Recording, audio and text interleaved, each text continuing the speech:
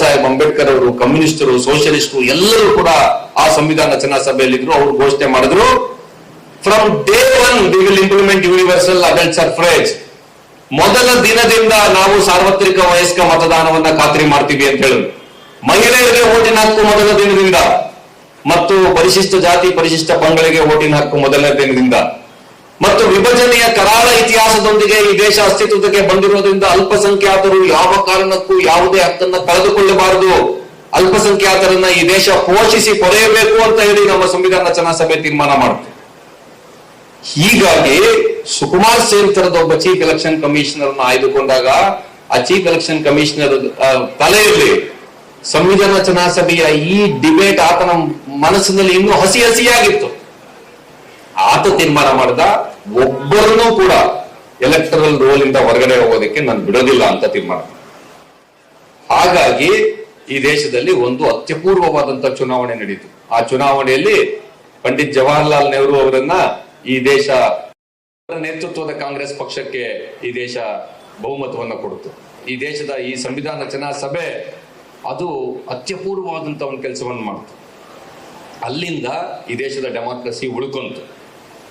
ಅನಕ್ಷರಸ್ಥರೇ ಹೆಚ್ಚಾಗಿದ್ದಂತ 84% ಅನಕ್ಷರಸ್ಥರಿದ್ದಂತ ಜನ ಅವರು ಮೊದಲೇ ಚುನಾವಣೆಯಲ್ಲಿ ಓಟ್ ಹಾಕಿದ್ರು. ಅವರಿಗೆ ಹೆಸರು ನೋಡ್ಲಿಕ್ಕೆ ಬರಲ್ಲ, ಓದ್ಲಿಕ್ಕೆ ಬರಲ್ಲ ಅನ್ನೋ ಕಾರಣಕ್ಕೆ ಸಿಂಬಲ್ಸ್ ಕೊಟ್ರು.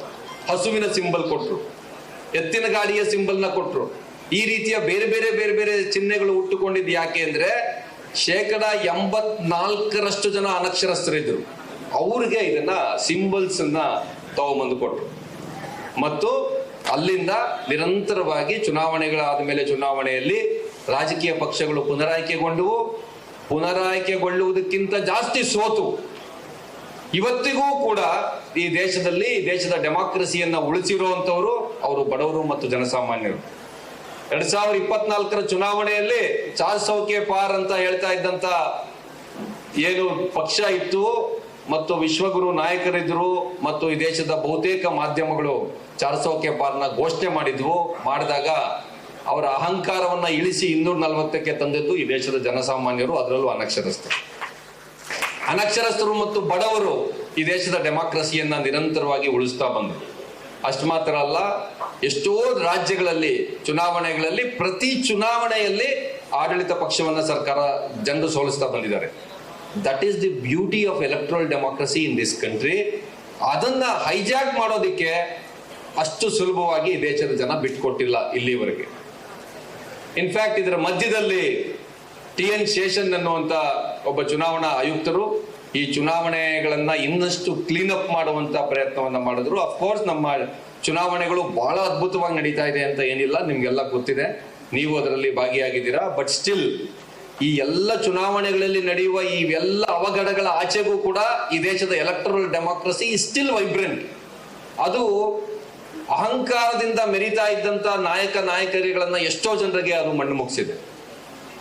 ಬಟ್ ಈಗ ಅದಿಲ್ಲದ ಹಾಗೆ ಮಾಡುವಂತ ಒಂದು ಸಂಚು ಏನ್ ನಡೀತಿದೆ, ಆ ಸಂಚು SIR ಅನ್ನೋದು ಈ ಸ್ವಾತಂತ್ರ್ಯ ಚಳವಳಿಯ ಈ ಇಡೀ ನಾವು ಪಡೆದುಕೊಂಡಿದ್ದಂತ ಹಕ್ಕನ್ನ ಒಂದು ಪರಮೋಚ್ಚ ಉಲ್ಲಂಘನೆ ಅದು.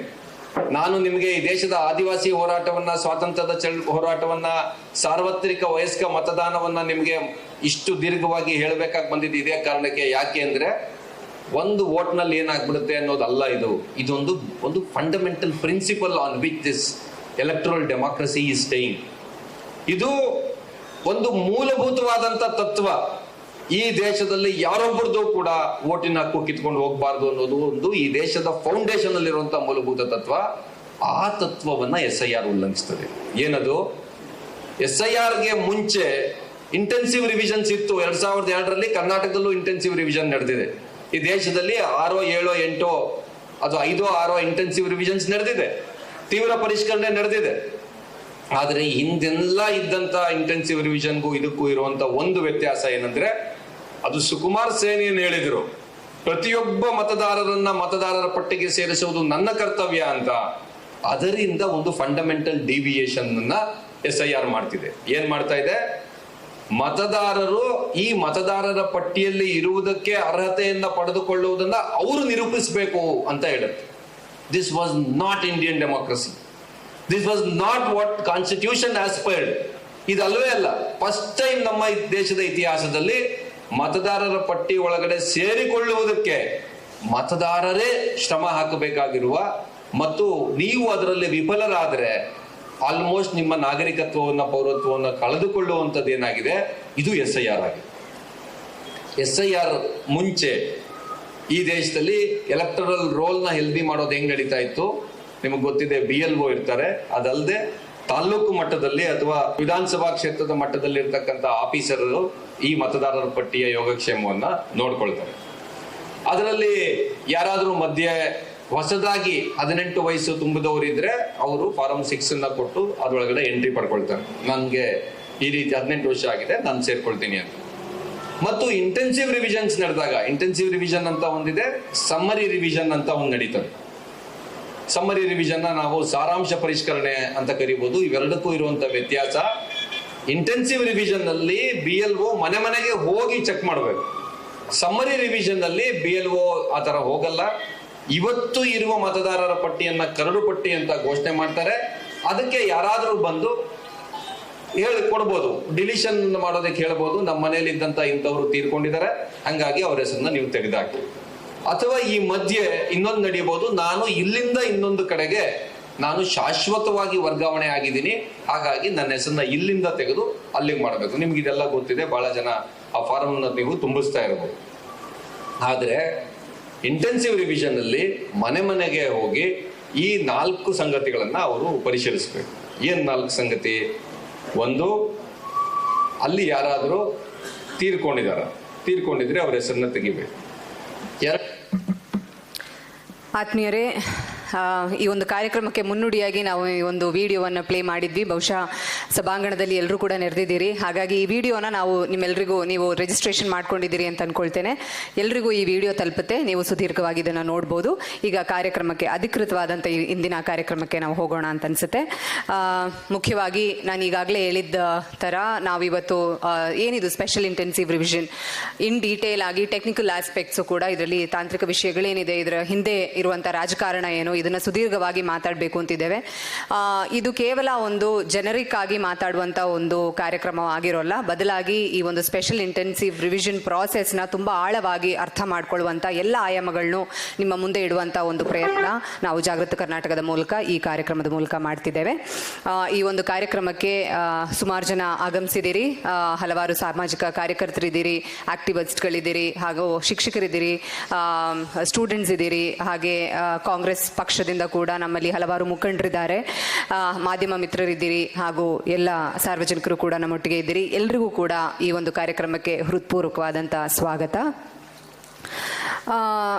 ಈ ಕಾರ್ಯಕ್ರಮದಲ್ಲಿ ಈಗಾಗಲೇ ನಿಮಗೆ ತಿಳಿದಿರುವಂತೆ ದಿಕ್ಸೂಚಿ ಭಾಷಣವನ್ನು ಮಾತಾಡಲಿಕ್ಕೆ, ಕೀನೋಟ್ ಅಡ್ರೆಸ್ನ ಮಾತಾಡಲಿಕ್ಕೆ ನಮ್ಮೊಟ್ಟಿಗೆ ಶ್ರೀ ಯೋಗೇಂದ್ರ ಯಾದವ್ ರವರು ಇದ್ದಾರೆ.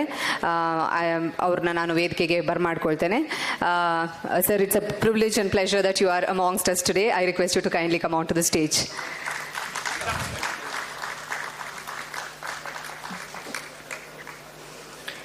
ಹಾಗೆ ಈ ಕಾರ್ಯಕ್ರಮದಲ್ಲಿ ಪ್ರಾಸ್ತಾವಿಕ ನುಡಿಗಳನ್ನ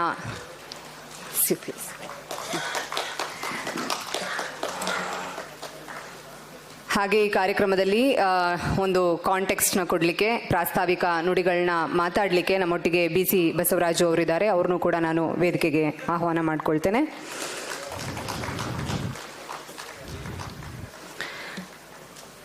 ಹಾಗೆ ನಮ್ಮೊಟ್ಟಿಗೆ ಡಾಕ್ಟರ್ ರಾಹುಲ್ ಶಾಸ್ತ್ರಿ ಅವರು ಇದ್ದಾರೆ. ಅವರು ಪ್ರೊಫೆಷನಲಿ ಡಾಕ್ಟರ್, ಆದರೆ ಈ ಒಂದು ವಲಯದಲ್ಲಿ ಹಲವಾರು ಕೆಲಸಗಳನ್ನ ಮಾಡಿದ್ದಾರೆ, ಹಾಗೂ ಅವರ ಒಂದು ಪರಿಣತಿಯನ್ನು ಈ ಒಂದು ವೇದಿಕೆಯಲ್ಲಿ ಹಂಚಿಕೊಳ್ಳಿಕ್ಕೆ ನಾವು ಅವ್ರನ್ನೂ ಕೂಡ ಸ್ವಾಗತ ಮಾಡಿದ್ದೇವೆ, ಈ ಒಂದು ಕಾರ್ಯಕ್ರಮಕ್ಕೆ ಕೋರ್ಕೊಂಡಿದ್ದೇವೆ. ಅವ್ರನ್ನೂ ಕೂಡ ನಾನು ವೇದಿಕೆಗೆ ಸ್ವಾಗತ ಮಾಡ್ತೇನೆ. Hearty welcome to you, sir, to the program. I request you to kindly be seated on the stage.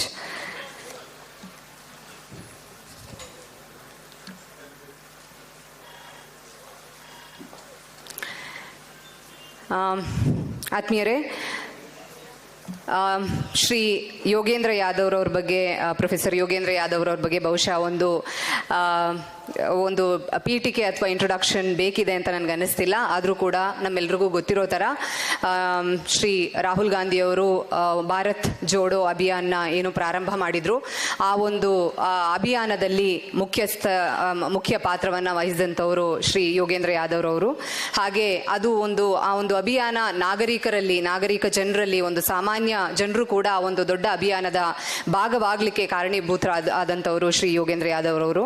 ಹಾಗೆ ನಮಗೆ ಗೊತ್ತು, ಅವರು ಪ್ರಪಂಚದಲ್ಲೇ ಪ್ರಖ್ಯಾತವಾದಂತಹ ಸೆಫಾಲಜಿಸ್ಟ್ ಕೂಡ. ಅಂದರೆ ಚುನಾವಣೆಗಳನ್ನ ಹಾಗೂ ಚುನಾವಣಾ ರಾಜಕೀಯವನ್ನ ತುಂಬಾ ಹತ್ತಿರದಿಂದ ಅಧ್ಯಯನ ಮಾಡಿ ಯಾವುದೇ ಚುನಾವಣೆಯ ಫಲಿತಾಂಶವನ್ನ ತುಂಬಾ ನಿಖರವಾಗಿ ಇದುವರೆಗೂ ಕೊಟ್ಟಂತ ಕೆಲವೇ ಒಂದು ಚುನಾವಣಾ ತಜ್ಞರಲ್ಲಿ, ಸೆಫಾಲಜಿಸ್ಟ್ಗಳಲ್ಲಿ ಅವರು ಮುಂದಿನ ಸಾಲಿನಲ್ಲಿ ನಿಲ್ತಾರೆ. ಹಾಗೆ ಮುಖ್ಯವಾಗಿ 2023 ಕರ್ನಾಟಕ ಚುನಾವಣೆಯನ್ನ ನೋಡಿದ್ರೆ ಅವರು ತುಂಬಾ ಹತ್ತಿರದಿಂದ ಚುನಾವಣಾ ಪ್ರಕ್ರಿಯೆಯಲ್ಲಿ ಪಾಲ್ಗೊಂಡು ಅದನ್ನ ವಿಶ್ಲೇಷಿಸಿದ್ರು. ಹಾಗೆ ನೋಡಿದ್ರೆ ಅವರ ಒಂದು ಕರ್ನಾಟಕದೊಟ್ಟಿಗಿನ ಒಂದು ಅನುಬಂಧ ಏನಿದೆ ಅದು ತುಂಬಾ ಆಳವಾದದ್ದು. ಹಲವಾರು ಪ್ರಗತಿಪರ ವೇದಿಕೆಗಳಲ್ಲಿ ಪ್ರಗತಿಪರ ವಿಷಯಗಳನ್ನ, ಕರ್ನಾಟಕಕ್ಕೆ ಸಂಬಂಧಪಟ್ಟ ವಿಷಯಗಳನ್ನ ತಗೊಂಡು ಅವರು ಮಾತಾಡಿದ್ದಾರೆ, ಹಲವಾರು ಹೋರಾಟಗಳ ಭಾಗವಾಗಿದ್ದಾರೆ. ಹಾಗೆ ಕರ್ನಾಟಕ ಸಮಾಜವಾದಿ ಯುವ ವೇದಿಕೆ ಅಂತ ಹೇಳಿ ಒಂದು ಕಾರ್ಯಕ್ರಮದ ಭಾಗವಾಗಿ ಅವರು ಪ್ರಾರಂಭ ಮಾಡಿದ್ರು. ಅವರ ಒಂದು ಕರ್ನಾಟಕದ ಜೊತೆಗಿನ ನಂಟನ್ನು ಅದನ್ನು ಈಗಲೂ ಕೂಡ ಅವರು ಮುಂದುವರಿಸ್ತಿದ್ದಾರೆ. ಮುಖ್ಯವಾಗಿ ಇತ್ತೀಚೆಗೆ ನಾವು ನೋಡಿರ್ಬೋದು, ಮೊದಲನೇದಾಗಲಿ ಸ್ಪೆಷಲ್ ಇಂಟೆನ್ಸಿವ್ ರಿವಿಷನ್ ಪ್ರಾರಂಭ ಆಗಿದೆ ಅಂತ ಹೇಳಿದ್ರೆ ಅದು ಬಿಹಾರಲ್ಲಿ ಪ್ರಾರಂಭ ಆಯಿತು. ಹಲವಾರು ಸಮಸ್ಯೆಗಳನ್ನ ಬಿಹಾರ ಜನತೆ ಫೇಸ್ ಮಾಡಿದ್ರು. ಅದರಲ್ಲೂ ಮುಖ್ಯವಾಗಿ ಎಷ್ಟೊಂದು ರೈತಾಪಿ ವರ್ಗ, ಮಹಿಳೆಯರು, ಹಾಗೆ ವಲಸಿಗರು, ಹಲವಾರು ಜನರು ಏನು ಒಂದು ಸಮಸ್ಯೆಗಳನ್ನ ಅನುಭವಿಸಿದ್ರು, ಅದನ್ನ ಒಂದು ಸುಪ್ರೀಂ ಕೋರ್ಟ್ನಲ್ಲಿ ಅವರ ಭಾಗವಾಗಿ ಸ್ವತಃ ಅವರೇ ವಾದ ಮಾಡಿ ಅವರಿಗೆ ನ್ಯಾಯವನ್ನ ತಂದುಕೊಡುವಲ್ಲಿ ತುಂಬಾ ಶ್ರಮ ವಹಿಸಿದ್ದಾರೆ. ಹಾಗಾಗಿ ಈ ಒಂದು ಕಾರ್ಯಕ್ರಮಕ್ಕೆ ನಾವು ಅವರನ್ನ ದಿಕ್ಸೂಚಿ ಭಾಷಣವನ್ನ ಮಾಡಬೇಕು ಅಂತ ನಾವು ಅವರಲ್ಲಿ ಕೇಳಿಕೊಂಡು ಅವ್ರನ್ನ ಆಹ್ವಾನಿಸಿದ್ದೇವೆ. ಅವರು ದಿಕ್ಸೂಚಿ ಭಾಷಣವನ್ನ ಮಾಡ್ತಾರೆ. ಅದಕ್ಕೆ ಮುಂಚೆ ನಾನು ಎಲ್ಲರಲ್ಲೂ ಒಂದು ಮನವಿ ಮಾಡ್ಕೊಳ್ತೇನೆ, ನಾವು ಈ ಒಂದು ಕಾರ್ಯಕ್ರಮವನ್ನ ಅಧಿಕೃತವಾಗಿ ನಾಡಗೀತೆಯನ್ನ ಹಾಡೋದ್ರ ಮೂಲಕ ಪ್ರಾರಂಭ ಮಾಡೋಣ. ದಯವಿಟ್ಟು ಎಲ್ಲರೂ ಕೂಡ ಎದ್ದು ನಿಂತು ನಾಡಗೀತೆಯನ್ನ ಪ್ರಾರಂಭ ಮಾಡಬೇಕು ಅಂತ ಕೇಳ್ಕೊಳ್ತೇನೆ.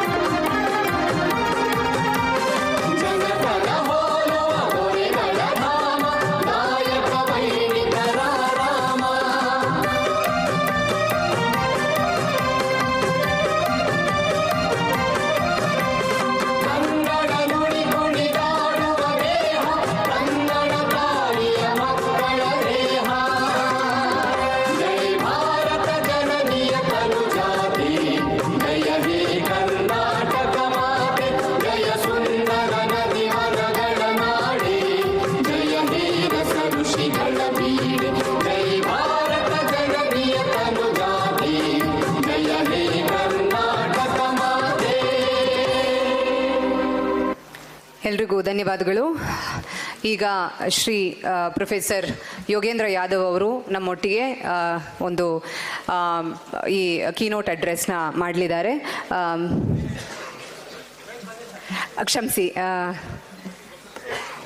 ಕ್ಷಮಿಸಿ. ಈಗ ಮೊದಲನೇದಾಗಿ ನಮ್ಮಲ್ಲಿ ಪ್ರಸ್ತಾವನೆ ಡಾಕ್ಟರ್ BC ಬಸವರಾಜ್ ಅವರು. ಅದಾದ ನಂತರ ಇನ್ನೂ ಸ್ವಲ್ಪ ಹೊತ್ತು ನೀವು ವೇಟ್ ಮಾಡಬೇಕಾಗತ್ತೆ. ಎಲ್ಲರೂ ಕೂಡ ಶ್ರೀ ಯೋಗೇಂದ್ರ ಯಾದವ್ ಅವರ ಮಾತುಗಳನ್ನ ಆಲಿಸಲಿಕ್ಕೆ ತುಂಬ ಕುತೂಹಲಕಾರಿಯಾಗಿದ್ದೀರಿ ಅಂತ ನನಗೆ ಗೊತ್ತು. ಆದರೆ ಕಾರ್ಯಕ್ರಮ ಪ್ರಾರಂಭ ಆಗೋದಕ್ಕಿಂತ ಮುಂಚೆ ಒಂದು ಪ್ರಸ್ತಾವನೆಯನ್ನು ಡಾಕ್ಟರ್ BC ಬಸವರಾಜ್ ಅವರು ನೀಡ್ತಾರೆ. ಡಾಕ್ಟರ್ BC ಬಸವರಾಜ್ ಅವರು ಬಹುಶಃ ಎಲ್ರಿಗೂ ಗೊತ್ತಿರುತ್ತೆ. ಈ ದಿನದ ಮೂಲಕ ಹಲವಾರು ವಿಡಿಯೋಗಳನ್ನ ನೀವು ನೋಡಿರ್ತೀರಿ. ಪ್ರಸಕ್ತ ವಿದ್ಯಮಾನಗಳ ಬಗ್ಗೆ ಹಾಗೂ ಮುಖ್ಯವಾಗಿ ಜನಪರ ವಿಷಯಗಳ ಬಗ್ಗೆ ಹೆಚ್ಚು ಆಳವಾದ ಒಂದು ವ್ಯಾಖ್ಯಾನವನ್ನು ಅವರ ವಿಡಿಯೋಗಳ ಮೂಲಕ ಅವರು ಕೊಡ್ತಾರೆ. ಅವರು ಜಾಗೃತ ಕರ್ನಾಟಕದ ರಾಜ್ಯ ಸಂಚಾಲಕರು ಕೂಡ. ಹಾಗಾಗಿ ಅವರು ಪ್ರಾಸ್ತಾವಿಕ ನುಡಿಗಳನ್ನ ಆಡಬೇಕು ಅಂತ ನಾನು ಮೊದಲನೇದಾಗಿ ಅವರಲ್ಲಿ ಕೇಳ್ಕೊಳ್ತೇನೆ. ಧನ್ಯವಾದಗಳು.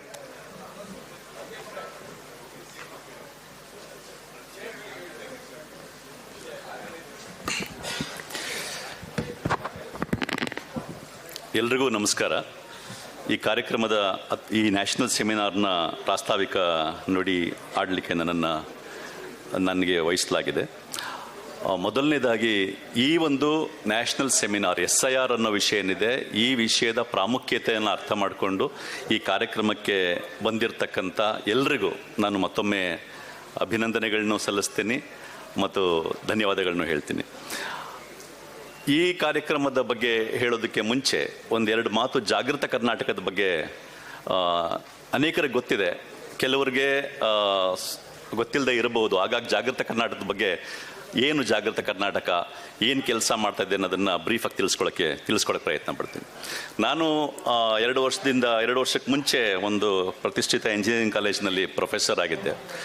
ಅಲ್ಲಿ ಕ್ಲಾಸಲ್ಲಿ ಹುಡುಗರಿಗೆ ಪಾಠ ಮಾಡ್ತಿರುವಾಗ ಆಗಾಗ ಜನರಲ್ ವಿಷಯಗಳನ್ನ ಮಾತಾಡ್ತಿರುವಾಗ ಅವ್ರಿಗೆ ಸಾಮಾನ್ಯವಾಗಿ ನಾನು ಕೇಳ್ತಿದ್ದ ಪ್ರಶ್ನೆ ಏನು ಅಂತಂದರೆ, ನಿಮ್ಮಲ್ಲಿ ಎಷ್ಟು ಜನಕ್ಕೆ ಪಾಲಿಟಿಕ್ಸ್ ಇಂಟ್ರೆಸ್ಟ್ ಇದೆ ಅಂತ.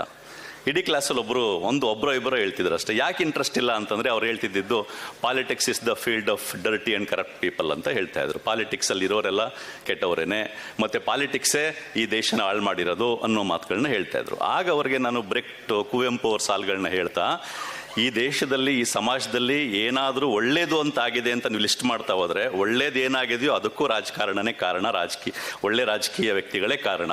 ಮತ್ತು ನಮ್ಮ ಬದುಕಿನ ಪ್ರತಿಯೊಂದೂ ಕೂಡ, ನಮ್ಮ ಬದುಕಿನ ಅತಿ ಸಣ್ಣ ವಿಷಯವೂ ಕೂಡ ರಾಜಕಾರಣದಿಂದ ನಿರ್ಧರಿಸಲ್ಪಡ್ತದೆ ಅಂತ ಹೇಳ್ತಾ, ಅವ್ರ ಜೊತೆ ಮಾತಾಡ್ತಾ ನಮ್ಮ ಕರ್ತವ್ಯ ಏನು, ರಾಜಕಾರಣ ಎಲ್ಲಿ ಯಾವಾಗ ಸರಿಯಾಗಿರುತ್ತೋ, ರಾಜಕಾರಣ ಸರಿಯಾದ ದಿಕ್ಕಿನಲ್ಲಿರ್ತದೋ ಆಗ ಈ ದೇಶವೂ ಸರಿಯಾದ ದಿಕ್ಕಿನಲ್ಲಿರ್ತದೆ ಅಂತ ಮಾತಾಡ್ತಾ, ಅದೇ ರೀತಿ ನಮ್ಮ ಸ್ನೇಹಿತರು ಅನೇಕರು ಇದನ್ನ ಮಾತಾಡ್ಕೊಳ್ತಾ ಬಂದು ಹೊರಗಡೆ ಕೂಡ ನಾವು ರಾಜಕಾರಣವನ್ನು ಒಳ್ಳೆಯ ದಾರಿ ಕಡೆಗೆ ಬದಲಿಸಬೇಕು. ಅದು ಹಂಗೆ ಮಾಡ್ತಕ್ಕಂಥದ್ದು ಪ್ರತಿಯೊಬ್ಬರ ಕರ್ತವ್ಯ. ಮತ್ತು ರಾಜಕಾರಣದ ಬಗ್ಗೆ ಆಸಕ್ತಿ ಇರೋ ಥರ ಪ್ರತಿಯೊಬ್ಬ ಪ್ರಜೆಗೂ ಆಸಕ್ತಿ ಇರೋ ಥರ ಮಾಡಬೇಕು. ಅದರ ಮೂಲಕ ರಾಜಕಾರಣಕ್ಕೆ ಒಳ್ಳೆಯವರು ಬರೋ ಥರ ಆಗಬೇಕು, ರಾಜಕಾರಣವನ್ನು ಒಳ್ಳೆಯ ದಿಕ್ಕಿಗೆ ಬದಲಿಸಬೇಕು. ಅದು ನಮ್ಮ ಕರ್ತವ್ಯ ಅಂತ ಅನ್ನಿಸ್ತು. ಆ ಒಂದು ಹಿನ್ನೆಲೆ ಒಳಗಡೆ ನಾವು ಜಾಗೃತ ಕರ್ನಾಟಕ ಅಂತ ಒಂದು ರಾಜಕೀಯ ಸಂಘಟನೆ, ಈ ಕಾರಣಕ್ಕೋಸ್ಕರನೇ ನಮ್ಮನ್ನು ನಾವು ರಾಜಕೀಯ ಸಂಘಟನೆ ಅಂತ ಕರ್ಕೊಂಡಿದ್ದೀವಿ. ಜಾಗೃತ ಕರ್ನಾಟಕ ಅನ್ನುವ ರಾಜಕೀಯ ಸಂಘಟನೆಯನ್ನು ನಾವು ಕೆಲವು ಸ್ನೇಹಿತರು ಸೇರಿ ಹುಟ್ಟಾಕಿದ್ವು. ಮತ್ತು ಈ ಜಾಗೃತ ಕರ್ನಾಟಕ ರಾಜಕೀಯ ಸಂಘಟನೆ ಅಂತ ಹೇಳುವಾಗ, ರಾಜಕಾರಣವನ್ನು ಒಳ್ಳೆಯ ದಿಕ್ಕಿಗೆ ಬದಲಿಸುವುದು ಅಂತ ಹೇಳುವಾಗ ನಮಗೆ ಅತ್ಯಂತ ಸ್ಪಷ್ಟತೆ ಇರೋದೇನು ಅಂತಂದ್ರೆ, ಇವತ್ತು ಈ ದೇಶದಲ್ಲಿ ಏನು ಕೋಮು ರಾಜಕಾರಣ ನಡೀತಾ ಇದೆ, ಧರ್ಮ ಮತ್ತು ಜಾತಿ, ಅದರಲ್ಲೂ ಧರ್ಮವನ್ನು ಹಿಡ್ಕೊಂಡು ಏನು ಕೋಮುವಾದಿ ರಾಜಕಾರಣ ನಡೀತಾ ಇದೆ, ಈ ಕೋಮುವಾದಿ ರಾಜಕಾರಣ ಇಡೀ ದೇಶಕ್ಕೆ ದೊಡ್ಡ ಅಪಾಯ ಅಷ್ಟೇ ಅಲ್ಲ, ರಾಜಕಾರಣಕ್ಕೂ ಇದು ದೊಡ್ಡ ಅಪಾಯ ಅಂತ ಅರ್ಥ ಮಾಡಿಕೊಂಡು ನಾವು ಈ ಕೋಮು ರಾಜಕಾರಣವನ್ನು ವಿರೋಧಿಸುವಂತ, ಕೋಮು ರಾಜಕಾರಣವನ್ನು ಇಲ್ಲವಾಗಿಸುವಂತ ಕೆಲಸವನ್ನ ಜಾಗೃತ ಕರ್ನಾಟಕ ಮಾಡುತ್ತೆ. ಅಂದ್ರೆ ರಾಜಕಾರಣವನ್ನು ಬದಲಿಸುವುದು, ರಾಜಕಾರಣವನ್ನು ಒಳ್ಳೆಯ ದಿಕ್ಕಿಗೆ ತೆಗೆದುಕೊಂಡು ಹೋಗುವ ಪ್ರಯತ್ನ ಅಂದಾಗ ಅನೇಕ ಅಂಶಗಳಿರ್ತವೆ. ಅದರಲ್ಲಿ ಅತ್ಯಂತ ಪ್ರಮುಖ ಅಂಶ ಕೋಮು ರಾಜಕಾರಣವನ್ನು ಇಲ್ಲದಂತೆ ಮಾಡುವುದು ಅನ್ನೋದು ನಮಗೆ ಅತ್ಯಂತ ಸ್ಪಷ್ಟ ಇದೆ. ಆ ಕಾರಣಕ್ಕೋಸ್ಕರ ನಾವು ನಮ್ಮ ಕೆಲಸವನ್ನು ಮಾಡುವಾಗ ರಾಜಕಾರಣವನ್ನು ಬದಲಿಸುವ ಅಂತ ಏನು ಮಾಡ್ತಾ ಇದ್ದೀವಿ, ಈ ಒಂದು ಕೆಲಸದಲ್ಲಿ BJP-ಯೇತರ ಬೇರೆಲ್ಲ ರಾಜಕೀಯ ಪಕ್ಷಗಳ ಜೊತೆನೂ, ಅದರಲ್ಲಿ ಮುಖ್ಯವಾಗಿ ಕಾಂಗ್ರೆಸ್ಸಿಂದ ಹಿಡಿದು BJP-ಯೇತರ ರಾಜಕೀಯ ಪಕ್ಷಗಳ ಒಳಗೂ ಹೊರಗೂ ಆ ರಾಜಕೀಯ ಪಕ್ಷಗಳ ಜೊತೆ ಕೋಆರ್ಡಿನೇಟ್ ಮಾಡಿಕೊಂಡು ವರ್ಕ್ ಮಾಡ್ತೀವಿ ನಾವು. ಈ ಒಂದು ಆಶಯವನ್ನು, ಈ ಒಂದು ಗುರಿಯನ್ನು ಸಾಧಿಸುವ ನಿಟ್ಟಿನಲ್ಲಿ ರಾಜಕೀಯ ಪಕ್ಷಗಳ ಜೊತೆ, BJP-ಯೇತರ ರಾಜಕೀಯ ಪಕ್ಷಗಳ ಜೊತೆ ಕೋಆರ್ಡಿನೇಟ್ ಮಾಡ್ಕೊಂಡು ವರ್ಕ್ ಮಾಡ್ತೀವಿ ಅನ್ನೋದನ್ನು ಕೂಡ ನಾವು ಅಧಿಕೃತವಾಗಿ ಹೇಳ್ಕೊಂಡಿದ್ದೀವಿ. ಈ ಒಂದು ಕೆಲಸವನ್ನ ಜಾಗೃತ ಕರ್ನಾಟಕ ತನ್ನದೇ ಆದ ರೀತಿಯಲ್ಲಿ ಮಾಡ್ತಾ ಬರ್ತಾ ಇದೆ. ಒಂದು 2-3 ಪಾಯಿಂಟ್ಗಳು ಮಾತ್ರ ಹೇಳ್ತೀನಿ. ನಿಮಗೆಲ್ಲ ನೆನಪಿರಬಹುದು, 2024ರ ಲೋಕಸಭಾ ಚುನಾವಣೆಗೆ ಮುಂಚೆ ರಾಜ್ಯದಲ್ಲಿ ಮೊಟ್ಟ ಮೊದಲ ಬಾರಿಗೆ ದೊಡ್ಡದಾದ ಒಂದು ಚರ್ಚೆ ನಡೀತು. ರಾಜ್ಯದಲ್ಲಿ ತೆರಿಗೆ ವಿಷಯದಲ್ಲಿ ನಮ್ಮ ಕರ್ನಾಟಕ ರಾಜ್ಯಕ್ಕೆ ದೊಡ್ಡ ಅನ್ಯಾಯ ಆಗ್ತಾ ಇದೆ ಅಂತ. ಈಗಲೂ ಅನ್ಯಾಯ ಆಗ್ತಾ ಇರೋದು ನಿಜ. ಆ ಒಂದು ಸಂದರ್ಭದಲ್ಲಿ ಜಾಗೃತ ಕರ್ನಾಟಕ ಈ ರಾಜ್ಯದ ಕಂದಾಯ ಸಚಿವರು ಮತ್ತು ಕೇಂದ್ರ ಸರ್ಕಾರದ ಆರ್ಥಿಕ ಸಚಿವೆ ಆದಂಥ, ಹಣಕಾಸು ಸಚಿವೆ ಆದಂಥ ನಿರ್ಮಲಾ ಸೀತಾರಾಮನ್ ಇಬ್ಬರಿಗೂ ಜಾಗೃತ ಕರ್ನಾಟಕ ಬೇರೆ ಸಂಘಟನೆಗಳ ಜೊತೆ ಸೇರಿ ಬಹಿರಂಗ ಕಾಲ್ ಕೊಟ್ಟು, ನೀವಿಬ್ಬರು ಬಹಿರಂಗ ಚರ್ಚೆಗೆ ಬರಬೇಕು ಅಂತ ಕಾಲ್ ಕೊಟ್ಟು, ನಿಮಗೆ ನೆನಪಿರ್ಬೋದು, ಬೆಂಗಳೂರಿನ ಗಾಂಧಿ ಭವನದಲ್ಲಿ ಒಂದು PPT ಪ್ರೆಸೆಂಟೇಷನ್ ಜೊತೆಗೆ ಇಡೀ ರಾಜ್ಯದ ಜನತೆಗೆ, ಅದು ಲಕ್ಷಾಂತರ ಜನ ಲೈವಲ್ಲಿ ನೋಡಿದ್ದಾರೆ ಅದನ್ನು, ಇಡೀ ರಾಜ್ಯದ ಜನತೆಗೆ ಕರ್ನಾಟಕಕ್ಕೆ ಏನು ಅನ್ಯಾಯ ಆಗಿದೆ ಕೇಂದ್ರದಿಂದ ಅನ್ನೋದನ್ನ ಎಳೆಯಾಗಿ ಬಿಚ್ಚಿಡುವಂಥ ಕೆಲಸವನ್ನ ಕಂದಾಯ ಸಚಿವರು ಮಾಡಿದ್ರು. ಅದಕ್ಕೆ ಮೂಲಭೂತವಾಗಿ ಕೆಲಸ ಮಾಡಿದ್ದು ಜಾಗೃತ ಕರ್ನಾಟಕ. ಅದನ್ನೇ ನಾವು ಅನೇಕ ಜಿಲ್ಲೆಗಳಲ್ಲಿ ಕೂಡ ಮಾಡಿದ್ವಿ. ಅದೇ ರೀತಿ ರಾಜ್ಯದಲ್ಲಿ ಏನು ಆರ್ಥಿಕ ವಿಷಯದಲ್ಲಿ ಇಡೀ ದೇಶದಲ್ಲಿ ಯಾವ ರೀತಿ ಆರ್ಥಿಕವಾಗಿಯೂ ಕೂಡ ಭಾರತ ಹಿಂದೆ ಉಳಿತಾ ಇದೆ ಅನ್ನೋದನ್ನ ಪರಕಾಲ ಪ್ರಭಾಕರ್ ಅವ್ರನ್ನ ಕರೆಸಿ ಒಂದು ಚರ್ಚೆಯನ್ನ ನಾವು ಇಟ್ಕೊಂಡಿದ್ವಿ. ಅದೇ ರೀತಿ ಚುನಾವಣಾ ಬಾಂಡ್ ವಿಷಯ ನಿಮಗೆ ನೆನಪಿರ್ತದೆ. ಚುನಾವಣಾ ಬಾಂಡನ್ನು ಸುಪ್ರೀಂ ಕೋರ್ಟ್ ಕೂಡ ತನ್ನ ಅಬ್ಸರ್ವೇಷನ್ ನಲ್ಲಿ ಲೀಗಲೈಸಿಂಗ್ ದ ಕರಪ್ಷನ್ ಅಂತ ಕರೀತು. ಆ ಒಂದು ಲೀಗಲೈಸಿಂಗ್ ದ ಕರಪ್ಷನ್ ಅಂತ ಕರೆದು ಚುನಾವಣಾ ಬಾಂಡನ್ನು ಕ್ಯಾನ್ಸಲ್ ಮಾಡ್ತು. ಆ ಟೈಮ್ನಲ್ಲಿ ಚುನಾವಣಾ ಬಾಂಡ್ ವಿಷಯದಲ್ಲಿ ಸುಪ್ರೀಂ ಕೋರ್ಟಲ್ಲಿ ವಾದ ಮಾಡಿದಂಥ ಪ್ರಶಾಂತ್ ಭೂಷಣ್ ಮತ್ತು ಅಂಜಲಿ ಭಾರದ್ವಾಜ್ ಅವ್ರನ್ನ ಕರೆಸಿ ಬೆಂಗಳೂರಿನಲ್ಲಿ ಅದ್ರ ಬಗ್ಗೆ ಚರ್ಚೆ ಇಟ್ಕೊಂಡಿದ್ವಿ. ಯಾಕೆ ಅಂತಂದರೆ ಕಾವುಂಗ ನಾ ಕಾನೆ ದೊಂಗ ಅಂತ ಜನಕ್ಕೆ ಹೇಳ್ಕೊಂಡು ಜನಕ್ಕೆ ನಂಬಿಸ್ಕೊಂಡು ಬಂದಿದ್ದಂಥವರು ಇಡೀ ಭಾರತದ ಇತಿಹಾಸದಲ್ಲೇ, ಸ್ವತಂತ್ರ ಭಾರತ ಇತಿಹಾಸದಲ್ಲಿ ಅತ್ಯಂತ ದೊಡ್ಡ ಸ್ಕ್ಯಾಮ್ ಅಂತ ಯಾವ್ದಾದ್ರು ಇದ್ರೆ, ದೊಡ್ಡ ಕರಪ್ಷನ್ ಅಂತ ನೀವು ರ್ಯಾಂಕ್ ಕೊಡೋದಾದ್ರೆ ಚುನಾವಣಾ ಬಾಂಡ್ ನಂಬರ್ 1 ಬರುತ್ತೆ. ಅದನ್ನ ಮಾಡಿದಂಥವ್ರು ನಾ ಕಾವುಂಗ ನಾ ಕಾನೆ ದೊಂಗ ಅಂತ ಹೇಳಿ ಜನರು ನಂಬಿಸ್ಕೊಂಡು ಅದನ್ನ ನಾವು ಜನರಿಗೆ ತಿಳಿಸ್ಬೇಕಾಗಿತ್ತು. ಜಾಗೃತ ಕರ್ನಾಟಕದಿಂದ ಆ ಒಂದು ಪ್ರಯತ್ನವನ್ನ ಮಾಡಿದ್ವಿ. ಯೋಗೇಂದ್ರ ಯಾದವ್ ಅವರು ಕೂಡ ಈ ಚುನಾವಣಾ ಬಾಂಡ್ ವಿಷಯದ ಬಗ್ಗೆ ಧಾರವಾಡದಲ್ಲಿ ಮತ್ತು ಕಲಬುರಗಿನಲ್ಲಿ ನಮ್ಮ ಆರ್ಗನೈಸ್ ಮಾಡಿದ್ವಿ ಆ ಒಂದು ಕಾರ್ಯಕ್ರಮವನ್ನ. ಅದೇ ರೀತಿ ನಮ್ಮಲ್ಲಿ ಏನು ರಾಜ್ಯ ಶಿಕ್ಷಣ ನೀತಿ ಇರಬೇಕು ಅಂತ ನಡೀತು, ಅದ್ರ ಬಗ್ಗೆ ಜಾಗೃತ ಕರ್ನಾಟಕದಿಂದ ಬೆಂಗಳೂರಿನಲ್ಲಿ, ಮಂಗಳೂರಿನಲ್ಲಿ ಇನ್ನೂ ಕೆಲವು ಕಡೆ ಶಿಕ್ಷಕರನ್ನ ಮತ್ತು ವಿದ್ಯಾರ್ಥಿಗಳನ್ನ ಕರೆದು ಸಂವಾದ ಏರ್ಪಡಿಸಿ ಅದರ ಮೂಲಕ ಅಲ್ಲಿ ಶಿಕ್ಷಣ ಸಮಿತಿ, ನಮ್ಮಲ್ಲಿ SEP ನಲ್ಲಿ ಕಮಿಟಿ ಮೆಂಬರ್ಸ್ ಯಾರಿದ್ರು ಅವ್ರನ್ನೂ ಕರೆಸಿ ಅವ್ರಿಗೆ ನಾವು ಈ ರೀತಿ ಬದಲಾವಣೆಗಳಾಗಬೇಕಾಗಿದೆ ಅಂತ ಶಿಕ್ಷಕರದ್ದು ಮತ್ತು ವಿದ್ಯಾರ್ಥಿಗಳ ಅನಿಸಿಕೆಗಳನ್ನೆಲ್ಲ ತಲುಪಿಸುವಂಥ ಕೆಲಸ ಮಾಡಿದ್ವಿ. ಮತ್ತು ಮುಖ್ಯವಾಗಿ ಸಾಮಾಜಿಕ ಶೈಕ್ಷಣಿಕ ಸಮೀಕ್ಷೆ ಏನಾಯಿತು ಕರ್ನಾಟಕದಲ್ಲಿ, ಅದ್ರ ಬಗ್ಗೆ ಯಾಕೆ ಇದು ಅಗತ್ಯ ಇದೆ ಕರ್ನಾಟಕದಲ್ಲಿ ಸಾಮಾಜಿಕ ಶೈಕ್ಷಣಿಕ ಸಮೀಕ್ಷೆ, ಅಥವಾ ಪಾಪ್ಯುಲರ್ ಆಗಿ ಅದನ್ನು ಜಾತಿ ಸಮೀಕ್ಷೆ ಅಂತ ಕರಿತೀವಿ, ಇದು ಯಾಕೆ ಅಗತ್ಯ ಇದೆ ಅನ್ನೋದನ್ನ ಕರ್ನಾಟಕದ ಅನೇಕ ಕಡೆ ಸಭೆಗಳನ್ನ ಮಾಡಿ, ಅನೇಕ ಕಡೆ ಸಭೆಗಳನ್ನ ಮಾಡಿ ಅದನ್ನ ತಜ್ಞರ ಮೂಲಕ ಮಾತಾಡಿಸಿ ಇದರ ಅಗತ್ಯ ಇದೆ, ಯಾಕೆ ಪ್ರತಿಯೊಬ್ಬರು ಪಾಲ್ಗೊಳ್ಬೇಕು, ಇದನ್ನ ವಿರೋಧಿಸಬಾರ್ದು ಅನ್ನೋದನ್ನ ನಾವು ತಿಳಿಸುವಂತ ಪ್ರಯತ್ನವನ್ನ ಜಾಗೃತ ಕರ್ನಾಟಕದಿಂದ ಮಾಡಿದ್ವಿ. ಹಾಗೆ ಕುವೆಂಪು ಅವರ ಒಂದು ಚಾರಿತ್ರಿಕ 2 ಭಾಷಣಗಳು, ವಿಚಾರ ಕ್ರಾಂತಿಗೆ ಆಹ್ವಾನ ಮತ್ತು ಸಂಸ್ಕೃತಿ ಕ್ರಾಂತಿಗೆ ಕಹಳೆ ನಾಂದಿ, ಇವೆರಡೂ ಭಾಷಣಗಳಿಗೆ 50 ವರ್ಷ ತುಂಬಿದಂಥ ಒಂದು ಸಂದರ್ಭದಲ್ಲಿ ಮೈಸೂರು ಮತ್ತು ಮಂಡ್ಯದಲ್ಲಿ ಕುವೆಂಪು ಕ್ರಾಂತಿ ಕಳೆ 50 ಅಂತ ಹೇಳ್ಬೇಕಂದ್ರೆ, ಅದರಲ್ಲೂ ವಿಚಾರ ಕ್ರಾಂತಿಗೆ ಆಹ್ವಾನದಲ್ಲಿ ರಾಜಕಾರಣ ಬದಲಾಗದೆ ಯಾವ ಸಮಸ್ಯೆಯೂ ಬದಲಾಗಲ್ಲ ಅನ್ನೋದನ್ನ ಕುವೆಂಪು 50 ವರ್ಷಗಳ ಹಿಂದೆನೇ ಹೇಳಿದರು. ಮತ್ತೆ ಅವರೊಂದು ಕರೆ ಕೊಟ್ಟಿದ್ರು ಯುವಕರಿಗೆ, ಎಂಥ ತ್ಯಾಗದಿಂದನಾದರೂ ಸರಿ, ನೀವು ಕ್ರಾಂತಿಯಿಂದನಾದರೂ ಸರಿ ಚುನಾವಣೆ ನಡೆಯೋ ರೀತಿ ಬದಲಾಯಿಸಬೇಕು ಅಂತ ಕುವೆಂಪು 50 ವರ್ಷದಿಂದ ಹೇಳಿದ್ರು. ನಿಮ್ಗೆಲ್ಲ ಗೊತ್ತಿದೆ ಚುನಾವಣೆ ನಡೆಯೋ ರೀತಿ ಈಗ ಎಷ್ಟು ಹಾಳಾಗಿದೆ ಅಂತ ಹೇಳ್ಬಿಟ್ಟು ಅಂತ. ಇವತ್ತಿಗೂ ರಿಲೆವೆಂಟ್ ಆಗಿದೆ. ಆ ಕಾರ್ಯಕ್ರಮವನ್ನು ನಾವು ಅದನ್ನು ಪಸರಿಸುವ ಕಾರ್ಯಕ್ರಮವನ್ನು ನಾವು ಏರ್ಪಡಿಸಿದ್ವಿ. ಸೊ ಈ ರೀತಿ ಅನೇಕ ಕಾರ್ಯಕ್ರಮಗಳ ಮೂಲಕ ನಾವು ರಾಜಕೀಯ ಸಂಘಟನೆಗೆ ರಾಜಕೀಯವಾಗಿ ಪರಿಣಾಮ ಬೀರುವಂಥ ಮತ್ತು ರಾಜಕಾರಣಕ್ಕೆ ಹೆಚ್ಚು ಯುವಕ ಯುವತಿಯರು ಹೆಚ್ಚು ಬರ್ತಕ್ಕಂಥ ಒಂದು ಸನ್ನಿವೇಶ ಸೃಷ್ಟಿ ಮಾಡುವಂಥ ಕೆಲಸವನ್ನು ನಾವು ಜಾಗೃತ ಕರ್ನಾಟಕ ಮಾಡ್ತಾ ಬಂದಿದೆ. ಇತ್ತೀಚೆಗೆ ನೀವು ಗ್ಯಾರಂಟಿ ಸಮಾವೇಶಗಳನ್ನ, ಜಿಲ್ಲಾ ಮಟ್ಟದಲ್ಲಿ ಗ್ಯಾರಂಟಿ ಸಮಾವೇಶಗಳಾಯಿತು. ಗ್ಯಾರಂಟಿ ಅನ್ನೋ ಪ್ರೋಗ್ರಾಮ್ ಏನಿದೆ ಅದ್ರ ಬಗ್ಗೆ ಅನೇಕ ತಪ್ಪು ಭಾವನೆಗಳನ್ನ ಕೆಲವು ರಾಜಕೀಯ ಪಕ್ಷದವರು, ಅದರಲ್ಲೂ ಮೀಡಿಯಾದವರು ಜನಮಾನಸದಲ್ಲಿ ಮೂಡಿಸ್ಬಿಟ್ಟಿದ್ದಾರೆ. ಯಾವ ಮಟ್ಟಕ್ಕೆ ಅಂತಂದ್ರೆ, ಕಾಂಗ್ರೆಸ್ನ MLAಗಳೇ ಕೆಲವರು ಗ್ಯಾರಂಟಿಗಳಿರೋದ್ರಿಂದ ಅಭಿವೃದ್ಧಿಗೆ ದುಡ್ಡಿಲ್ಲ ಅಂತ ಮಾತಾಡ್ತಾ ಇದ್ದಾರೆ. ಆದರೆ ಗ್ಯಾರಂಟಿಯೂ ಅಭಿವೃದ್ಧಿಯೇ. ಮತ್ತೆ ಗ್ಯಾರಂಟಿಗಳ ಇಂಪ್ಲಿಮೆಂಟ್ ಆಯ್ತಲ್ಲ ಈ ರಾಜ್ಯದಲ್ಲಿ 3 ವರ್ಷ ಆಯ್ತಾ ಬಂತಲ್ವಾ, ಅದರಿಂದ ರಾಜ್ಯದ GDP ಹೇಗೆ ಜಾಸ್ತಿ ಆಗಿದೆ ಮತ್ತೆ ಪರ್ ಕ್ಯಾಪಿಟಲ್ ಇನ್ಕಮ್ ಹೇಗೆ ಜಾಸ್ತಿ ಆಗಿದೆ ಅನ್ನೋದನ್ನ ಗ್ಯಾರಂಟಿ ಸಮಾವೇಶಗಳಲ್ಲಿ ಜಾಗೃತ ಕರ್ನಾಟಕದ ವತಿಯಿಂದ ಅಂಕಿಅಂಶಗಳ ಸಮೇತ ಪ್ರೆಸೆಂಟೇಷನ್ ಕೊಟ್ಟು ಜನರಿಗೆ ಅರಿವು ಮೂಡಿಸುವಂತ ಕೆಲಸವನ್ನ ಜಾಗೃತ ಕರ್ನಾಟಕ ಮಾಡಿದೆ. ಈ ರೀತಿ ಅನೇಕ ಕೆಲಸಗಳನ್ನ ಮಾಡ್ತಾ ರಾಜಕೀಯ ಎಚ್ಚರವನ್ನು ಮೂಡಿಸುವಂತ, ರಾಜಕಾರಣಕ್ಕೆ ಹೆಚ್ಚೆಚ್ಚು ಒಳ್ಳೆಯವರು ಮತ್ತೆ ಎಲ್ಲರೂ ರಾಜಕಾರಣದ ಬಗ್ಗೆ ಆಸಕ್ತಿ ಬೆಳೆಸ್ಕೊಳ್ಳುವಂತ ಕೆಲಸಗಳನ್ನ ಜಾಗೃತ ಕರ್ನಾಟಕ ಮಾಡ್ತಾ ಬಂದಿದೆ. ಮತ್ತು ಅಖಿಲ ಭಾರತ ಮಟ್ಟದಲ್ಲಿ ಜಾಗೃತ ಕರ್ನಾಟಕ ಭಾರತ್ ಜೋಡೋ ಅಭಿಯಾನ್ ಜೊತೆ ಕೈ ಜೋಡಿಸಿ ಕೆಲಸ ಮಾಡ್ತಾ ಮಾಡ್ತಾ ಇದೆ. ಭಾರತ್ ಜೋಡೋ ಅಭಿಯಾನ್ ಹೇಳಿದ್ರು ಸೀತಾ ಅವರು. ಭಾರತ್ ಜೋಡೋ ಅಭಿಯಾನ್ ನಿಮಗೆಲ್ಲ ಗೊತ್ತಿದೆ. ಭಾರತ್ ಜೋಡೋ ಯಾತ್ರೆ ನಡೆದಾಗ ಅದೊಂದು ಚಾರಿತ್ರಿಕವಾದ ಯಾತ್ರೆ. ಅಲ್ಲಿ ರಾಹುಲ್ ಗಾಂಧಿ ಅವರು ಅದನ್ನ ನಡೆಸಿದಾಗ ಇಡೀ ದೇಶದಲ್ಲಿ ಎಲ್ಲಾ ರಾಜ್ಯಗಳ ನಾಗರಿಕ ಸಂಘಟನೆಗಳು, ಸಿವಿಲ್ ಸೊಸೈಟಿ ಈ ಸಂಘಟನೆಗಳೇನಿದ್ವು, ಎಲ್ಲ ರೀತಿಯ ಸಾಮಾಜಿಕ ಸಂಘಟನೆಗಳು ಭಾರತ್ ಜೋಡೋ ಯಾತ್ರೆ ಜೊತೆ ಕೈ ಜೋಡಿಸಿ ಅದಕ್ಕೆ ಭಾಗವಹಿಸುವಂತೆ ಮಾಡಿ ಅದು ದೊಡ್ಡ ಸಕ್ಸಸ್ ಆಗಲಿಕ್ಕೆ ಕಾರಣರಾದವರಲ್ಲಿ ಒಬ್ಬ ಪ್ರಮುಖ ವ್ಯಕ್ತಿ ಯೋಗೇಂದ್ರ ಯಾದವ್ ಅವರು. ಭಾರತ್ ಜೋಡೋ ಯಾತ್ರೆ ಮುಗಿದ ಮೇಲೆ ಭಾರತ್ ಜೋಡೋ ಅಭಿಯಾನ್ ಅನ್ನೋ ಹೆಸರಿನಲ್ಲಿ ಒಂದು ಇದನ್ನ ನಡೆಸ್ತಾ ಇದ್ದಾರೆ. ಭಾರತ್ ಜೋಡೋ ಅಭಿಯಾನದ ಮುಖ್ಯ ಗುರಿ ಏನು ಅಂತಂದ್ರೆ ಪ್ರಜಾಪ್ರಭುತ್ವವನ್ನು ಉಳಿಸ್ತಕ್ಕಂಥದ್ದು ಮತ್ತು ಕಾನ್ಸ್ಟಿಟ್ಯೂಷನ್ ವ್ಯಾಲ್ಯೂಸ್, ಸಾಂವಿಧಾನಿಕ ಮೌಲ್ಯಗಳನ್ನ ಉಳಿಸ್ತಕ್ಕಂಥದ್ದು ಮತ್ತು ಸಾಮಾಜಿಕ ಸಾಮರಸ್ಯವನ್ನ ಉಳಿಸ್ತಕ್ಕಂಥ ಒಂದು ಕೆಲಸವನ್ನು ಅನೇಕ ಚಟುವಟಿಕೆಗಳ ಮೂಲಕ ಭಾರತ್ ಜೋಡೋ ಅಭಿಯಾನ್ ಮೂಲಕ ಯೋಗೇಂದ್ರ ಯಾದವ್ ಮಾಡ್ತಾ ಇದ್ದಾರೆ. ಜಾಗೃತ ಕರ್ನಾಟಕ ಅಖಿಲ ಭಾರತ ಮಟ್ಟದಲ್ಲಿ ಭಾರತ್ ಜೋಡೋ ಅಭಿಯಾನ್ ಜೊತೆ ಕೈ ಜೋಡಿಸಿ ಕೆಲಸ ಮಾಡ್ತಾ ಇದೆ. ಇನ್ನು ಇವತ್ತಿನ ಕಾರ್ಯಕ್ರಮಕ್ಕೆ ಬರೋದಾದ್ರೆ, ಯೋಗೇಂದ್ರ ಯಾದವ್ ಅವರು ಬಹುಶಃ SIR ಬಿಹಾರದಲ್ಲಿ ಯಾವಾಗ ಶುರುವಾಯಿತು, ಈ SIR ಬಗ್ಗೆ ಮೊಟ್ಟ ಮೊದಲ ದನಿ ಎತ್ತಿದ್ದು ಯೋಗೇಂದ್ರ ಯಾದವ್ ಅವರು. ಏನಂದ್ರೆ ಇಲ್ಲಿಯ ತನಕ ಎಲೆಕ್ಷನ್ ಕಮಿಷನ್ ಇಂಟೆನ್ಸಿವ್ ರಿವಿಷನ್ ಮಾಡಲಿ, ಸಮರಿ ರಿವಿಷನ್ ಮಾಡಲಿ, ಯಾವುದೇ ಮಾಡಲಿ, ಎಲೆಕ್ಷನ್ ಕಮಿಷನ್ ಆಬ್ಜೆಕ್ಟಿವ್ ಏನಾಗಿರ್ತಿತ್ತು ಅಂತಂದ್ರೆ ಯಾವುದೇ ಅರ್ಹ ಮತದಾರ ಪಟ್ಟಿಯಿಂದ ಮಿಸ್ ಆಗಬಾರ್ದು. ಆ ರೀತಿ ನೋಡಿಕೊಂಡು ಅವರನ್ನ ಮತದಾರ ಪಟ್ಟಿಗೆ ಸೇರಿಸುವಂತ, ಅಂದ್ರೆ ಮತದಾನದ ಹಕ್ಕನ್ನು ಕೊಡುವಂತ ಕೆಲಸವನ್ನ ತನ್ನ ಜವಾಬ್ದಾರಿಯಾಗಿ ಎಲೆಕ್ಷನ್ ಕಮಿಷನ್ ಮಾಡ್ತಾ ಇತ್ತು.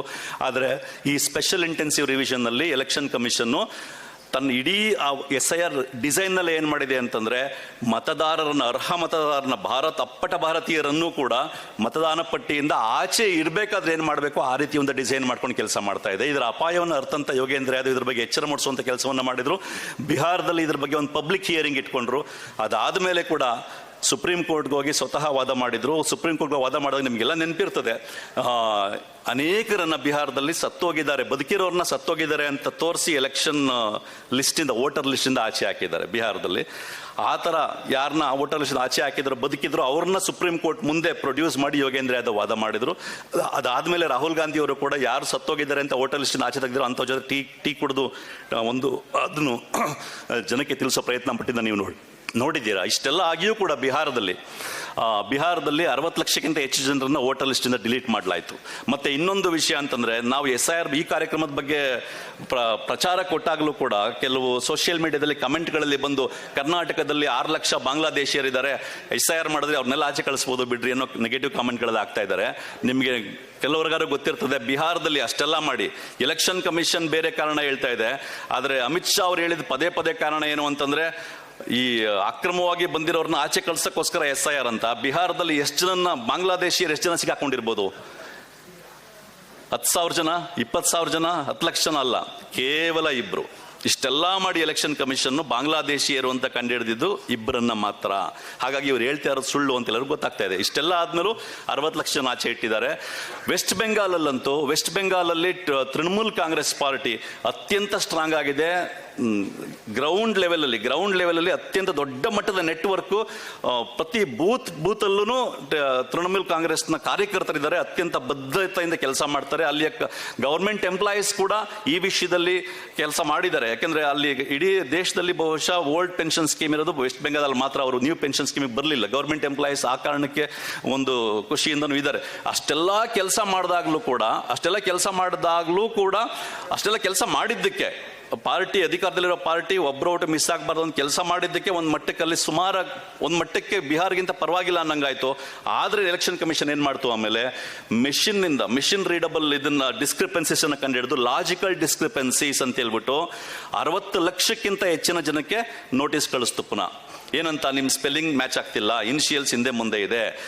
ಯಾವ ಮಟ್ಟಕ್ಕೆ ನೋಟಿಸ್ ಕಳಿಸಿದೆ ಅಂತಂದ್ರೆ ಅಮರ್ತ್ಯ ಸೇನ್ ಅವ್ರಿಗೆ ನೋಟಿಸ್ ಕಳಿಸಿದೆ. ಅಮರ್ತ್ಯ ಸೇನ್ ನಿಮ್ಗೆಲ್ಲ ಗೊತ್ತಿರ್ತದೆ, ನೋಬೆಲ್ ಪ್ರೈಸ್ ತಗೊಳ್ಳೋದ್ರ ಮೂಲಕ ನಮ್ಮ ದೇಶಕ್ಕೆ ಹೆಮ್ಮೆ ತಂದು ಕೊಟ್ಟವರು. ಅವ್ರಿಗೆ ನೋಟಿಸ್ ಕಳಿಸಿದೆ, ನಿಮಗೂ ನಿಮ್ಮ ತಾಯಿಗೂ ಏಜ್ ಡಿಫರೆನ್ಸ್ 15 ವರ್ಷಕ್ಕಿಂತ ಕಡಿಮೆ ಇದೆ, ನೀವು ಬಂದು ಎಕ್ಸ್ಪ್ಲನೇಷನ್ ಕೊಡಬೇಕು ಅಂತ. ಈ ರೀತಿ ಬೈ ಡಿಸೈನ್. ಆಮೇಲೆ ಆ ನೋಟಿಸ್ಗಳಿಗೆ ಉತ್ತರ ಕೊಟ್ಟಾಗ ಅದನ್ನ ರಿವ್ಯೂ ಮಾಡಲಿಕ್ಕೆ ಬಿಜೆಪಿ ರೂಲ್ ಸ್ಟೇಟ್ಸ್ ಇಂದ ಗವರ್ಮೆಂಟ್ ಅಫಿಷಿಯಲ್ಸ್ನ ಕರ್ಕೊಂಬಂದು ಅವ್ರನ್ನ ಅಪಾಯಿಂಟ್ ಮಾಡಿದ್ದು ಇದನ್ನ ರಿವ್ಯೂ ಮಾಡಿ ಅಂತೇಳಿ. ಇದನ್ನೆಲ್ಲ ನೋಡಿದಾಗ ನಮ್ಗೆ ಅರ್ಥ ಆಗ್ತದೆ ಇದರ ಅಪಾಯ ಎಷ್ಟರ ಮಟ್ಟಿಗಿದೆ ಅಂತ. ಅಷ್ಟು ಕಡೆಗೆ ಮಮತಾ ಬ್ಯಾನರ್ಜಿ ಅವರು ಕೂಡ ಸ್ವಂತ ಕರಿಕೋಟ್ ಹಾಕೊಂಡು ಸುಪ್ರೀಂ ಕೋರ್ಟ್ ಅಲ್ಲಿ ಬಂದು ವಾದ ಮಾಡಬೇಕಾಯ್ತು. ಆದ್ರೂ ಈ ಎಷ್ಟು ಲಕ್ಷಾಂತರ ಜನರ ಓಟು ಅಲ್ಲೂ ಮಿಸ್ ಆಗ್ತದೆ. ತಮಿಳುನಾಡಲ್ಲಿ DMK ಸ್ಟ್ರಾಂಗ್ ಆಗಿದ್ರು ಅಲ್ಲಿ 70 ಲಕ್ಷಕ್ಕಿಂತ ಹೆಚ್ಚು ಜನರ ಓಟು ವೋಟರ್ ಲಿಸ್ಟ್ ಇಂದ ಡಿಲೀಟ್ ಆಗಿದೆ. ಮತ್ತು ತಮಿಳುನಾಡಲ್ಲಿ ಸಾವಿರಾರು ಮಂದಿ ಎನ್ಯೂಮರೇಷನ್ ಫಾರ್ಮ್ನೇ ತುಂಬಿಲ್ಲ ಅನ್ನೋದು ಇತ್ತೀಚೆಗೆ ಗೊತ್ತಾಗ್ತಾ ಇದೆ. ಇವೆಲ್ಲ ಇದ್ದಾಗ ಕರ್ನಾಟಕದಲ್ಲಿ ಮುಂದಿನ ತಿಂಗಳು SIR ಶುರುವಾಗ್ತಾ ಇದೆ. ಕರ್ನಾಟಕದಲ್ಲಿ ಇವತ್ತು ಕಾಂಗ್ರೆಸ್ ಪಾರ್ಟಿ ಅಧಿಕಾರದಲ್ಲಿದೆ. ಅಧಿಕಾರದಲ್ಲಿದ್ದಾಗಲಂತೂ ಅದ್ರ ಜವಾಬ್ದಾರಿ ಹೆಚ್ಚಿನ ಮಟ್ಟಕ್ಕಿದೆ. ಹಾಗಾಗಿ ಕರ್ನಾಟಕದಲ್ಲಿ ಈಗ ಅಧಿಕಾರದಲ್ಲಿರ್ತಕ್ಕಂಥ ಕಾಂಗ್ರೆಸ್ ಪಾರ್ಟಿಯ ಅಧಿಕಾರದಲ್ಲಿರುವ ಪಾರ್ಟಿಯಾಗಿಯೂ ಮತ್ತು ಒಂದು ರಾಜಕೀಯ ಪಕ್ಷವಾಗಿಯೂ ಅದರ ಆದ್ಯ ಕರ್ತವ್ಯ ಏನಾಗಿದೆ ಕಾಂಗ್ರೆಸ್ ಪಾರ್ಟಿದು ಅಂತಂದ್ರೆ, ಇವತ್ತು ಕರ್ನಾಟಕದಲ್ಲಿ ಒಬ್ಬ ಅರ್ಹ ಮತದಾರನ ಹೆಸರು ಮತದಾರ ಪಟ್ಟಿಯಿಂದ ಡಿಲೀಟ್ ಆಗದೆ ಇರೋಂಗೆ ನೋಡ್ಕೊಳ್ಳುವಂಥ ಜವಾಬ್ದಾರಿ ಕಾಂಗ್ರೆಸ್ ಪಾರ್ಟಿ ಮೇಲಿದೆ ಮತ್ತು ನಮ್ಮೆಲ್ಲರ ಮೇಲೂ ಇದೆ. ಕಾಂಗ್ರೆಸ್ ಪಾರ್ಟಿ ಮೇಲೆ ಹೆಚ್ಚಿನ ಮಟ್ಟದಲ್ಲಿದೆ, ನಮ್ಮೆಲ್ಲರ ಮೇಲೂ ಇದೆ. ಅಂದರೆ ಕಾಂಗ್ರೆಸ್ ಪಾರ್ಟಿಯ ಜವಾಬ್ದಾರಿನ ಅರ್ಥಕೊಂಡು ಕಾಂಗ್ರೆಸ್ ಪಾರ್ಟಿಯ ಅನೇಕ ಪದಾಧಿಕಾರಿಗಳು, ನಾಯಕರು, ಕಾರ್ಯಕರ್ತರು, BLAಗಳು ಎಲ್ಲರೂ ಬಂದಿದ್ದೀರಾ ಈ ಕಾರ್ಯಕ್ರಮಕ್ಕೆ. ಮತ್ತೊಮ್ಮೆ ನಾನು ಅದಕ್ಕೆ ದನ್ಯವಾದಗಳನ್ನ ಹೇಳ್ತೀನಿ.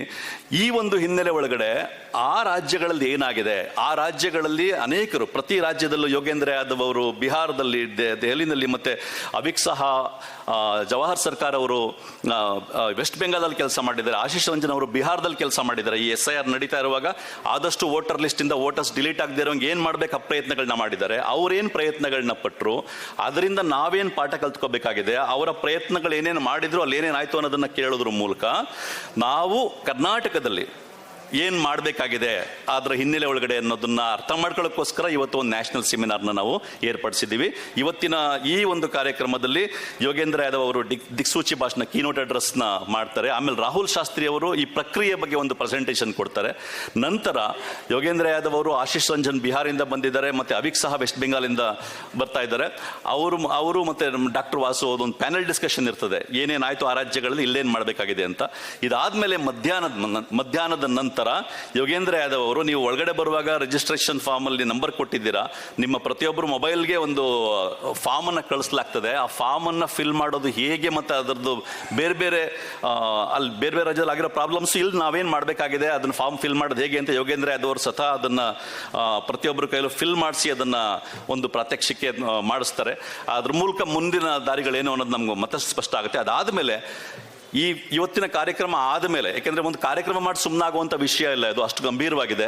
ಈ ಕಾರ್ಯಕ್ರಮ ಆದಮೇಲೆ ಮುಂದಿನ ನಮ್ಮ ಪ್ಲಾನ್ಗಳೇನು, ಒಟ್ಟಾರೆಯಾಗಿ ಕಾಂಗ್ರೆಸ್ ಪಾರ್ಟಿನ ಸೇರಿಸ್ಕೊಂಡಂಗೆ ಏನು ಪ್ಲಾನ್ ಅನ್ನೋದನ್ನ ಇವತ್ತಿನ ಕಾರ್ಯಕ್ರಮದ ಕೊನೆಯಲ್ಲಿ ಡಿಸ್ಕಸ್ ಮಾಡಲಾಗ್ತದೆ. ಇಷ್ಟು ಇವತ್ತಿನ ಕಾರ್ಯಕ್ರಮದಿದು. ಮತ್ತು ಇದರ ಮೂಲಕ ನಾವೆಲ್ಲರೂ ಕೂಡ ಕರ್ನಾಟಕದಲ್ಲಿ ಒಬ್ಬ ಮತದಾರನ ಓಟು ಮಿಸ್ ಆಗದೆ ಹಂಗೆ ನೋಡ್ಕೊಳ್ಳೋ ಜವಾಬ್ದಾರಿ ನಮ್ಮೆಲ್ಲರ ಮೇಲೂ ಇದೆ. ಅದನ್ನ ಮಾಡ್ತಾ ಹೋಗೋಣ. ಈ ಕಾರ್ಯಕ್ರಮ ಅದಕ್ಕೆ ಒಂದು ನಾಂದಿ ಹಾಡ್ಲಿ ಅಂತ ಹಾರೈಸ್ತಾ ನೆಕ್ಸ್ಟ್ ಯೋಗೇಂದ್ರ ಯಾದವ್ ಅವರು ಮಾತಾಡ್ತಾರೆ. ನಮಸ್ಕಾರ. ಡಾಕ್ಟರ್ BC ಬಸವರಾಜ್ ಅವರು ಮಾತಾಡ್ತಾ ಹೇಳಿದ್ರು, ಒಳ್ಳೆಯವರು ರಾಜಕೀಯಕ್ಕೆ ಬಂದರೆ ರಾಜಕೀಯನೂ ಕೂಡ ಒಳ್ಳೇದಾಗುತ್ತೆ ಅಂತ ಹೇಳಿ. ಅವರ ನಮ್ಮ ಜಾಗೃತ ಕರ್ನಾಟಕದಲ್ಲಿ ಅವರ ಮುಖ್ಯ ಕರೆ ಏನು ಅಂತ ಹೇಳಿದ್ರೆ, ರಾಜಕೀಯಕ್ಕೂ ಒಳ್ಳೆಯ ಕಾಲ ಬರುತ್ತೆ ಅಂತ ಹೇಳಿ. ಅದರ ಭಾಗವಾಗಿಯೇ ಅವರು ಕೆಮಿಸ್ಟ್ರಿ ಪ್ರೊಫೆಸರ್ ಆಗಿದ್ರು. ಅದಕ್ಕೆ ರಿಸೈನ್ ಮಾಡಿ ಈ ಒಂದು ರಾಜಕೀಯದ ಒಂದು ಚಳವಳಿಯ ಭಾಗವಾಗಿದ್ದಾರೆ. ನಿಮ್ಮಲ್ಲೂ ಕೂಡ, ನಮ್ಮಲ್ಲಿ ಎಲ್ಲರೂ ಕೂಡ, ಇಲ್ಲಿರುವಂಥ ಎಲ್ಲರೂ ಕೂಡ, ಎಲ್ಲರಲ್ಲೂ ಒಳ್ಳೆಯತನ ಹುದುಗಿದೆ. ನೀವು ಕೂಡ ಜಾಗೃತ ಕರ್ನಾಟಕದ ಭಾಗವಾಗಬೇಕು. ಅದಕ್ಕೆ ನೀವು QR ಕೋಡ್ಗಳನ್ನ ನೋಡ್ತೀರಿ, ಸಭಾಂಗಣದ ಸುತ್ತ ನಾವು ಹಾಕಿದ್ದೇವೆ. ಹಾಗಾಗಿ ದಯವಿಟ್ಟು ಯಾರು ಸದಸ್ಯರಾಗಿಲ್ವೋ ಅವರು ಕೂಡ ಸ್ಕ್ಯಾನ್ ಮಾಡಿ ಸದಸ್ಯರಾಗಿ. ಅದರೊಟ್ಟಿಗೆ ಒಳ್ಳೆಯ ರಾಜಕಾರಣ ಮುಂದೆ ತಗೊಂಡು ಹೋಗಬೇಕು ಅಂದರೆ ನಮಗೆ ಹಣಕಾಸಿನ ವ್ಯವಸ್ಥೆ ಕೂಡ ತುಂಬಾನೇ ಮುಖ್ಯ ಅನ್ನುವಂಥದ್ದು ಎಲ್ರಿಗೂ ಗೊತ್ತಿರುವಂಥದ್ದು. ಯಾರಿಗೆ ದೇಣಿಗೆ ಕೊಡಲಿಕ್ಕೆ ಸಾಧ್ಯವಾಗುತ್ತೆ ಈ ಒಂದು ಚಳವಳಿಯನ್ನು, ಸಂಘಟನೆಯನ್ನು ಗಟ್ಟಿಗೊಳಿಸಲಿಕ್ಕೆ ದಯವಿಟ್ಟು ದೇಣಿಗೆಯನ್ನು ಕೊಡಿ ಅಂತ ನಾನು ಕೇಳ್ಕೊಳ್ತೇನೆ. ಈಗ ನಾವು ಇದುವರೆಗೂ ವೆಯ್ಟ್ ಮಾಡಿದಂಥ, ಇಷ್ಟು ನಿರೀಕ್ಷೆಯಲ್ಲಿ ಇದ್ದಂತಹ ಒಂದು ದಿಕ್ಸೂಚಿ ಭಾಷಣ ಶ್ರೀ ಪ್ರೊಫೆಸರ್ ಯೋಗೇಂದ್ರ ಯಾದವ್ ಅವರಿಂದ. I request Yogendra Yadav sir to kindly come on to the stage and give us the keynote address. Thank you, sir.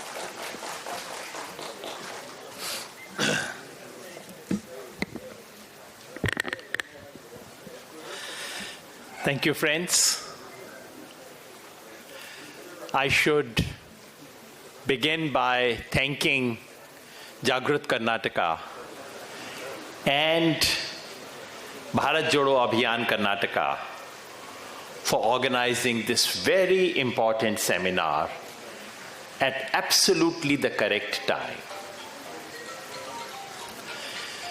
This country has always looked up to Karnataka because Karnataka is one of the more Jagrut states of India. When we think of social justice, policies of social justice, people like me read Havanur Commission report, we read about Devraj Urs and what he did. When I think of the farmers' movement, Rayat Chalavali, I think of Nanjunda Sami, I think of Karnataka Raja Rayat Sangha. I take inspiration from Karnataka. When we think of Dalit movement, when I think of Dalit literature, I look at writers from Karnataka, critics from Karnataka. I remember my friend D.R. Nagaraj. I take inspiration from Devanur Mahadev. And it's not just me.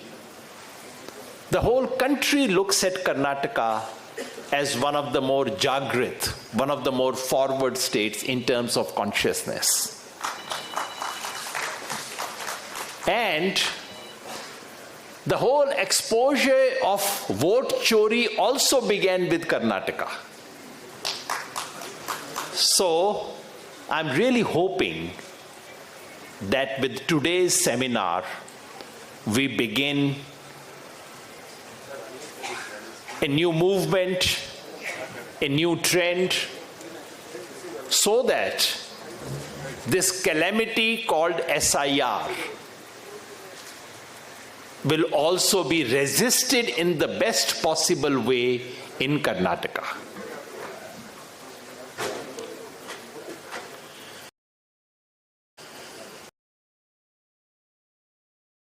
Before I start speaking about SIR, let me say something about the larger context of what is happening in our country. Please remember,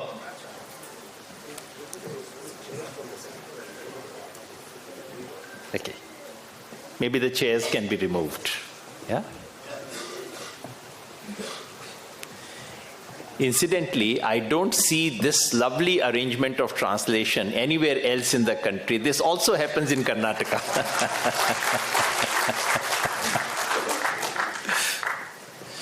So let me talk about the larger context first. What is happening to democracy in this country today? Please remember that murder of democracy in 21st century does not follow in the same way as it used to happen in the 20th century. In the 20th century, dictatorship came in a very simple way. Someone would come in a uniform, say from tomorrow there is martial law, there is censorship, democracy is over, I'm taking over. This is what would happen in Africa, this happened in Pakistan, this happens in so many countries of the world. But in 21st century, everything is smart. Children are smart, phone is also smart, and dictators are also smart. So no dictator says, from tomorrow we will have martial law, censorship. No, that's old style, out of fashion. In 21st century, a dictator comes and says, Constitution is great. He touches it, and then he tears one page and throws it in the dustbin. In 21st century, a dictator comes and says, Janata Janardan, and then takes away rights of that Janata. In 21st century, they always hold elections. No dictator in 21st century says, I will not have elections. No. Everyone holds elections. Even Putin in Russia holds elections. But you manage elections. So the 21st century model of dictatorship is where you have constitution. You do not suspend constitution. Where you have judiciary. You do not throw out judiciary. Where you regularly hold elections. But you ensure that constitution is not implemented, You ensure that judiciary does not say anything against you, and you ensure that the result of the election is exactly what you want. This is the 21st century model of democracy, dictatorship, not just in India. This is exactly what is happening in Hungary, in Turkey, used to happen in Sri Lanka till 2 years ago, happened in Bangladesh. All over the world, this is what the dictators are doing. And what is happening in India is a textbook example of 21st century model of killing of democracy. Please remember this. This is exactly what we are witnessing. Constitution there but not implemented. Judiciary there, but no really politically important judgment will go against the ruling party. Elections there, but kind of managed. That is what SIR is a part of. So SIR is not a small trick or a new thing by itself. SIR is part of a larger design. The design is the match must be played like your T20 matches. Match must be played. Public must watch it and have fun, but my team must win. This is the game.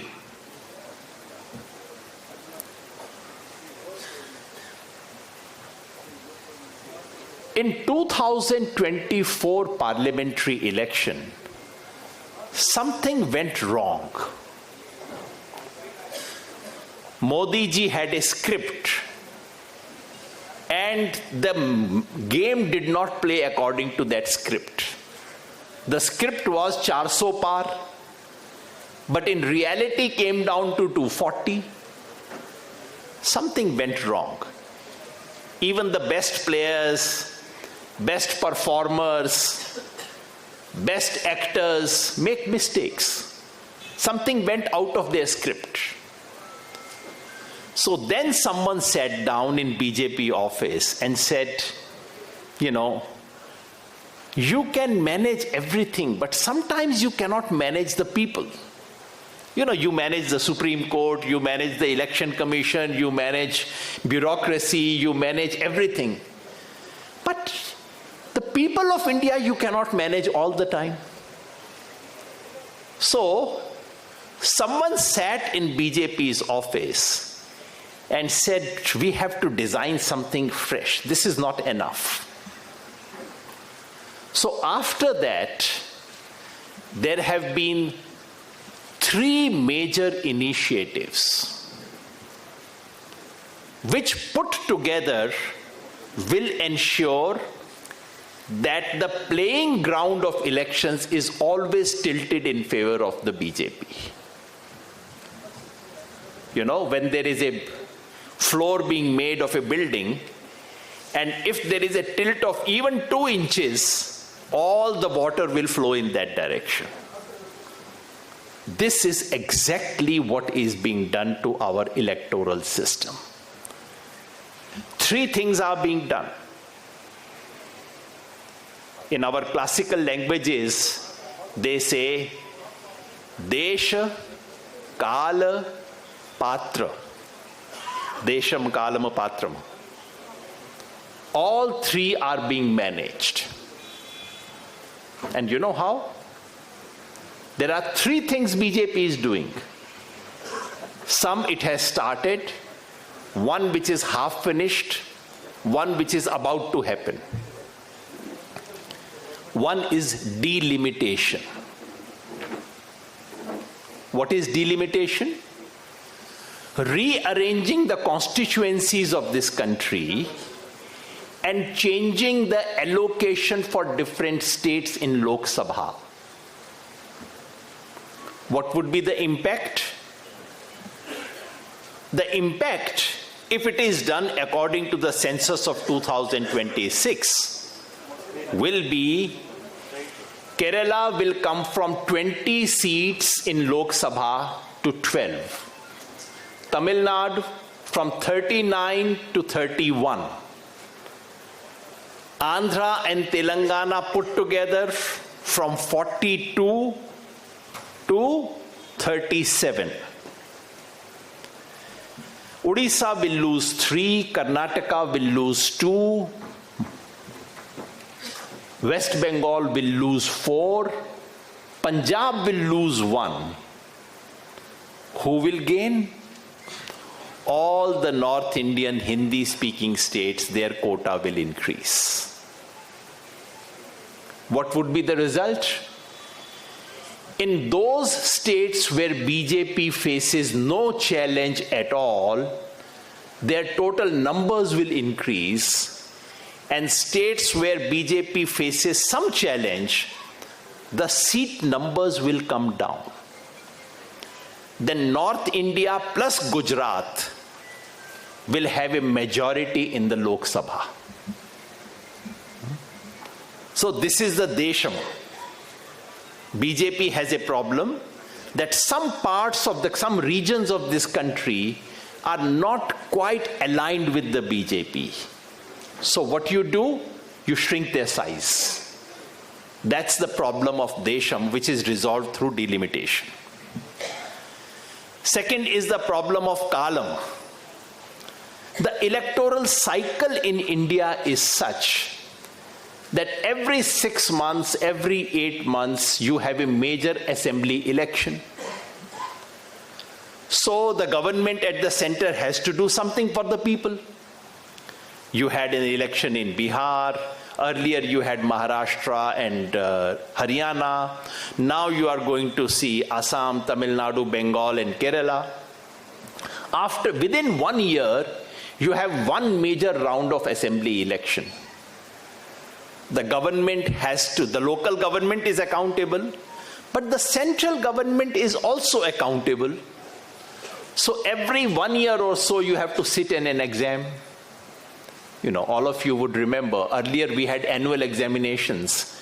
Now you have semester examination. So in semester, every 6 months, you have to write an exam. So the problem for Mr. Modi was, every year he had to give an exam. Sometimes you pass, sometimes you fail. So what you do? You say, in 5 years, I will have only one exam. People of my generation will not remember, but in my father's generation, they had a rule that for BA and BSc, you had only one exam after 3 years. This is what Mr. Modi wants. One exam in 5 years. This is one nation, one election. This is the essence of one nation, one election. So that every 1 year, you do not have to submit yourself to exam. Once in 5 years, on one day, the entire country will have elections. On the same day, you have Lok Sabha election. Same day, you have Vidhan Sabha election. All the elections are done in one go in 5 years. What is the advantage? Advantage is very simple. Then you have to manage it only once in 5 years. Some Balakot can happen, some Pulwama can happen, you don't know. All these things can happen. Once in 5 years they can happen. Itna to kota banta hai na. So once in 5 years these things can happen, and before you realize the election is over and the whole country is sealed for 5 years. This is one nation, one election, which is a solution to the problem of Kalam. Third is the problem of Patram. What is the problem of Patram? Which is that some sections of our society are not aligned with BJP. No matter what they do. certain sections, minorities, poor, in some cases Dalits and Adivasis, certain sections of population, even when they vote for BJP, they do not trust the BJP. I don't know if that is true in your areas, but in my Haryana, people in rural areas vote for BJP, but they say this is a party of urban merchants. I'm voting for them, but this is not my party. So BJP has this problem. Certain sections of society are not trustworthy voters.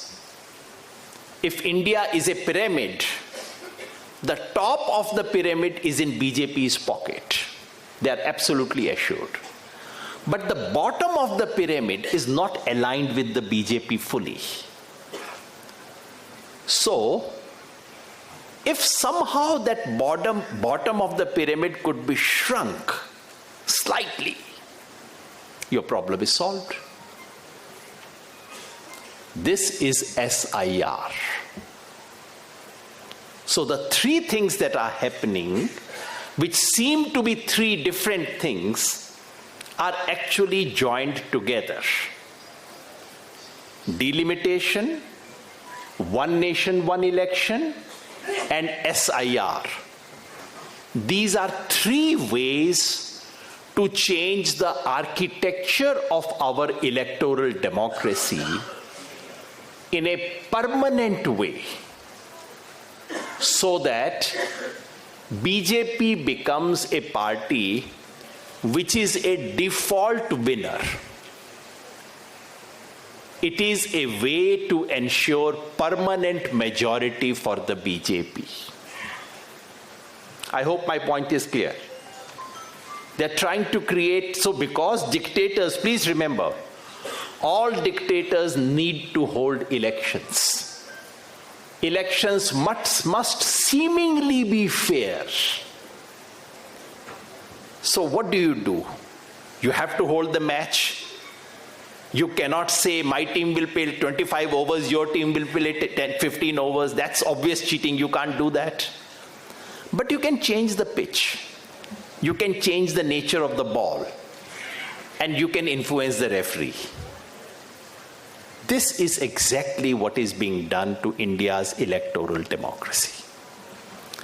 This is where SIR fits in. SIR is not just one piece. It is part of a larger design to convert India's democracy into a managed democracy, to ensure that BJP has permanent majority while elections are held, matches are played, results are displayed, but I'm more or less guaranteed that I will win all those matches. This is what the design is. It's a sophisticated design. As I said, everything is smart these days. Let me now come to SIR. What is SIR? It is about to begin in Karnataka. So I can tell you what they will come and tell you. Officials, election commission officials, and BJP spokespersons, they will all say the same thing. These days you do not know who is an ECI spokesperson and who is a BJP spokesperson. Election commission does something, BJP comes to defend it. Because there is a jugalbandi between election commission and BJP. So what will they say? They will say, look, there is a problem with voters list. We want to revise it because the problem is big. Therefore, we want to do intensive revision. What is wrong with this? Why are you complaining? Your leader Rahul Gandhi said there is a problem with voters list. Okay, so now we are curing it. Where is the problem? This is what they will tell you. They will also say, look, there's nothing new about intensive revision. Intensive revision has taken place 10 times in the past. For the last 25 years, it was not undertaken. But as a result of which, voters' lists have become very inaccurate. So we are now cleaning it up properly and thoroughly. So we are only repeating something which is old, which is a standard old practice. What is your problem? I'm saying all this because you will hear this on television now every day. Therefore, I want to clarify what SIR is not. Please remember this, because for the next 2 months, all of you will have to say this to your own workers, to your own friends. Some of you will have to say this on television. Some of you will have to say this in public meetings. Please remember and take note of the following things. Number one, SIR is not a revision of voters' list. It is a fresh writing of voters' list. What is a revision? In revision, someone comes to you and says, this is the voters' list. Okay, you are right, your name is deleted. Do you have to add someone? You add this thing. That is a revision. In revision, you take the existing voters' list as the starting point. You add some, you delete some. But if you are already there, you are alive, you are a voter of Karnataka, you don't have to do anything. Your name continues. SIR is not that. It is possible that many friends sitting in this hall may not know. SIR is not a revision of voters' list. It is a de novo fresh writing of voters' list on a blank piece of paper. So it is not correcting this list, but taking a plain paper and writing it afresh. What does it mean? It means that if you have been on the voters list for the last 40 years, if you have voted in 15 elections, but if you do not participate in SIR, if you do not give an application to become a voter, your name will be deleted, automatically deleted. You will not be a voter. In that sense, it is not a revision. Fresh writing, every one of you will have to give an application. Mr. Siddaramaiah will have to give an application to say, please include my name in the voters list. If Mr. Siddaramaiah does not give an application, he may be chief minister, he may have voted in 20 elections so far, someone may be 90-year-old, 100-year-old, your name will be deleted. And the election commission will say this is not deletion. It's a funny thing. In the past, if your name was deleted, you will get a notice. Election commission would send you a notice. You would get a hearing. You would get an order. You can make an appeal against it. But in SIR, if you fail to give an application within 1 month, no notice, no order, no appeal, because it is not even a deletion. They would say, you did not want your name, what can we do? What appeal, what right? All legal rights will be extinguished on that very day. This is the most dreadful thing. I hope everyone understands it. Because every state that I go to, people say, but I assume that I've been there for 50 years, so I don't have to do anything. No, sir. Everyone will have to fill in enumeration form.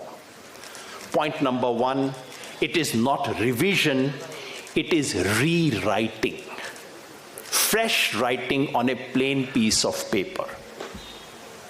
Number two, it is not addition and deletion. It is mainly an exercise in deletion. A normal revision of voters list, which takes place in this country every year, normally means that in every village you would say, okay, 20 names deleted, 25 names added. This is the usual thing in our country. Revision has taken place, some names added, some names deleted. SIR is not that. SIR is mainly an exercise in deletion of votes. So I've said that also in the Supreme Court. It is not a revision of voters list, it is a deletion of voters list. And the figures speak for themselves. In Bihar, they deleted 65 lakh names. And in the first round of SIR, not even a single name was added. Later on, when we went to the Supreme Court, we created so much noise, they ended up adding 21 lakh names. 65 deleted, 21 added. Net deletion. Look at what is happening in Uttar Pradesh. 2 crore 90 lakh names have been deleted in one go. 2 crore 90 lakh names have been deleted in Uttar Pradesh. How many have been added? About 70 lakh or 80 lakh have been added. So net 2 crore down. Everywhere in the country, SIR has led to deletion and deletion and deletion of voters list. Every single case. Tamil Nadu, initial deletion of 97 lakh voters. Tamil Nadu is important because Tamil Nadu is not a migrant state. It is not an out-migrant state. It is a state which takes in migrant. Gujarat is one of the biggest in-migration states of the country. You can say UP and Bihar, people go out from there. Such a large number does not go out. 2 crore 90 lakh people do not go out of UP. But you can at least say, okay, UP is an out-migration state. But Gujarat is an in-migration state. In Gujarat, you had 74 lakh deletions of names. So remember, it's an exercise in deletion of names. It is not an exercise in addition of names. Number 3, it is not a repetition of anything that happened in the past. They will say, they will, state this lie every single day and you have to refute it every single day.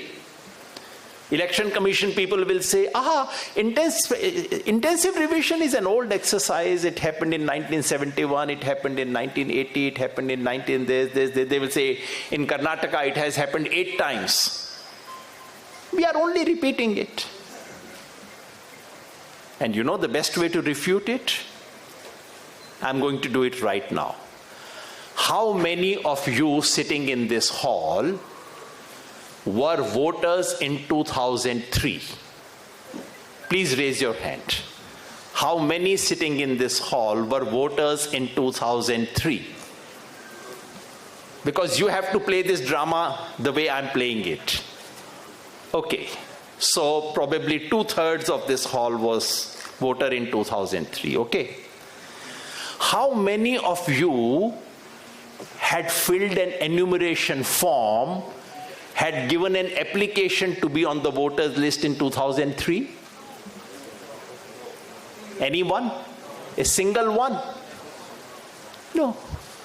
Because this has never happened in the history of this country. Please do it the way I'm doing it. Ask your audience to raise their hand. Ask them, has a single person ever filled an enumeration form? No, never. So to say that we are only repeating what was done in the past is a complete lie. In the history of this country, two things have never happened. Number one, someone who was already on the voters list was never asked to fill a form. If you were new, you wanted to be on the voters list, then you have to fill Form 6. But if you are already on the voters list and you want to stay where you are staying, you don't have to fill any form. You are there. It is absolutely unprecedented. Never in the history of this country have people existing on the voters list been asked to apply to be on the voters list again. Number two, do you remember ever, does anyone in this room remember giving a proof of your citizenship? Anyone ever? In order to be on voters list, have you proved that you are a citizen of this country? No. Not because citizenship was not important. The rule and the law and the constitution of this country says that if you are already on the voters list, you are presumed to be the citizen of India unless someone else gives an evidence that you are not. So if someone comes to my house in Haryana, in my village, I open the door, the election officer presumes that if I'm living in this village in Haryana, I must be a citizen of India. The presumption is that of citizenship. If someone else comes and says, no, Mr. Yadav is a citizen of US, then the election commission will say, okay, give me evidence. Not me. They will ask that person. You give me an evidence, then I will open a case against Mr. Yadav. This has been the standard norm of this country. Otherwise, we could not have had democracy in this country. If you start asking people who live on the pavement, people who go to work for daily wage labor, people who travel from Maharashtra and come to Karnataka to work in the fields, if you start asking these women who work in the sex industry, if you start asking everyone for proof of citizen, 1/4 of India will immediately cease to be citizens.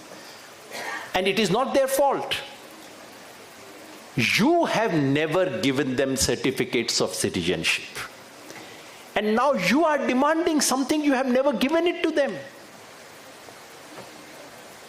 Please remember, for the first time in the history of this country, these two things are happening. You may be on the voters list, but you have to give a fresh application. You are sitting in front of me, you say you have come from Koppal, you have a house in Koppal, but no, you have to prove that you are a citizen of this country. This has never happened before. So, to say that SIR is a repetition of something that happened in the past is a complete lie. SIR is unprecedented and unconstitutional. That the Supreme Court has to decide, but this is the truth. Number 4, SIR is not about cleaning of electoral rolls. This is another lie you would hear in the next month. Oh, there were many problems with the voters list. You know, we had to clean up the voters list. We have to improve the quality. Rahul Gandhi said there are so many problems in Bangalore voter list. We are improving it. Election Commission has zero interest in cleaning up the electoral rolls. I say this with seriousness because I went to the Supreme Court. I showed the copy of Bihar electoral rolls in the Supreme Court. I said, sir, in this final electoral roll of Bihar, you have 5 lakh duplicate names. I showed examples. I said, in this country, we are India holds an AI summit, artificial intelligence summit. We invite people from all over the world. We say, we are leading artificial intelligence. You cannot duplicate names in your voters list. Election Commission said, we do not use any software. It's officially on Supreme Court. Election Commission said, we don't have a software. I said, I have a software. My software has detected. I'm giving you a list of 5 lakh names. No interest. I showed in the Election Commission, in the Supreme Court of India, that Bihar's voter list has many households which have more than 10 voters. What is important about it? Because according to the rules of Election Commission, any household, any house which has more than 10 voters, it is not illegal. You can have more than 10 voters, but the electoral registration officer will come and make a special check. He will double check. How come you have more than 10 voters in this house? And you know how many households we had in Bihar?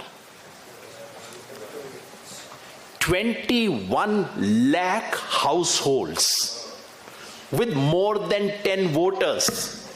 I produced the evidence in the Supreme Court.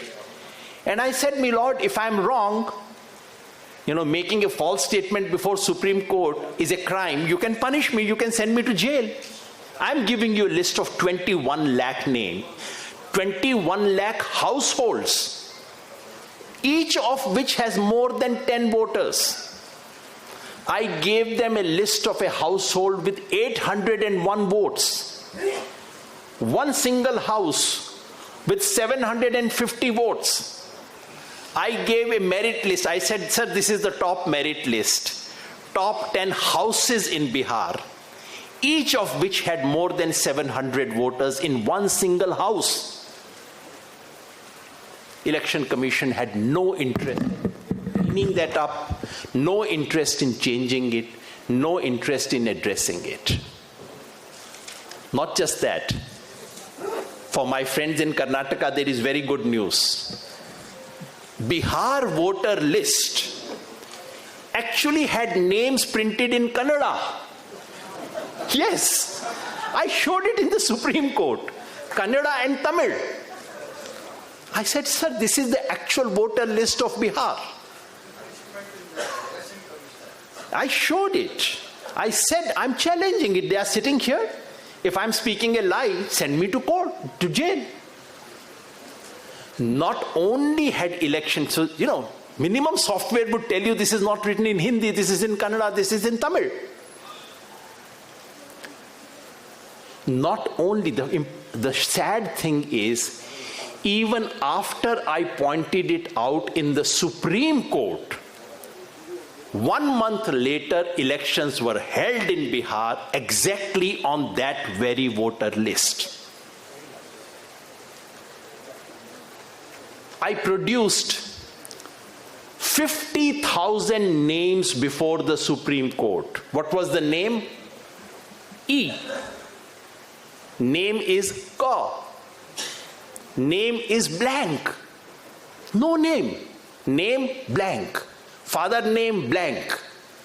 I said, how are they going to vote, sir? 50,000 such names. Gibberish names. Name XYZ. Name E ki matra. Nothing else. This is a name. 50,000 names I produced before the Supreme Court.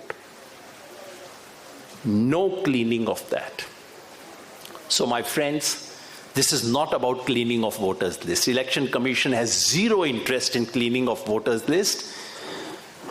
And wherever SIR has taken place, no cleaning of voters list has taken place, because if you want to clean the voters list, use a software, there are standard procedures. I said, they should follow their own procedures. They have no interest.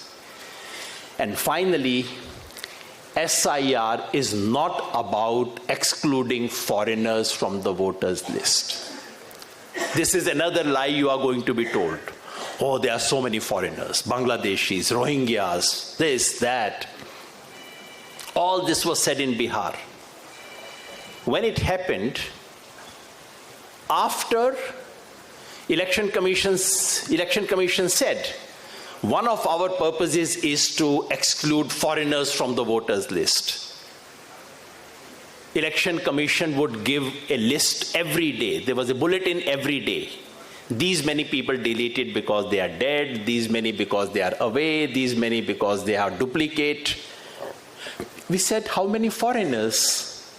No, we don't have data. We'll give you at the end of the exercise. ठीक है साहब? Exercise ended. We said, now that you've done it, 65 lakh names have been deleted in Bihar. Please tell us how many foreigners? No answer. This question was asked to the Chief Election Commission in the press conference. Sir, give us the list of how many foreigners have you caught in Bihar? No answer. So then my team downloaded all the deleted names, because there is a protocol in the Election Commission. You can get the figures of why someone was objected to, objection filed, on what ground, by whom. And you know what we found? We found that more than half the objections were filed by the person concerned. So I had given an application for inclusion of my name in SIR. 3 weeks later, I'm filing an objection against myself. Why is my name in the voters list? This is majority of objections in Bihar. Then we found that more than 100 people had objected to their own name on the ground that this fellow is a foreigner. I said, which world do you live in? Who in this world would give an application against oneself to say I'm a foreigner? Because basically it is to say, please take me to jail. I had filled an application last month. I had said, please make me a voter. I'm a citizen of India.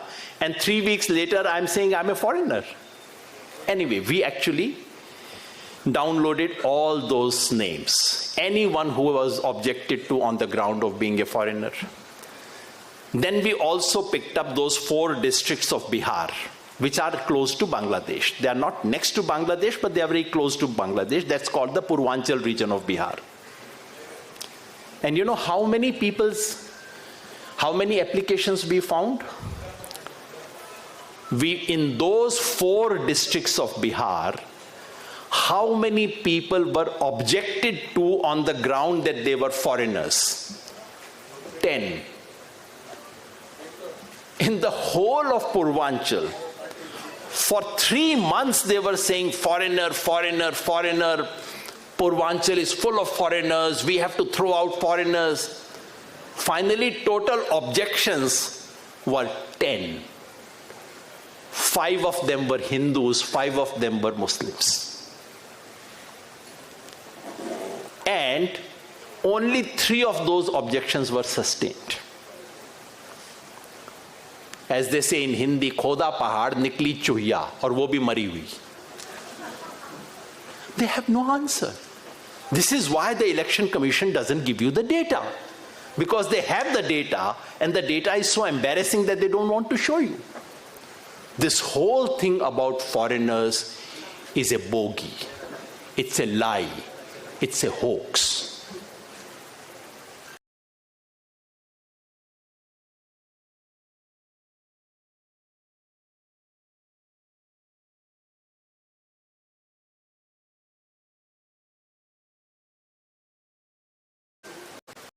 I've taken time to explain. Over the next 2 months, this will be laid out every single day.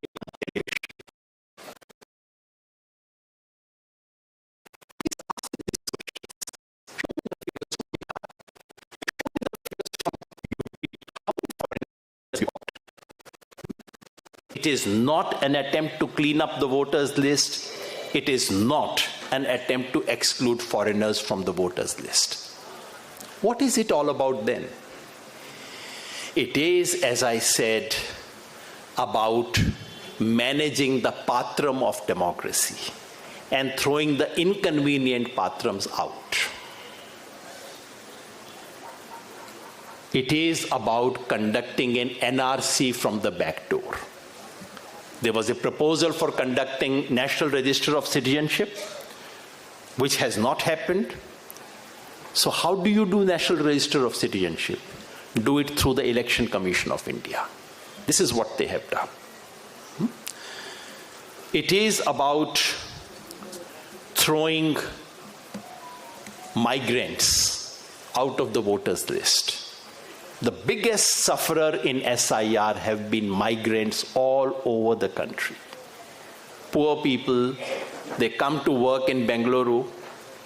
Their names are not included in Bengaluru because they want to keep it in Gorakhpur. But from Gorakhpur, their name is deleted. So they are not a voter in Gorakhpur now. They are not a voter in Bengaluru. They are people without.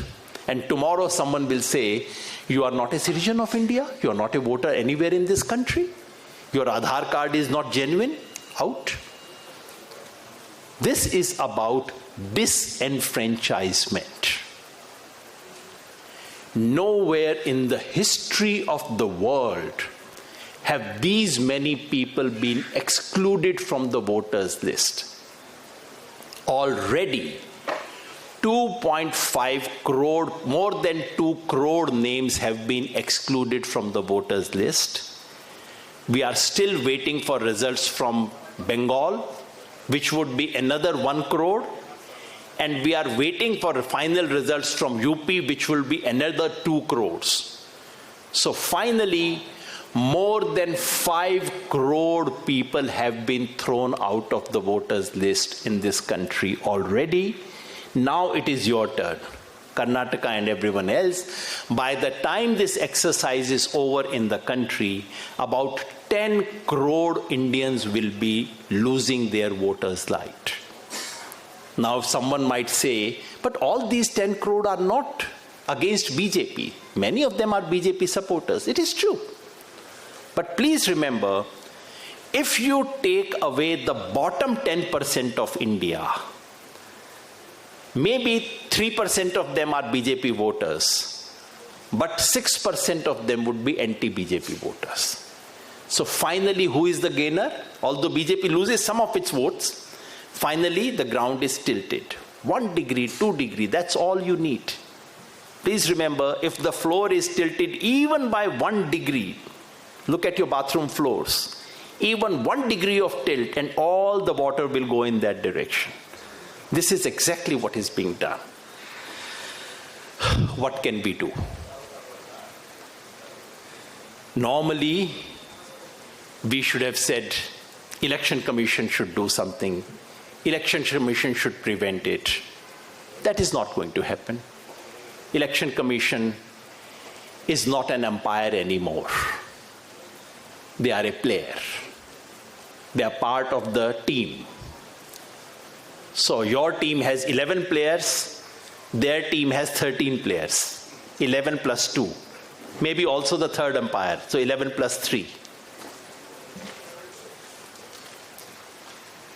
So Election Commission is not going to do anything. Election Commission is actively plotting. My friend Avik Saha will give you the story of West Bengal. When BJP did not succeed in getting rid of Muslim votes in Bengal, in round 1, Election Commission made special arrangements to ensure that wherever BJP wanted names to be deleted, Election Commission put special observers in those places. So they are part of the BJP team, they are not outside. Election Commission we have zero hopes from. The third umpire, the Supreme Court of India, maybe I should keep quiet. That's probably the best thing one can do. The case is before the Supreme Court of India. The judgment should come any day. I'm myself a litigant. So I should not say anything about this specific case. But you have seen many things that are happening in the Supreme Court of India. You have seen that people do not get bail for 5 years. And the court says, no, the proceedings should take its normal course. You have seen that a chief minister of this country issues a video holding a pistol, putting people of one community in that picture. And the Supreme Court says, no, we should not be listening to such cases. Go to Guwahati High Court. So we know what's happening here. We should not be surprised. I, as a citizen of this country, as a law-abiding citizen, I would continue to hope that the Supreme Court intervenes and stops this completely unconstitutional exercise. But I would not pin all my hopes on that. Where do I pin my hopes then? On all of you. Please remember, wherever in the world there is a threat to republic, republic is not saved by parliaments. Republic is not saved by judiciary. Republic is saved by the public. This is what we need to do. Which is to say, when this exercise begins in Karnataka, if all of us are active, after all, it's a BLO who has to do it. Who is a BLO? He's a local school teacher, maybe an Anganwadi worker, maybe an ASHA worker. We have to ensure that in every single booth, there is no illegitimate deletion. We have to keep an eye on objections being done from outside. This is also a game they are playing. In so many states, BJP filed objections against local citizen. The rule is that objection can be filed only by someone from that booth. So they picked up someone's name and filed the objection in his name. The fellow says, I don't even know. I have never filed any objection. What is happening? All this is being generated through computers. All these games will be played. We have to be vigilant. We have to be constantly on our toes. The next 2 months are going to be a test of universal adult franchise. Remember, after the great freedom struggle, this is the one thing all Indians got, right to vote. I have one vote. And Prime Ministers Mitron, Adani and Ambani, they also have one vote. This is the one thing we received, universal adult franchise. My friends, the universality of the universal adult franchise is under challenge and threat today. And it is our duty to ensure that at least in Karnataka, we shall not allow Election Commission and the BJP to play the games that they are playing. I will not get into specifics of what needs to be done, because today's workshop and seminar is exactly about all those things. I once again thank all of you for coming here in such large measures. I'm so happy to see not just intellectuals, not just activists. I'm so happy to see so many political leaders who have come here, because they have to lead the charge.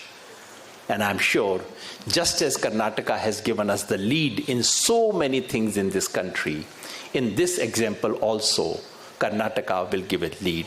Thank you very much.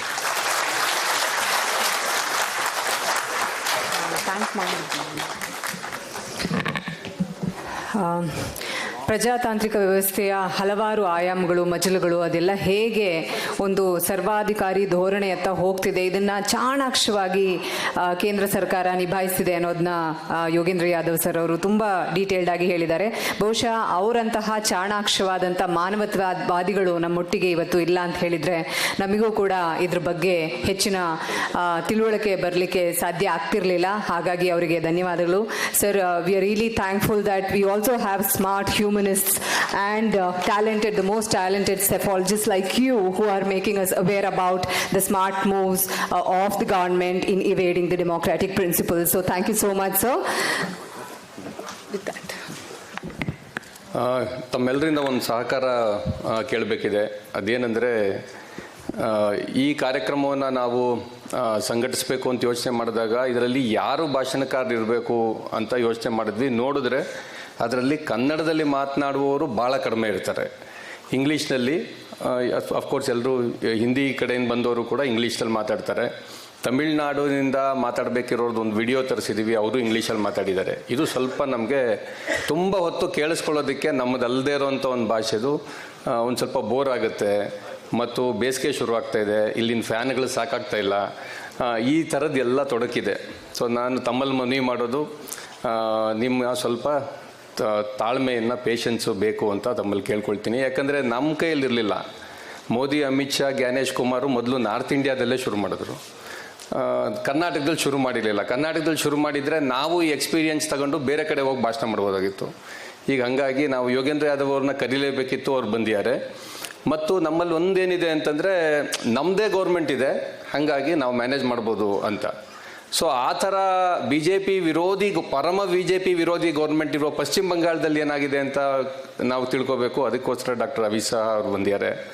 ಹಾಗೇನೆ ಬಿಹಾರದಲ್ಲಿ ಮೊದಲು ಶುರುವಾಯಿತು, ಹಾಗಾಗಿ ಬಿಹಾರದಲ್ಲಿ ಏನು ಅನ್ನೋದಕ್ಕೆ ಆಶೀಶ್ ರಂಜನ್ ಬಂದಿದ್ದಾರೆ. ಅವ್ರದ್ದು ನೆಕ್ಸ್ಟ್ ಪ್ಯಾನೆಲ್ನಲ್ಲಿ ಅವರು ಇರ್ತಾರೆ.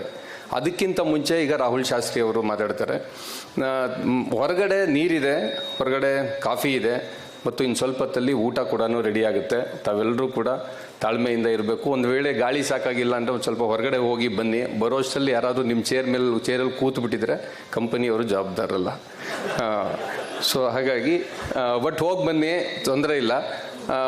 ಇದ್ರೆ ಎಲ್ಲರೂ ಕೂಡ ಮಧ್ಯಾಹ್ನದ ತನಕ ಒಳ್ಳೆಯದು ಅಂತ ತಮ್ಮಲ್ಲಿ ಮನವಿ.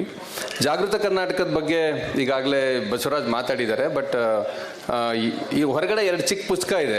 ಒಂದು ಗಾಂಧಿ ವರ್ಸಸ್ ನಕಲಿ ರಾಷ್ಟ್ರವಾದಿಗಳು ಅಂತ ನೀವು ತಗೋಬೇಕು ಅಂತ ಕೇಳ್ಕೊಳ್ತೀನಿ. ಇನ್ನೊಂದು ಕರ್ನಾಟಕ ಸರ್ಕಾರ ನಡೆಸಿದಂಥ ಜಾತಿ ಸಮೀಕ್ಷೆಯ ಬಗ್ಗೆ ಒಂದು ಪುಸ್ತಕ ಇದೆ. ಈ ರೀತಿಯಲ್ಲಿ ಹಲವಾರು ಚಿಕ್ಕ ಪುಸ್ತಕಗಳನ್ನು, ಪೋಸ್ಟರ್ಗಳನ್ನ, ವಿಡಿಯೋಗಳನ್ನು ಸಾಕಷ್ಟು ಜಾಗೃತ ಕರ್ನಾಟಕದಿಂದ ಹೊರತಂದಿದೆ. ಅದೆಲ್ಲದರ ಸದುಪಯೋಗ ನೀವು ಮಾಡ್ಕೋಬೇಕು ಅಂತ ಕೇಳ್ಕೊಳ್ತೀನಿ. ಈಗ ಡಾಕ್ಟರ್ ರಾಹುಲ್ ಶಾಸ್ತ್ರಿ ಅವರು ತಮ್ಮ ಪ್ರೆಸೆಂಟೇಷನನ್ನು ಮಾಡಬೇಕು, ಅವ್ರು ವೇದಿಕೆ ಮೇಲೆ ಬರಬೇಕು ಅಂತ ಕೇಳ್ಕೊಳ್ತೀನಿ. ರಾಹುಲ್ ಶಾಸ್ತ್ರಿ ಅವರು ಮೂಲತಃ ಮಹಾರಾಷ್ಟ್ರದವರು, ಡಾಕ್ಟರ್ ಕೆಲಸ ಮಾಡ್ತಾ ಇಲ್ಲ. ಅವರು ಇದು ಮುಗಿದ ಮೇಲೆ ಬಾಂಬೆಯಲ್ಲಿ KM ಹಾಸ್ಪಿಟ್ಲಲ್ಲಿ ಅವ್ರು ಅಲ್ಲಿಂದ IIMಗೆ ಹೋದರು. ಆ ನಂತರದಲ್ಲಿ ಸ್ವಲ್ಪ ದಿನ ಪಬ್ಲಿಕ್ ಹೆಲ್ತಲ್ಲಿ ಕೆಲಸ ಮಾಡಿ ಈಗ ಪೂರ್ಣಾವಧಿ ಈ ರೀತಿಯಾದಂಥ ಚಟುವಟಿಕೆಯಲ್ಲಿದ್ದಾರೆ. ಅವರು ಇಡೀ ದೇಶದಲ್ಲಿ ನಡೆದಿರ್ತಕ್ಕಂಥ SIRನ ಸಮಸ್ತ ಸಂಗತಿಗಳು ಯಾರ ಬೆರಳ ತುದಿಯಲ್ಲಿದೆ ಅಂದರೆ ಅದು ರಾಹುಲ್ ಶಾಸ್ತ್ರಿ ಅವರ ಬೆರಳ ತುದಿಯಲ್ಲಿದೆ. ಆ ರೀತಿ ಅವ್ರ ಹತ್ರ ಸಂಪೂರ್ಣ ಡೇಟಾ, ಒಂದು ಬೂತಲ್ಲಿ ಏನಾಗುತ್ತೆ ಅನ್ನೋದಕ್ಕೆ ಸಂಬಂಧಪಟ್ಟಂಗೆ ಸಂಪೂರ್ಣ ಮಾಹಿತಿ ಅವರಲ್ಲಿದೆ. ಸೊ ಸ್ವಲ್ಪ ಎಲ್ಲರೂ ತಾಳ್ಮೆಯಿಂದ ಕೇಳಿಸ್ಕೋಬೇಕು ಅಂತ ನಾನು ಮನವಿ ಮಾಡ್ಕೊಳ್ತೀನಿ. ಈಗ ಡಾಕ್ಟರ್ ರಾಹುಲ್ ಶಾಸ್ತ್ರಿ. ಟ್ರಾನ್ಸ್ಲೇಷನ್ ಇರುತ್ತೆ. ಟ್ರಾನ್ಸ್ಲೇಷನ್ ಸ್ಟೇಜ್ ಮೇಲೆ ಇಲ್ಲ ಅಂದರೆ ಈಗ ನಾವು ಪ್ಲ್ಯಾನ್ ಮಾಡಿರೋ ರೀತಿಯಲ್ಲಿ ನಿಮಗೆ ಸ್ಕ್ರೀನ್ ಮೇಲೆ ಟ್ರಾನ್ಸ್ಲೇಷನ್ ಬಂದರೆ 4 ಗಂಟೆಗೆ ಪ್ರೋಗ್ರಾಮ್ ಮುಗಿಯುತ್ತೆ. ಸಪರೇಟ್ ಒಬ್ಬರು ಮಾತಾಡಬೇಕು ಅಂತಂದರೆ 6:30-7 ಗಂಟೆಗೆ ಮುಗಿಯುತ್ತೆ. ಸ್ಕ್ರೀನ್ ಮೇಲೆ ಬರ್ತಾ ಇದೆಯಲ್ಲ ಸರ್, ಸಾಕಾಗುತ್ತೆ ಅನ್ಸುತ್ತೆ. ಸಾಕಾಗುತ್ತೆ. Thank you. Yeah, people are getting restless. 15 minutes. 20 minutes. Okay, done. 3 minutes. And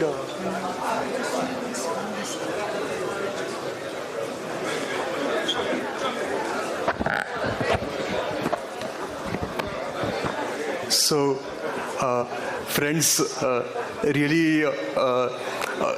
thanks to Dr. Vasu for the very kind introduction, and also it's a great privilege, seeing all of you here, and hopefully in the next, 20 odd minutes, I'll take you through the main process of what the SIR is like.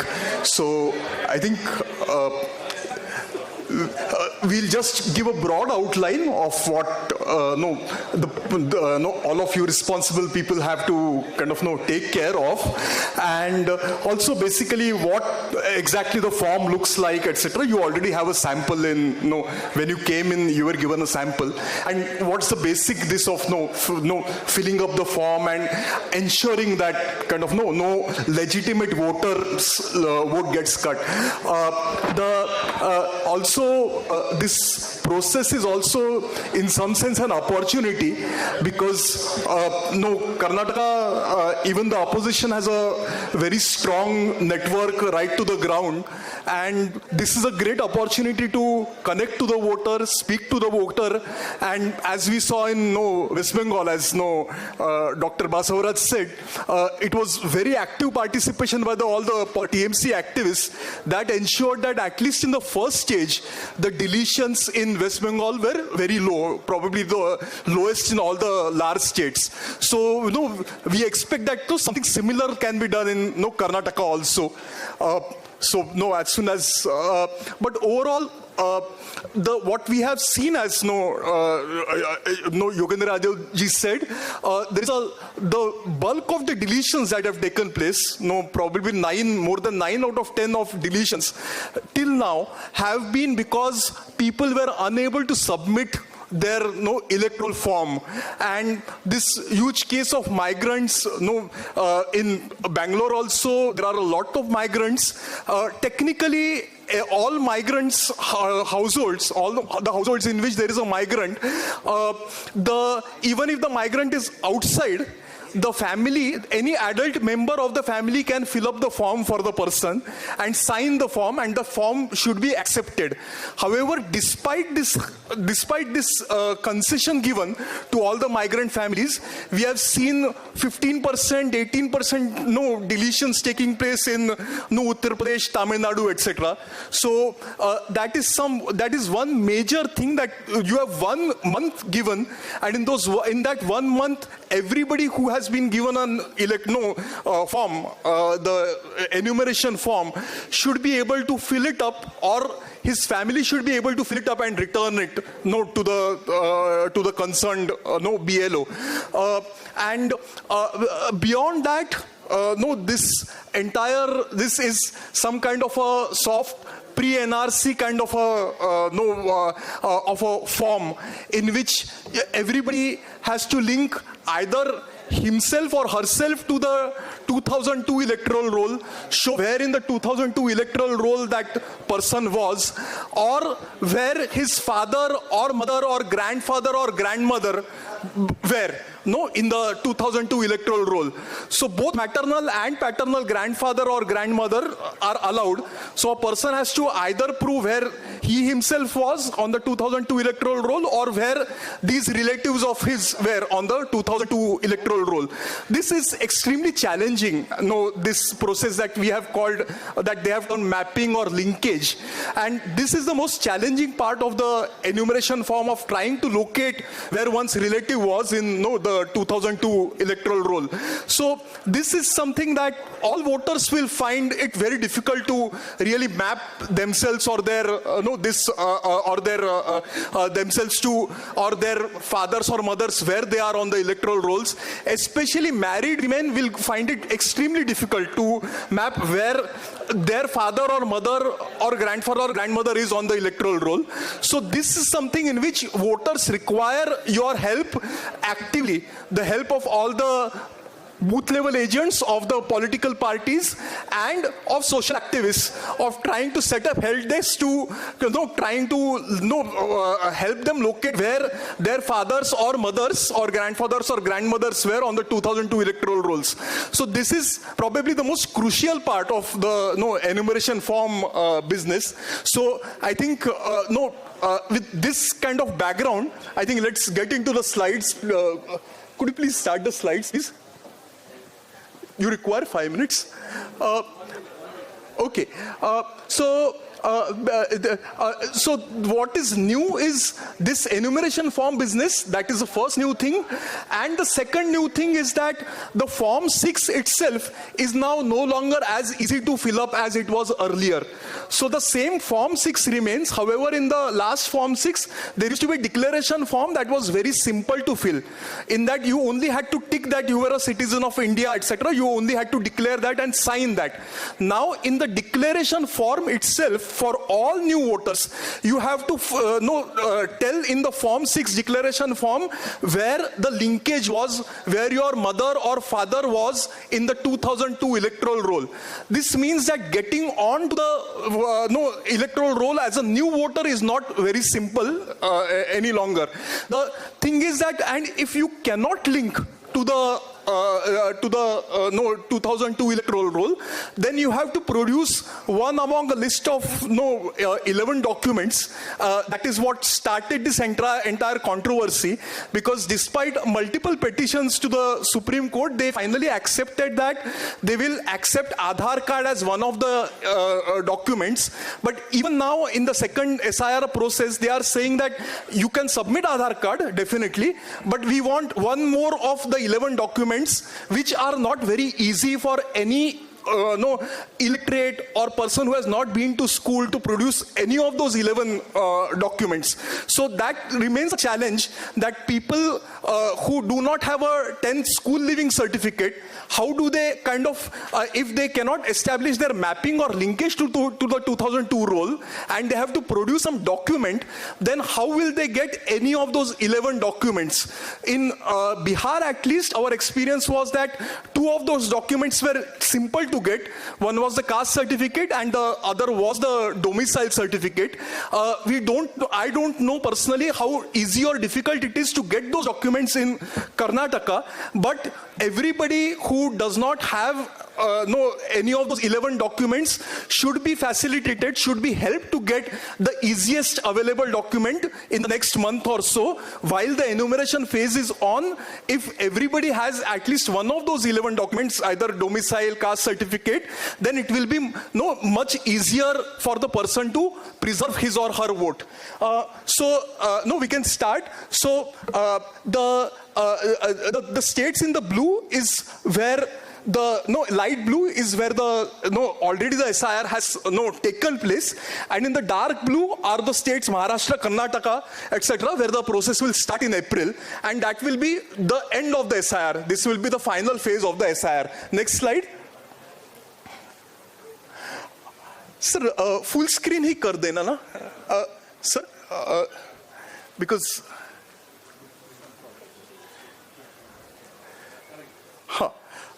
the next thing is, I don't think this is, at the moment, visible. And if there are mistakes in the Kannada translation, please forgive those mistakes. So basically, the BLO, for everybody who's on the 2025 SSR, the BLO will get an enumeration form, and he's supposed to distribute 2 enumeration forms to everybody. One he will take back, and one he will countersign. So that is a kind of a receipt that the BLO gives to every voter. Now, if the voter submits the form back, then every voter who submits the form back should get on the draft rolls. So there is nobody who submits the form should be out of the draft list. However, if the person cannot or the person is not there, the house is closed, the BLO is to come 3 times to check if the person is there or not. And if not, then the BLO gives a reason saying that we cannot find the person because he is either absent or shifted or dead or duplicate within the same polling booth.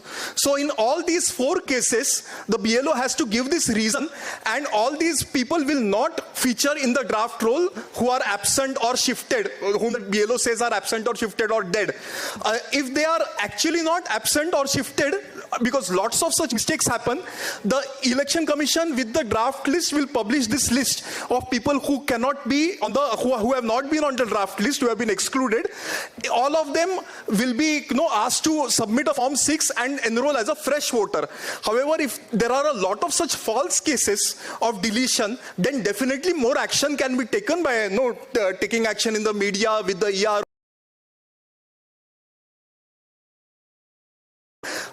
Now, if the person submits the enumeration form with the linkage, with the mapping, it is not necessary that the person will get into the final list, because they will check the mapping. As Dr. Basavaraj said, for Amartya Sen's case, they said that Amartya Sen and his mother, the software said that their age difference is less than 15 years, though it was 19 years actually. So, if the person is Basavaraj, in the 2002 electoral roll, and today he is Basavanna, then they will say the name is not matching. Hence, the software will say that you have mapped yourself, but Hello. you need to show Rahul, your documents. Sorry, the simultaneous translation is because of some technical reason it is not happening. To put both PPT and the translation. Correct. So in between I will have to translate. Then I think it will take a lot of time. Let the Kannada PPT go on. Okay, fine. Let the Kannada PPT go on. There is no problem. Okay. So, Okay. is everyone understanding? Quality of PPT is not something they can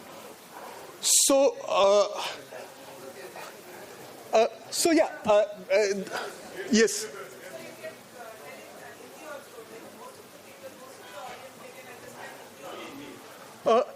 Hindi or English? Okay, English. We'll continue with English. So we'll continue with English. So the thing is that if the person is in the draft list, even then that person's name can get deleted. And one of the things is that the mapping is not correct as per the Election Commission software. In that case also the person will need to submit a document, or then the person can be deleted though he is in the draft list because somebody files an objection. Now the Election Commission does not allow bulk objections, but single objections. They are allowing unlimited objections of committed political activists who are filing false objections. So in this case also, if they file false objections saying that the person is not a resident here, etc., through a Form 7, that also needs to be contested by people like us, that none of our voters should get deleted just like that. Right now, till now, everybody, even in Gujarat, the political activists have been successful in not letting deletions happen through objections. However, if the mapping is not proper, or the form is blank in any case, or there are objections, the person will be served a notice. And once the person is served a notice, the person will have to go and submit one of the 11 documents. And if the documents are accepted, the person will make it to the final roll. If not, the person will be said that you are deleted from the list and you can now file an appeal. But nobody till date has filed a successful appeal. So if you are not there in the final list, it means that you have to start again and file another Form 6, which is another long process. We will kind of skip slides since we don't have too much time at the moment. We'll just give one example of how this is to be looked at. Next, could you go to the next slide? So we will take one family in which there is a person who is age 71, who is Vitthal in a constituency in Bagalkot, and he in assembly number 10 in Bagalkot. Next slide. So this is what the enumeration form looks like. Could you just expand? Jitna ye ho sakta hai, magnify ho sakta hai. So in the enumeration form, the good thing is that the BLO's name has been given. Who the BLO is and his phone number has been given. The other fields also, the name of the person, etc. has been pre-filled. Could you go down? And here is the main linkage part, which asks that in the previous SIR of 2002, where were you or where was your father? what was the number, serial number of the voting list in which you were there in 2002, and you have to fill up all the details of which assembly constituency, which polling booth you were. From 2002 to today, everything has changed. Many assembly constituency numbers have changed. Many assembly constituencies have also changed post delimitation. So today's assembly constituency number, today's polling booth number is not 2002 number.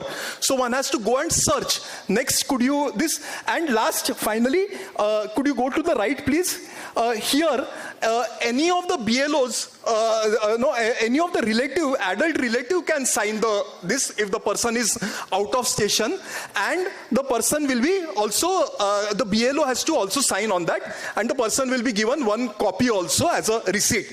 But in many cases, 2 copies have not been given. This receipt copy has not been given. Next, yeah. Now, how does the person actually link up to the this? So the first part is very easy to fill. And even if something goes wrong in the first part, there is no problem. The main thing is how do you link with the epic number to the 2002 electoral roll? Could you go to the next year? Yeah, so the most easiest thing is that now BLOs are already doing pre-mapping. So many BLOs will have the polling booth number, polling booth sheet of the 2002, of the same polling booth. But in many cases, the BLOs do not have this sheet. If they do not have this sheet, then searching from the website is very difficult. Why it is difficult, I'll tell you, because in the website you have to fill up which polling booth number it was in 2002. And none of us knows which polling booth number, say Bangalore, wherever we are, was in 2002. So the only way, if the BLO does not have the polling booth ka 2002 ka sheet, is to go on the website and do a website ka search. Next. Yeah, so this is the name of the site of the website. Next. So the Bagalkot, that has to be filled up in English, but the name of the person can be filled in Kannada also and can be filled in English also. Even if you fill up the constituency and constituency number and the name of the person and the relative's name, generally you will get a correct answer. The search function is improved. So for at least 8 out of 10 cases, you will get the 2002, in 2002 where that person was in the 2002 ka electoral list. So after you fill up the CAPTCHA and press the submit button, next. This is where it gives you where the person was. So, for example, if you could you expand it the right side of it? Yeah, go to the right. So this was Vittal Chavan, and he was, the polling booth number was 18 last time, and the serial number was 30. So these are the most important details that then need to be filled up in the person's enumeration form. So long and short, the website is the best way, but that will also require committed political workers to help out, because otherwise none of the normal people will be able to access the website. If the next. So now the filling up the form is even more complicated. Even if you find out where the person is. So now there are in the form, if you see the linkage, there are 2 parts. Now where is the person to fill up his details? Next slide. So if the person's name is in 2002, then the person fills up the left side of the entire this, and fills up all the details, including most crucially in 2002 which assembly constituency number was he in, which was the section number that is on the voter list, which number was he, and what was the assembly constituency number. The fields in the end, those are the most important fields for him to fill up. Next. So this is the field kind of example for Vittal Chavan. Next. Next. Could you just go to the right? Just a second. Yeah. So Now, if Vitthal Sawan has a daughter, just could you, yeah. So the daughter is married, so she is in another polling booth. Her vote is there, but it is in another polling booth. Now, how will she find out? How will she be able to fill up this form?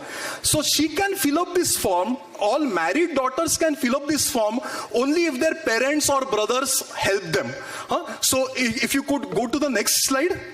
So the married woman, because her father has already filled up, Vitthal Sawan has already filled up his form, the details that she requires are only that he sends his details, how he has filled up the form, to the daughter. No, provided he does that, then she'll be also able to fill up the form.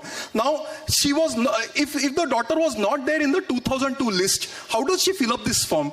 Where does she fill up what she needs to fill up?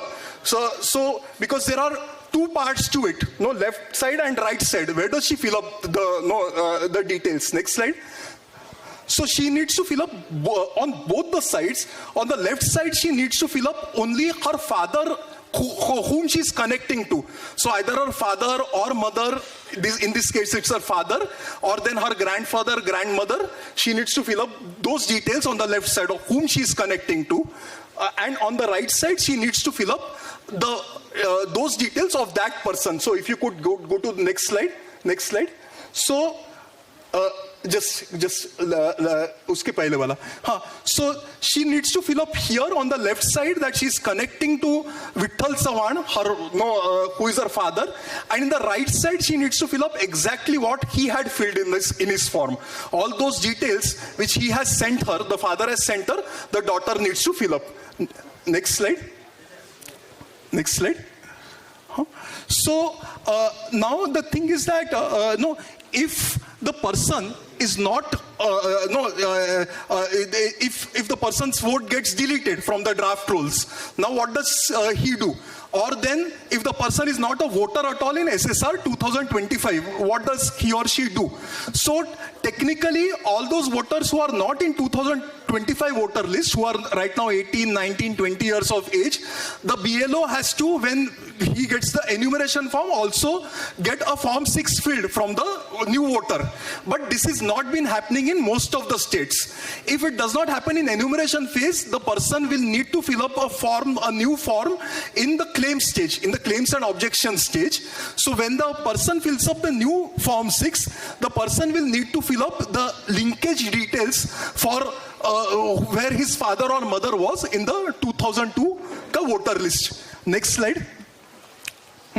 And if none of this works, if the person is given a notice and the person has to come, then the person needs to get one of these 13 documents. But the last two documents don't really make any sense. The easiest documents, at least what we found, is the caste certificate and the domicile certificate. So at the hearing, the person has to come with those documents, submit those documents, and then hope for the best. Next. Yeah. So overall, if the person gets through all these hoops, then the person will get onto the final roll.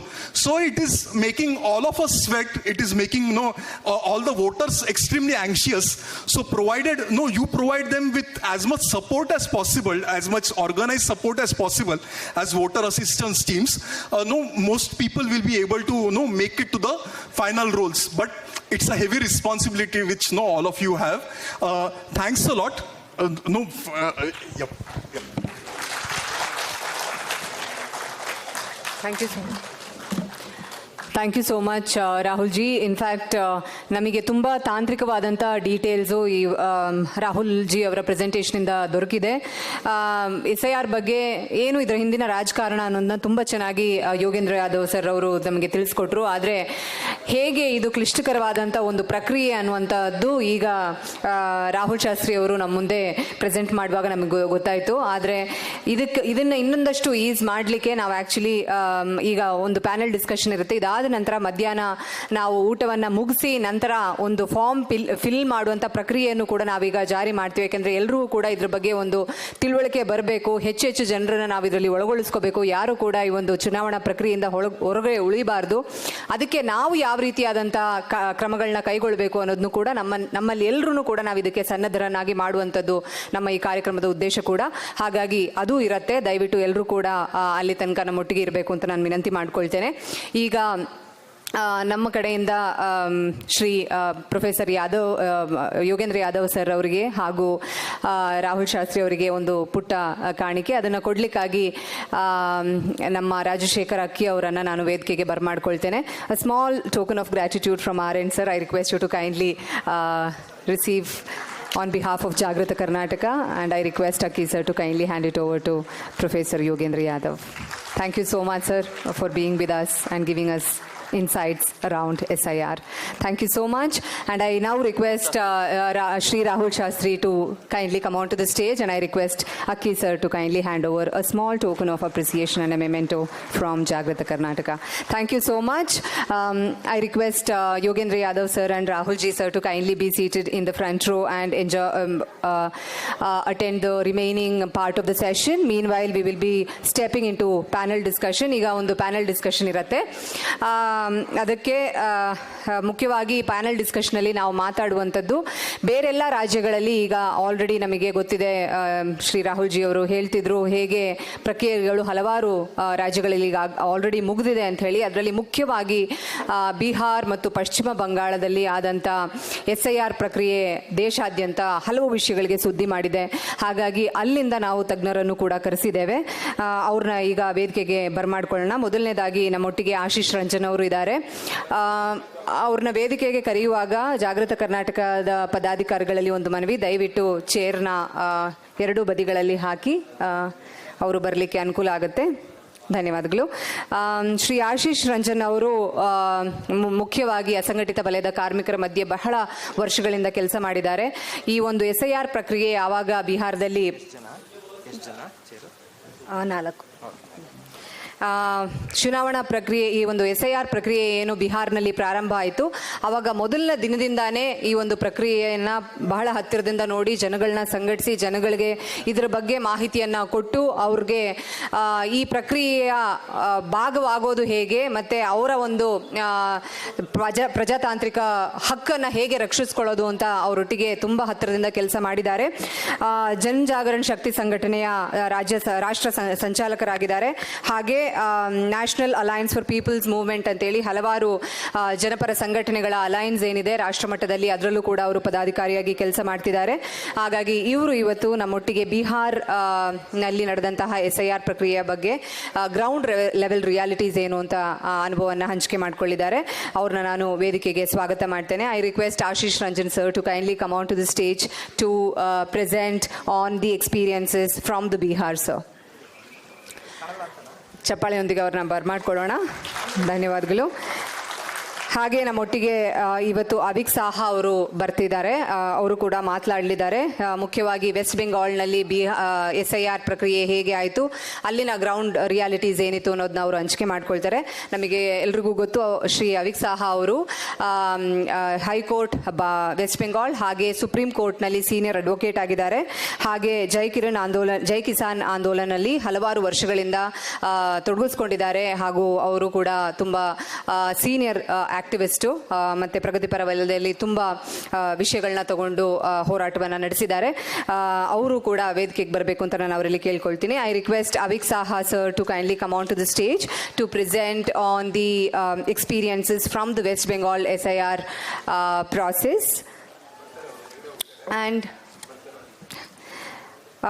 ಅವರು ಸ್ವಲ್ಪ ಹೊರಗಡೆ ಹೋಗಿದ್ದಾರೆ, ಈಗ ಬರ್ತಾರೆ, 1-2 ನಿಮಿಷದಲ್ಲಿ ನಮ್ಮೊಟ್ಟಿಗೆ join ಆಗ್ತಾರೆ. ಹಾಗೆ ನಮ್ಮೊಟ್ಟಿಗೆ ಶ್ರೀಯುತ ಎಂ ನಾರಾಯಣ ಸ್ವಾಮಿ ಅವರು ಇದ್ದಾರೆ, ಎಕ್ಸ್ MLA, ಎಲ್ರಿಗೂ ತುಂಬ ಚಿರಪರಿಚಿತರಾದಂತಹ ಮುಖಂಡರು. ಅವರು ಕೂಡ ಈ ಒಂದು ಸಂದರ್ಭದಲ್ಲಿ ನಮ್ಮೊಟ್ಟಿಗೆ ಇದ್ದಾರೆ. ಅವ್ರನ್ನೂ ಕೂಡ ನಾನು ವೇದಿಕೆಗೆ ಬರಮಾಡ್ಕೊಳ್ತೇನೆ.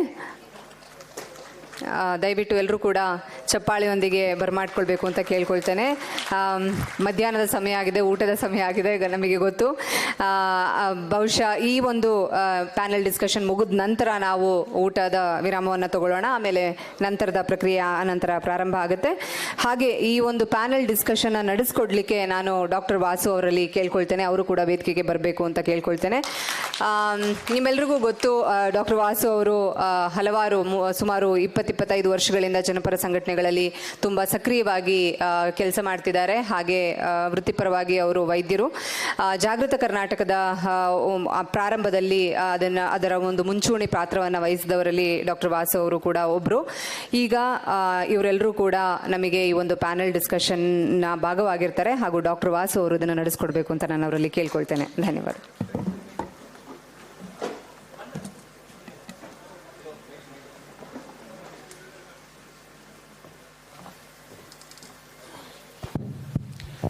Thank you Sita. ಅವಿಕ್ ಸಹ ಅವರಿಗೆ ಸ್ವಾಗತ. ಅವಿಕ್ ಸಹ ಅವರು ನಿಮಗೆ ಯಾವ ರೀತಿ ಪರಿಚಯ ಹೇಳ್ಬೋದು ಅಂದರೆ, ದೆಹಲಿ ಸುತ್ತ ಸುಮಾರು 14 ತಿಂಗಳ ಕಾಲ ಏನೋ ಒಂದು ರೈತ ಹೋರಾಟ ನಡೀತು. ಆ ರೈತ ಹೋರಾಟದ ಮುಂಚೂಣಿಯಲ್ಲಿದ್ದಂಥ ಸಂಘಟನೆಗಳಲ್ಲಿ ಅವರು ಕೂಡ ಒಬ್ಬರು. ಜೈ ಕಿಸಾನ್ ಆಂದೋಲನ ಅಂತ ಇದೆ, ಅದರ ರಾಷ್ಟ್ರೀಯ ಸಂಚಾಲಕರು. ಅದಲ್ಲದೆ ಕೋಲ್ಕತ್ತಾ ಹೈಕೋರ್ಟಲ್ಲಿ ಮತ್ತು ಸುಪ್ರೀಂ ಕೋರ್ಟ್ನಲ್ಲಿ ಪ್ರಾಕ್ಟೀಸ್ ಮಾಡ್ತಾರೆ. ಪಶ್ಚಿಮ ಬಂಗಾಳದಲ್ಲಿ ಇವರಲ್ಲದೆ ನಾವು ಜವಾಹರ್ ಸರ್ಕಾರ್ ಅವ್ರನ್ನ ಮಾತಾಡ್ಸಿದ್ವಿ. ಜವಾಹರ್ ಸರ್ಕಾರ್ ಪಶ್ಚಿಮ ಬಂಗಾಳದ ಎಲೆಕ್ಷನ್ ಕಮಿಷನರ್ ಕೂಡ ಆಗಿದ್ದವರು, IAS ಅಧಿಕಾರಿ, ಮತ್ತು ನಂತರ ರಾಜ್ಯಸಭಾದಲ್ಲಿ MP ಕೂಡ ಆಗಿದ್ದರು. ಅವ್ರದ್ದೊಂದು ವಿಡಿಯೋ ಇದೆ. ಆ ವಿಡಿಯೋನ ನಾವು ಸಮಯದ ಕೊರತೆಯಿಂದ ಹಾಕೋಕ್ಕಾಗಿಲ್ಲ. ಅದನ್ನು ನಿಮ್ಮೆಲ್ರಿಗೂ ಯಾರೆಲ್ಲ ರಿಜಿಸ್ಟ್ರೇಷನ್ ಮಾಡಿಸಿದ್ದೀರಿ ನಿಮ್ಮ ಮೊಬೈಲ್ಗೆ ಸಾಕಷ್ಟು ಮೆಟೀರಿಯಲ್ನ ನಾವು ಕಳಿಸ್ಕೊಡೋಕ್ಕಿದ್ದೀವಿ. ಅದರಲ್ಲಿ ಜವಾಹರ್ ಸರ್ಕಾರ್ ಅವರ ವಿಡಿಯೋ ಕೂಡ ಇರುತ್ತೆ. ಸೊ ಇದರಲ್ಲಿ ಇದಲ್ಲದೆ ಆಶೀಶ್ ರಂಜನ್ ಇಲ್ಲಿದ್ದಾರೆ. ಆಶೀಶ್ ರಂಜನ್ ಸಾಫ್ಟ್ವೇರ್ ಇಂಜಿನಿಯರ್ ಆಗಿ ಅಮೇರಿಕಾದಲ್ಲಿ ಕೆಲಸ ಮಾಡ್ತಾಯಿದ್ರು. ಆಮೇಲೆ ಅವರಿಗೆ ಇಲ್ಲ ಭಾರತದ ಗ್ರಾಮೀಣ ಭಾಗದಲ್ಲಿ ಬಂದು ಕೆಲಸ ಮಾಡಬೇಕು ಅಂತ ಹೇಳಿ ಬಿಹಾರ ರಾಜ್ಯದ ಒಂದು ನೇಪಾಳದ ಗಡಿಯಲ್ಲಿರ್ತಕ್ಕಂಥ ಒಂದು ಜಿಲ್ಲೆ ಇದೆ, ಅರರಿಯಾ ಅನ್ನುವಂಥ ಒಂದು ಜಿಲ್ಲೆ. ಆ ಜಿಲ್ಲೆಯಲ್ಲಿ ಅಸಂಘಟಿತ ಕೂಲಿ ಕಾರ್ಮಿಕರ ನಡುವೆ ಅವರು ಕೆಲಸ ಮಾಡ್ತಾ ಇದ್ದಾರೆ. ಜನಜಾಗರಣ ಶಕ್ತಿ ಸಂಘಟನೆ ಅಂತ ಅವರ ಸಂಘಟನೆ. ಸೊ ಅವರಿಬ್ಬರೂ ಕೂಡ ಇಲ್ಲಿಗೆ ಸಮಯ ಮಾಡಿಕೊಂಡು ಈ ಕಾರ್ಯಕ್ರಮಕ್ಕೋಸ್ಕರ ಬಂದಿದ್ದಾರೆ. ತಮ್ಮೆಲ್ಲರ ಪರವಾಗಿ ಅವ್ರನ್ನ ನಾನು ಇನ್ನೊಂದು ಸರಿ ಹೃತ್ಪೂರ್ವಕವಾಗಿ ಸ್ವಾಗತಿಸ್ತೇನೆ. ಬಹುತೇಕ ಅನುವಾದ ಸ್ಕ್ರೀನ್ ಮೇಲೆ ಬರುತ್ತೆ, ಆದರೂ ಮಧ್ಯದಲ್ಲಿ ಏನಾದರೂ ಇದ್ದರೆ ನಾನು ಸೇರಿಸ್ತೇನೆ. ಸೊ ನಾವು ಬಿಹಾರದಿಂದ ಶುರು ಮಾಡೋಣ, ಯಾಕಂದರೆ SIR ಬಿಹಾರದಿಂದ ಶುರುವಾಯಿತು. SIR ತೋ ಬಿಹಾರ್ ಸೆ it started from Bihar, so will also start from Bihar. So can you first start with some numbers, like how many people were excluded, and what was the exact ground situation? How did the political parties encounter this SIR? So can we start from there? First of all, thank you for having me here. So after what Yogendra ji has said, there's not much to say, but let me answer your question. It started all of a sudden, like Notbandi, you know. This government has a penchant for doing such things. So all of a sudden we came to know on 24th June that SIR process will be started from Bihar and it will be followed throughout the country. And the same order exists that was issued on 24th of June and started then. We did not know what SIR is, and there was a lot of confusion. But, you know, as ordinary citizens of this country, most people believe that whatever they do, they are not going to do things so bad that people would be excluded. That kind of faith people have in Indian democracy. But soon that faith started waning away because of the situation that developed. First of all, they said that everyone will have to fill up a form, enumeration form, and that has to be filled by the same person, by the voter himself or herself, unlike the later modification where the relative could also fill the form. In case of Bihar, that voter had to fill the form. And as you know, Bihar is not very different from the country, a bit different because the illiteracy level, poverty levels are the highest in the country. So this task of filling a form and getting into the draft list, this was very daunting to the people. And most people, had no clue what they had to do. And it started like that. So the process, it went on. Soon the government found that people are not able to submit their documents. In the Bihar process, they had to submit the documents along with the form. I can give you. Now it is not there. Now enumeration form Right. is only given, documents will be later. Right. Yeah. So there was a lot of chaos. For example, I can talk about my parents. My father is 90 and my mother is 80. And so naturally they could not have, gone back to 2003 list and found out where they resided and what were their epic numbers and etc. etc. And since they were in a city, living in a city, it was almost impossible for them to find that out. And they did not even get a pre-printed form. They got a blank form, and you would not imagine they got it from the Safai Karmi of the apartment. So the apartment, the municipality sends a Safai Karmi in the apartment, and they had handed over blank forms to my parents. So that was the kind of situation that reflects. Actually, just to tell you, Tamil Nadu SIR came much later in the second phase, and Right. Tamil Nadu 12 lakh blank forms were submitted to the election commission. Then we can imagine how sudden it could be. But the issue is, were there not BLAs? Because we think that Bihar is highly politically polarized state, and RJD is fighting the election, and JDU is there. So did not the BLAs help these voters? See, there are thousands of BLAs enlisted officially by the Election Commission, and parties have given some name. But Bihar doesn't work like that. In Bihar, BLAs are ineffective. Mostly the names are given as a formality. They are not at all active in their area. So in our case, we found that BLAs had no idea. They could not help the people. Those who were helping the people were ordinary people, good Samaritans, educated people, organization which had developed some understanding of the process, things like that. More or less, people were left alone, or they were dependent on BLOs. And BLOs are teachers in Bihar. And they are very much connected to the community. Mostly they reside in the village or in the town nearby. So I think BLOs played a wonderful role. And another thing I want to say is, Bihar is a poorly administered state. So what happens at the top, when it comes down, it is a totally different thing. So for example, you mean to say BLOs were not partial? They were not there to exclude people? They were not there to exclude people. In fact, they filled up the form without voters signing the enumeration form, without voters doing anything. And that's why if you go back to the YouTube and you search Ajit Anjum, he showed a video of a block office where officials were uploading blank forms which were signed by somebody, and they were helping, they were just getting the data from the earlier voter list, and they were filling it themselves and uploading it on the site. So that is what has happened. So you mean to say that the political parties were not ready, even though they had a list of BLAs, they were not ready, but instead BLOs themselves helped to an extent. That's right. Political parties were not ready. In fact, that is a larger question, that political parties have lost their organizational base to a great extent. Except, BJP, you can say they have some good organizational base. But in Bihar, organizational base of party has been withered away over the years. Both RJD, Congress. Both RJD, Congress is worse in terms of, having a local organizational base. RJD also we found, or even the left parties we found, they had minimal support at the ground level. And this exercise is huge. Bihar had 7.89 voters on the electoral list. So this is a mammoth exercise where you need to have a mammoth organizational base to support everyone. No, before actually going to Bengal, I just want to ask you, what were the final numbers? Like how many people were excluded in the final roll? What was the initial exclusion in the draft electoral roll? So you started with a base voter list, and that was, the number there was 7.89 crores. Voters were there. And then when the first draft list came out, 65 lakh voters were deleted. More women than... Out of 7.9 crore. 7.89 7 ಕೋಟಿ 90 ಲಕ್ಷ ಜನರಲ್ಲಿ 65 ಲಕ್ಷ ಜನರ ಹೆಸರನ್ನ ಮೊದಲ roll ನಲ್ಲಿ ತೆಗೆಲಾಯಿತು. And in the final roll? And then after the draft list was published and people started objecting and there were new voters also added, the final was about 21 lakhs were added and 3 lakhs were deleted. So final was about 7.42 crore voters, which remained on the list, and the elections were held on that voter list. Okay. I'll come back to you to ask you later then about the Supreme Court intervened on a few things, asked the Election Commission to display the names of the deleted voters, all that. I'll come back to that. But I want to ask Avigdha about what's happening in Bengal, because Bengal is one of the states where you have fierce party workers at the booth level. We also know that in about 30% of the panchayat constituencies, the opposition is not allowed to.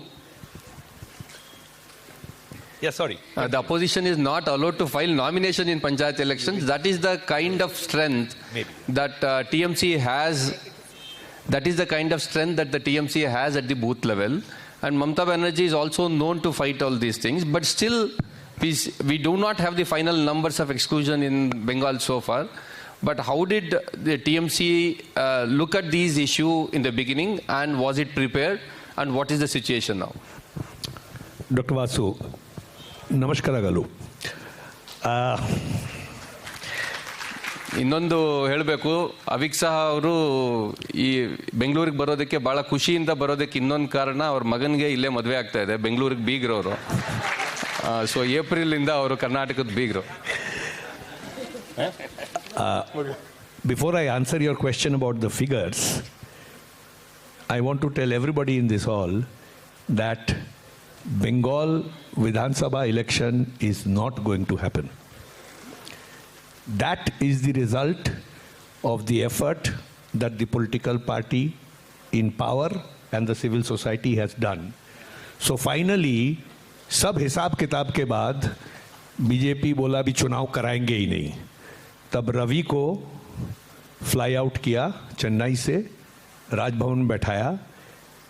ये बात, this was going in their mind because after the first draft roll they understood that people are resisting this deletion. I'll come to that. But that's why months before election, the central paramilitary have already come to Bengal. A new governor has already come to Bengal. So there is only one reason why all this is happening. There will be no election in Bengal. There will be president's rule. They will try to take control of the administration. And then after some time, they will go for election. Now the figures. I want to also give some dates and times which will explain the figures better. So Bengal SIR process started on 4th November 2025. And the first draft was published on 16th December. So it is 42 days. In 42 days, a list of 7,66,37,529 people, मतलब लगभग 7.5 करोड़ लोगों को 42 days में मजबूर किया कि आप form हमारे पास जमा करके you become a voter for the first time by submitting your form. So you can only imagine. 7.5 ಕೋಟಿ ಜನರಿಗೆ ಹೊಸದಾಗಿ 42 ದಿನಗಳಲ್ಲಿ ಫಾರಂ ಹೊಸದಾಗಿ ಫಿಲ್ ಮಾಡಿ ನೀವು ಮತದಾರರಾಗಬೇಕು ಅಂತ ಪಶ್ಚಿಮ ಬಂಗಾಳದಲ್ಲಿ ಹೇಳಲಾಯಿತು. The moment we talk about figures, they become very abstract. We cannot connect. We say 50 lakh, 30 lakh, and we can't see faces. So I am going to give you, Dr. Vasu, one example of the trouble that a voter had to go through, which is in my own family. My sister is a widow. She stays with her children in UK. She comes 6 months here, 6 months there. At that time, SIR time, she was in UK. She said, what will I do? I contacted the BLO. She said, all right, you fill up the form, you sign the form. I signed the form. It was rejected.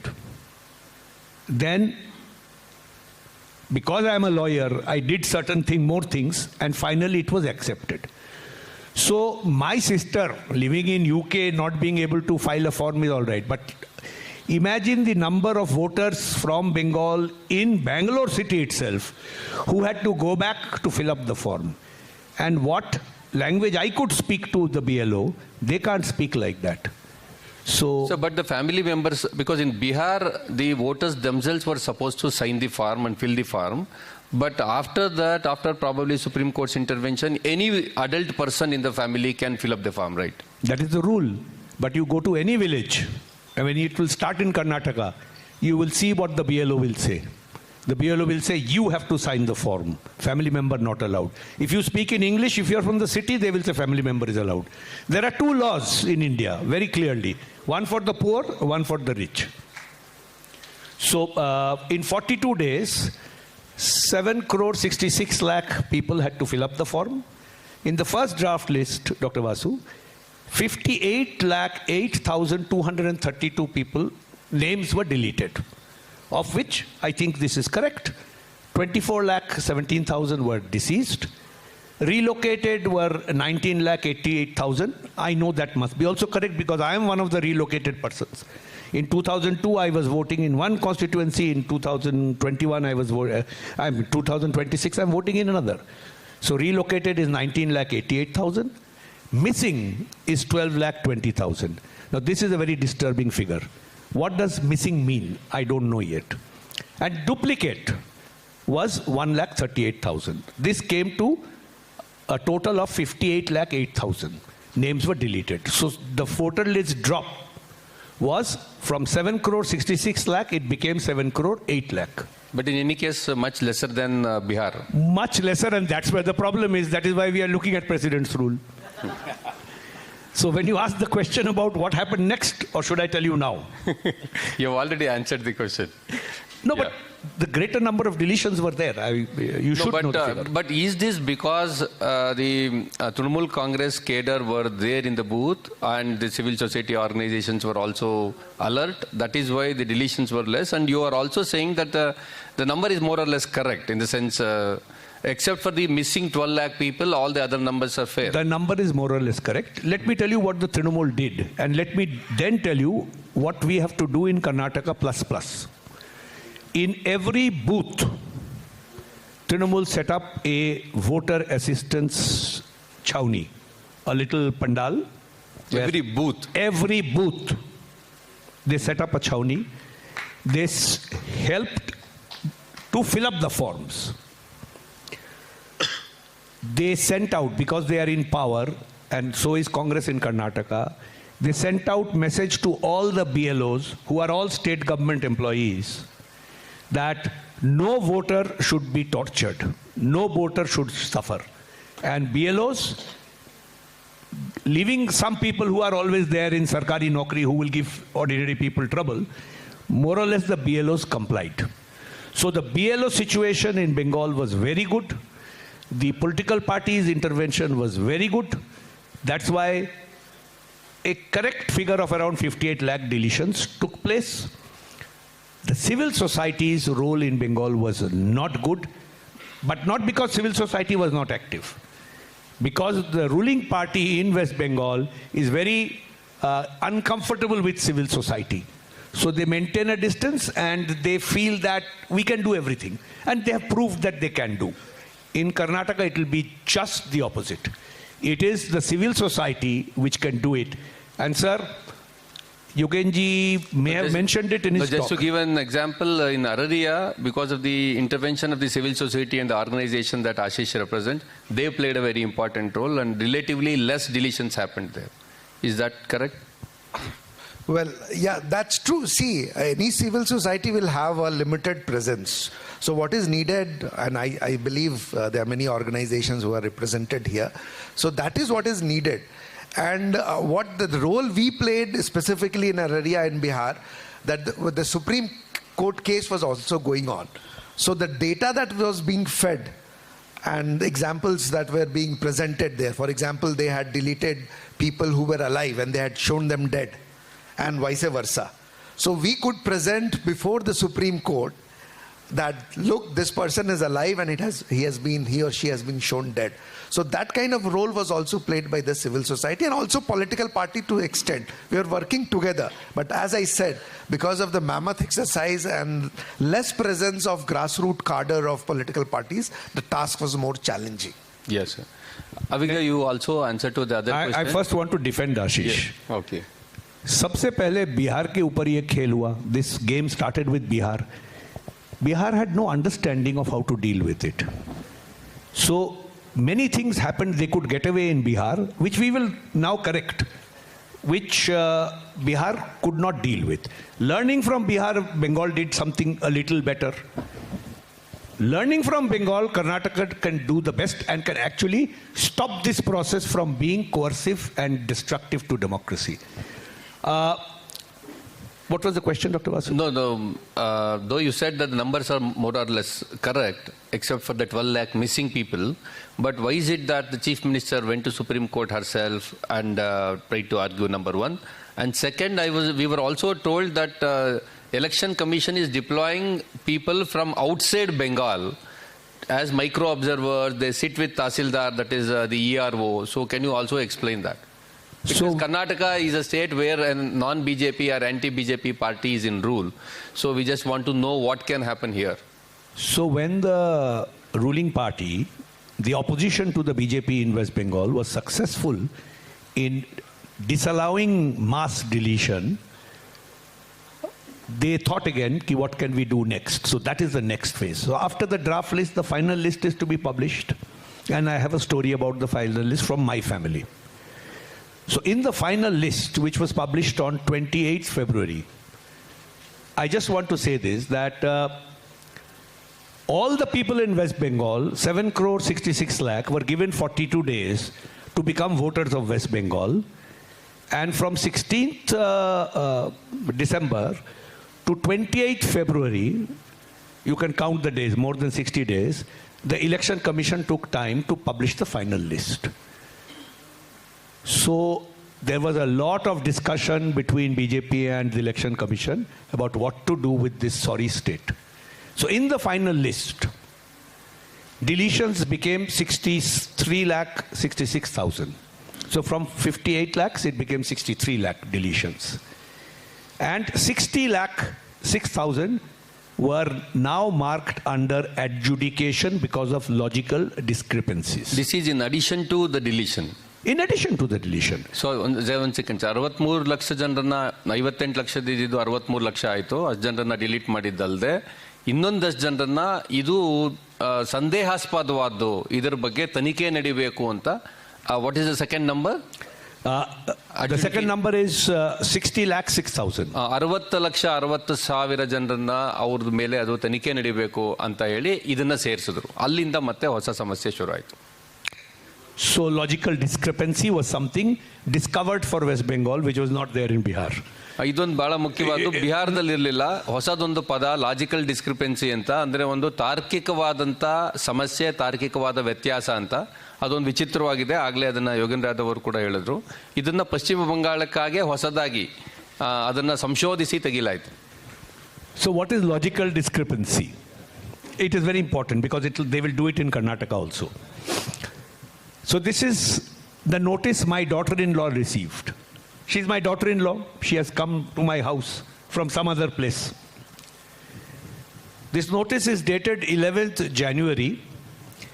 On top, a place is printed, Mahadevi Billa Kalyan Mandapam. And it tells her, I'm reading it, I'm taking time because this kind of nonsense has to stop. You have not filled details related to your relative which could establish your relative as a registered voter in the electoral rolls prepared during the previous SIR. My daughter-in-law's father is an IPS officer retired as the Director General of Police in Odisha. So when I called him and said, in 2002, where were you a voter? He said, Pata nahi, kahan transfer hua tha? I can't remember. Anyhow. No, I'll just translate this. ಇವರು ಸೊಸೆ, ಅವರ ತಂದೆ ಒಬ್ಬರು IPS officer, ಒರಿಸ್ಸಾದಲ್ಲಿ IG ಆಗಿ DG ಆಗಿ retired ಆದವರು. So ನೀವು ನಿಮ್ಮ ತಂದೆದು, ನಿಮ್ಮ ಸಂಬಂಧಿಕರದ್ದು 2002ರ ಏನು ಮತದಾರರ ಪಟ್ಟಿಯ ಜೊತೆಗೆ ಏನು ಲಿಂಕ್ ಮಾಡಬೇಕು ಅದು ಸರಿ ಹೋಗಿಲ್ಲ ಅಂತ ಇವರ ಸೊಸೆಗೆ ನೋಟಿಸ್ ಬಂದಿದೆ.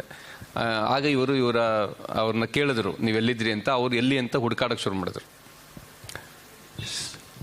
In view of no match, likely incorrect match with the electoral roll prepared during the previous SIR, you are requested to appear before Savik Das AERO Baliganj on 13th Katke 11th January 2026 at 12 p.m. in the office of the Director of Land Records and Surveys. So the first thing is, they will make you run around. On top it is written Mahadevi Birla Kalyan Mandapam, and in the bottom it is written Director of Land Records and Surveys. So that's where my daughter-in-law went.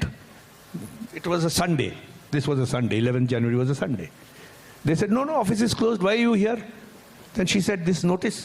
They said, can't you read on top? It is written Mahadevi Birla Kalyan Mandapam. Are you not educated? Now, why that is typed there, nobody knows. That is not mentioned, venue of hearing. And then, what is most important is the second page, which is a guidance to the person receiving this notice. The first 3 points of the guidance are all dire warnings. If you give false information, you will be punished by such and such law. Giving false declaration in connection with the roll is an offense, and you will be punished. Documents submitted must be genuine. If it is false, you will be punished. So, पहला 3 paragraph है punishment. You will get the same form in Karnataka. This is generated from Delhi. So this is the notice that the software generates, right? Yes. Okay. So the person drafting this notice has decided that first the voter must be scared, must be warned, must be told that he or she is most likely to be dishonest. So the consequences of dishonesty have been pointed out right in the beginning. And there are 13 points here. In one, you are lucky, Bengal and Bihar are sitting together today. The 13th point is, my daughter-in-law is supposed to produce this. The documents, one of the documents that she can produce is extract of the electoral roll of Bihar SIR with reference to 1/7/2025. The Bengal voter can produce a Bihar SIR. So this is the neglect and callousness with which they make these forms. And as Yogenji said, it is not because they want to include you as a voter, but they want to exclude you. Nobody in his right mind in Nirvachan Sadan, isn't there anybody who read this notice once? And it's the last point. Sometimes something inside you omit, you can't see, you ignore, it escapes your attention. But this is the very last point. It says Bihar SIR. Now, the other documents, Dr. Vasu, quickly. Identity card, pension order of government, identity card. No. The top is indicative but not exhaustive list of documents. Separate self-assessed documents to be submitted for mother, father, if not mentioned. So, indicative list of documents. So my daughter-in-law asked, I have one document. They said, no, you have to get at least 3. It's not written anywhere. No, but they are supposed to give only one document out of the 13. No, fortunately, this Mahadevi Birla Mandapam is very close to our house. So she came back, she took back 2 more documents. Because the hearing officer, AERO, said one document will not do. I'm telling you from my own personal experience. I'm putting a name to the suffering. And for us, it is not much suffering. Imagine a migrant worker in Bengal, what suffering he will go through. Imagine a sweeper in Karnataka, who is a voter in Karnataka, what he will go through. So identity document of bank, identity of government, birth certificate issued by competent authority, passport, matric certificate or pass certificate, permanent residence certificate, forest rights certificate, STSC certificate, NRC wherever it exists, family register, land, this is important. Land or house allotment certificate by the government. Which means if you have a registered deed of your house, which you bought from private person, it is not one of the documents. So land document is not a document unless it is given by the government. I don't know how many here have received land and house from government. I have never.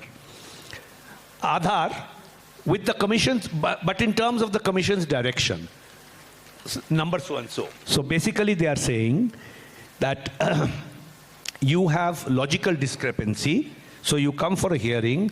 I will give 2 addresses and 2 dates of the hearing so that you can run around a little more. I have given a list of documents. If you bring one, I will ask for more. And here is the worst part. And we'll come to the Supreme Court, I'm sure, sometime soon. The Supreme Court directed the hearing officer to give an attendance document to the person who appears. If I come to court, my attendance is recorded. I will get a slip and to give a receipt of the document submitted. Nothing was given to my highly educated daughter-in-law. When she came back, I told her, you should have asked for a receipt. So despite Supreme Court order for West Bengal, specific to West Bengal, no notice is given in writing, no proof of attendance, no proof, receipt of document submitted is given. After this, now she's on the final list. So about the final list, Dr. Vasu. So logical discrepancy was 60 lakh. So from a starting base of 7 crore 66 lakh, or if you say, chalo, after the first draft, 7 crore 8 lakhs, it has now become 6 crore 44 lakhs. So between 16th December and 28th February, the long time that the Election Commission took to assess the forms, 64 lakh more people have been deleted. There is a story after this. So it's almost 1.4 crore people. Interestingly, I am taking the Vidhan Sabha election result as the base. In Lok Sabha it was worse. In the BJP in 2021 got 38.13% vote share in Bengal. The TMC got 48.02. There was a difference of 10%, which is very high. If you add up all the deleted votes, it comes to around 10%. Okay. It comes to around 10%. Okay. So this is the country where the person who contests the election chooses the voters also, who should remain in the voter list or not. I'll come to the final things that you have to say. But before that, I want to ask Ashish, one thing that really surprises us is that if ordinary people lose their voting right, won't they come out and protest? Because they see that their name is not there. And it is not just 1 or 2 names. 1 or 2 names missing is always there. So when it is in lakhs, and there was an election also, did not people come there near the polling booth and protest? What did they feel? Just before that, ಮಧ್ಯಾಹ್ನ ಇದಾದ್ಮೇಲೆ ಮತ್ತೆ detail ಕಾರ್ಯಕ್ರಮ ಇರೋದಿಲ್ಲ. ನಾರಾಯಣ ಸ್ವಾಮಿ ಅವರು ವೇದಿಕೆ ಮೇಲೆ ಇದ್ದಾರೆ, ಅವ್ರು ಮಾತಾಡ್ತಾರೆ, ಮತ್ತು ಕರ್ನಾಟಕದಲ್ಲಿ ಏನು ಮಾಡ್ಬೋದು ಅನ್ನೋದ್ರ ಬಗ್ಗೆ ಮುತ್ತುರಾಜ್ ಅವರು ಮಾತಾಡ್ತಾರೆ. ಎಲ್ರಿಗೂ ಊಟ ಇದೆ, ಹಾಗಾಗಿ ಒಂದು 10 ರಿಂದ 15 ನಿಮಿಷ ಮುಂದುವರಿಸಿ ನಾವು ಈ ಕಾರ್ಯಕ್ರಮವನ್ನು ಮುಗಿಸ್ತೀವಿ. ಸೊ ಈಗ Ashish. Yeah, you have asked a difficult question. I mean, why don't we protest at the fascist regime that we have? Why people are not there on the street? No, but in India, poor people think that voting is a right. Unlike America, United States, where rich vote more, in India it is the poor who vote more, right? That's true, but as it happens, poor people run around, and they have run around, and they have collected the documents, which was very difficult for them. Because as you know, for example, they have asked for matriculation certificate in case of Bihar, one of the 11 documents. They did not have. They did not have their birth certificate, which is a rarity in Bihar. So they ran around and they spent money. They went to the middlemen, they went to the block office, and they did all that. To get the documents. To get the documents, to get the form filled. They bribed people. Somebody or the other charged them 50 to 100 rupees to fill up their forms. And they thought that that would be sufficient. And, because most of the people found their way through in the draft list, there was not one place or concentration of people at one place where they could all come together and say that this is the mass deletion case in our booth and we will protest. So that kind of scenario did not develop. But people did protest. And I have a document affidavit of Turanti Rishidev. Turanti Rishidev and Rishidev community come from the lowest strata of the society. They are basically migrant workers. Turanti Rishidev and his parents did not figure out in the draft list. And when I reached that village and we had set up a camp there, he had come and his name was in the deleted list, shown as a person who had died. So naturally it was a stark thing that he was there, and he said that his parents are also in the deleted list, shown as dead, and they are in Punjab with his brother. I said immediately call them. And both his parents, coming from Punjab to Bihar on an unreserved ticket in general bogie, it's a treacherous journey. All the way they came back, and we were able to file this affidavit for them. And still, their names were not in the final list when it was published on 30th September. When, a person like me and our team, they were following it up and gave the list to the local BLO, also followed it with the ERO. We submitted this list to the ERO. After it did not figure out in the 30th September list, we went to the ERO saying that, look what has happened. Ajit Anjum came, the thing was also highlighted in the media. Then they said that there would be another correction. And finally they were added on the 20th October list. So 30th September, that was supposed to be the final list, was not the final list. After that also a large number of people were added or deleted. The election so this was in is the November, kind of a struggle that people go through. And in this case, where do they protest? And even if they protest, the results are not in their favor.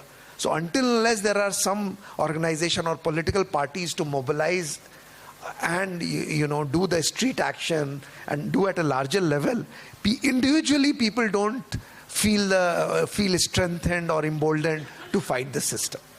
I'll later ask you what is your call to Karnataka people who are here.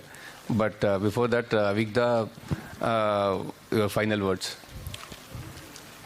Why are people not protesting? Very important question. The government is using, the BJP is using two tricks. First, they are saying, no, this is not final. There will be addition, there will be correction. So till a person is sure that my name is not there, he will always hope कि next list में आ जाएगा. I have taken this step, I have met this Babu, does find this. So the first tactic of the BJP is to stop people from protesting by keeping the hope up. A time will come when the time will go for adding any name in the list. That's when protests will start in Bengal. I'm telling you, when there will be election. But Bengal will have advantage. In Karnataka, and this is very important, this is actually, I'm a panelist, I know, I'm not supposed to give bhashan, but 3-4 important points, sir. No, please. I was in Bangalore for more than a month, 40-45 days, in 2023 summer, April.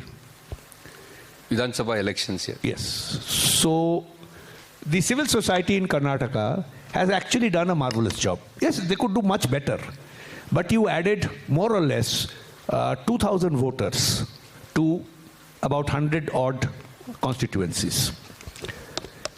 This is the strength. So what should we do? Number one, compel the Congress government to instruct the BLOs not to torture people. Number two, don't make the problem big. Don't say 50 lakh, 100 lakh, 1 crore like that. I am a voter in one booth. Everybody is a voter in one booth. Take charge of booth. I don't know the figure for Karnataka. In Bengal, there are 14,000 booths. There are much more than 14,000 activists in Bengal. Much more. So in addition to the BLA, which the party must appoint, which Trinamool did and Congress must appoint now. No, you said Trinamool opened special counters in each booth, right? In each booth, and they had BLAs and they had people going to their house and saying, what is your problem? They put up a tent in every booth. Tent in every booth, people in every booth. That is why the civil society, they said, no, you stay out. In Karnataka, the Congress must instruct their party BLAs. But the speech I wanted to give is, after independence movement was not for any political party. It was for independence of every Indian. After 1947, the first opportunity has come for the people of India to fight for their rights. The moment you relegate it to political parties, they will do what they want to do or can do or cannot do. My right to vote is not a problem of the Congress party or the Trinamool party. It is my problem. So if 7 crore people in Bengal say that it is my right, I don't care what Trinamool is doing. Imagine the nature of the protest. Imagine what will happen to RSS BJP if that happens. And that will happen once the final thing is done, then people will hit the streets. We did the Kisan Andolan in Delhi. We blocked Delhi, 5 highways of Delhi, for 373 days with 1 lakh people. In Bengal, the final list has 60 lakh people deleted for logical discrepancy. Can you imagine the size of the protest that we can do? Delhi 1 lakh लोगों से बंद हो गई थी, बंगाल में 60 लाख लोगों के नाम कट दिया गया है. So we have to lead that. So civil society, each person must take charge of a booth. I have taken charge of my booth. I found out who is deleted. It's all available on the net and I will go to them. Third, I have an advantage personally because of my legal background, but I'm sure lots of lawyers are there. No person whose name has been deleted should be deprived of, let me put it positively, every person whose name is deleted must get legal help free of cost from civil society. We are doing it in Bengal. Lastly, if you do all this, the BJP might again bring President's rule to Karnataka. I'm worried about that. But if you do it fast and if you do it beforehand, once you announce, it is BJP roaring through the election commission. You have to roar back. 2 lions very rarely fight. They depend on the strength of their voice and the sharpness of the show of their teeth to stop. In Karnataka, it is time for us to show our teeth. In Bihar and Bengal, we did not do that. Thank you, Bengal, for that. From Karnataka, Jagrita Karnataka, Mutturaj will speak, and from Congress party, Mr. Narayan Swamy will tell you what Karnataka can do. But before that, I request Ashish to say final words from his side. So particular to SIR, I feel that it's very important to dive into the details of the problem and have the cadre trained, have people on the job. And as Obikdat said, that Trinamool could do it because they had set up a camp in every booth. I think that's very important. And to fight, that is the only way. When, in our case, more than 100 people that we had filed application for got rejected or were not included just because of sheer callousness of the system, apathy of the system. You have to run from pillar to the post and keep on challenging. That is one thing.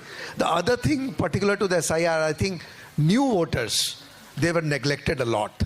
So we have to focus on the new voters also. That the system is not focusing on, as the exercise of SIR is exercise in deletion. So nobody cares whether new voter is there or not. So another thing that civil society people and others can do is to enlist new voters and in the process, politicize them. There are many other challenges facing us in terms of electoral politics, and I feel it is a manifold issue that we need to discuss at a larger issue. SIR is one part of it, as Yogendraji had discussed.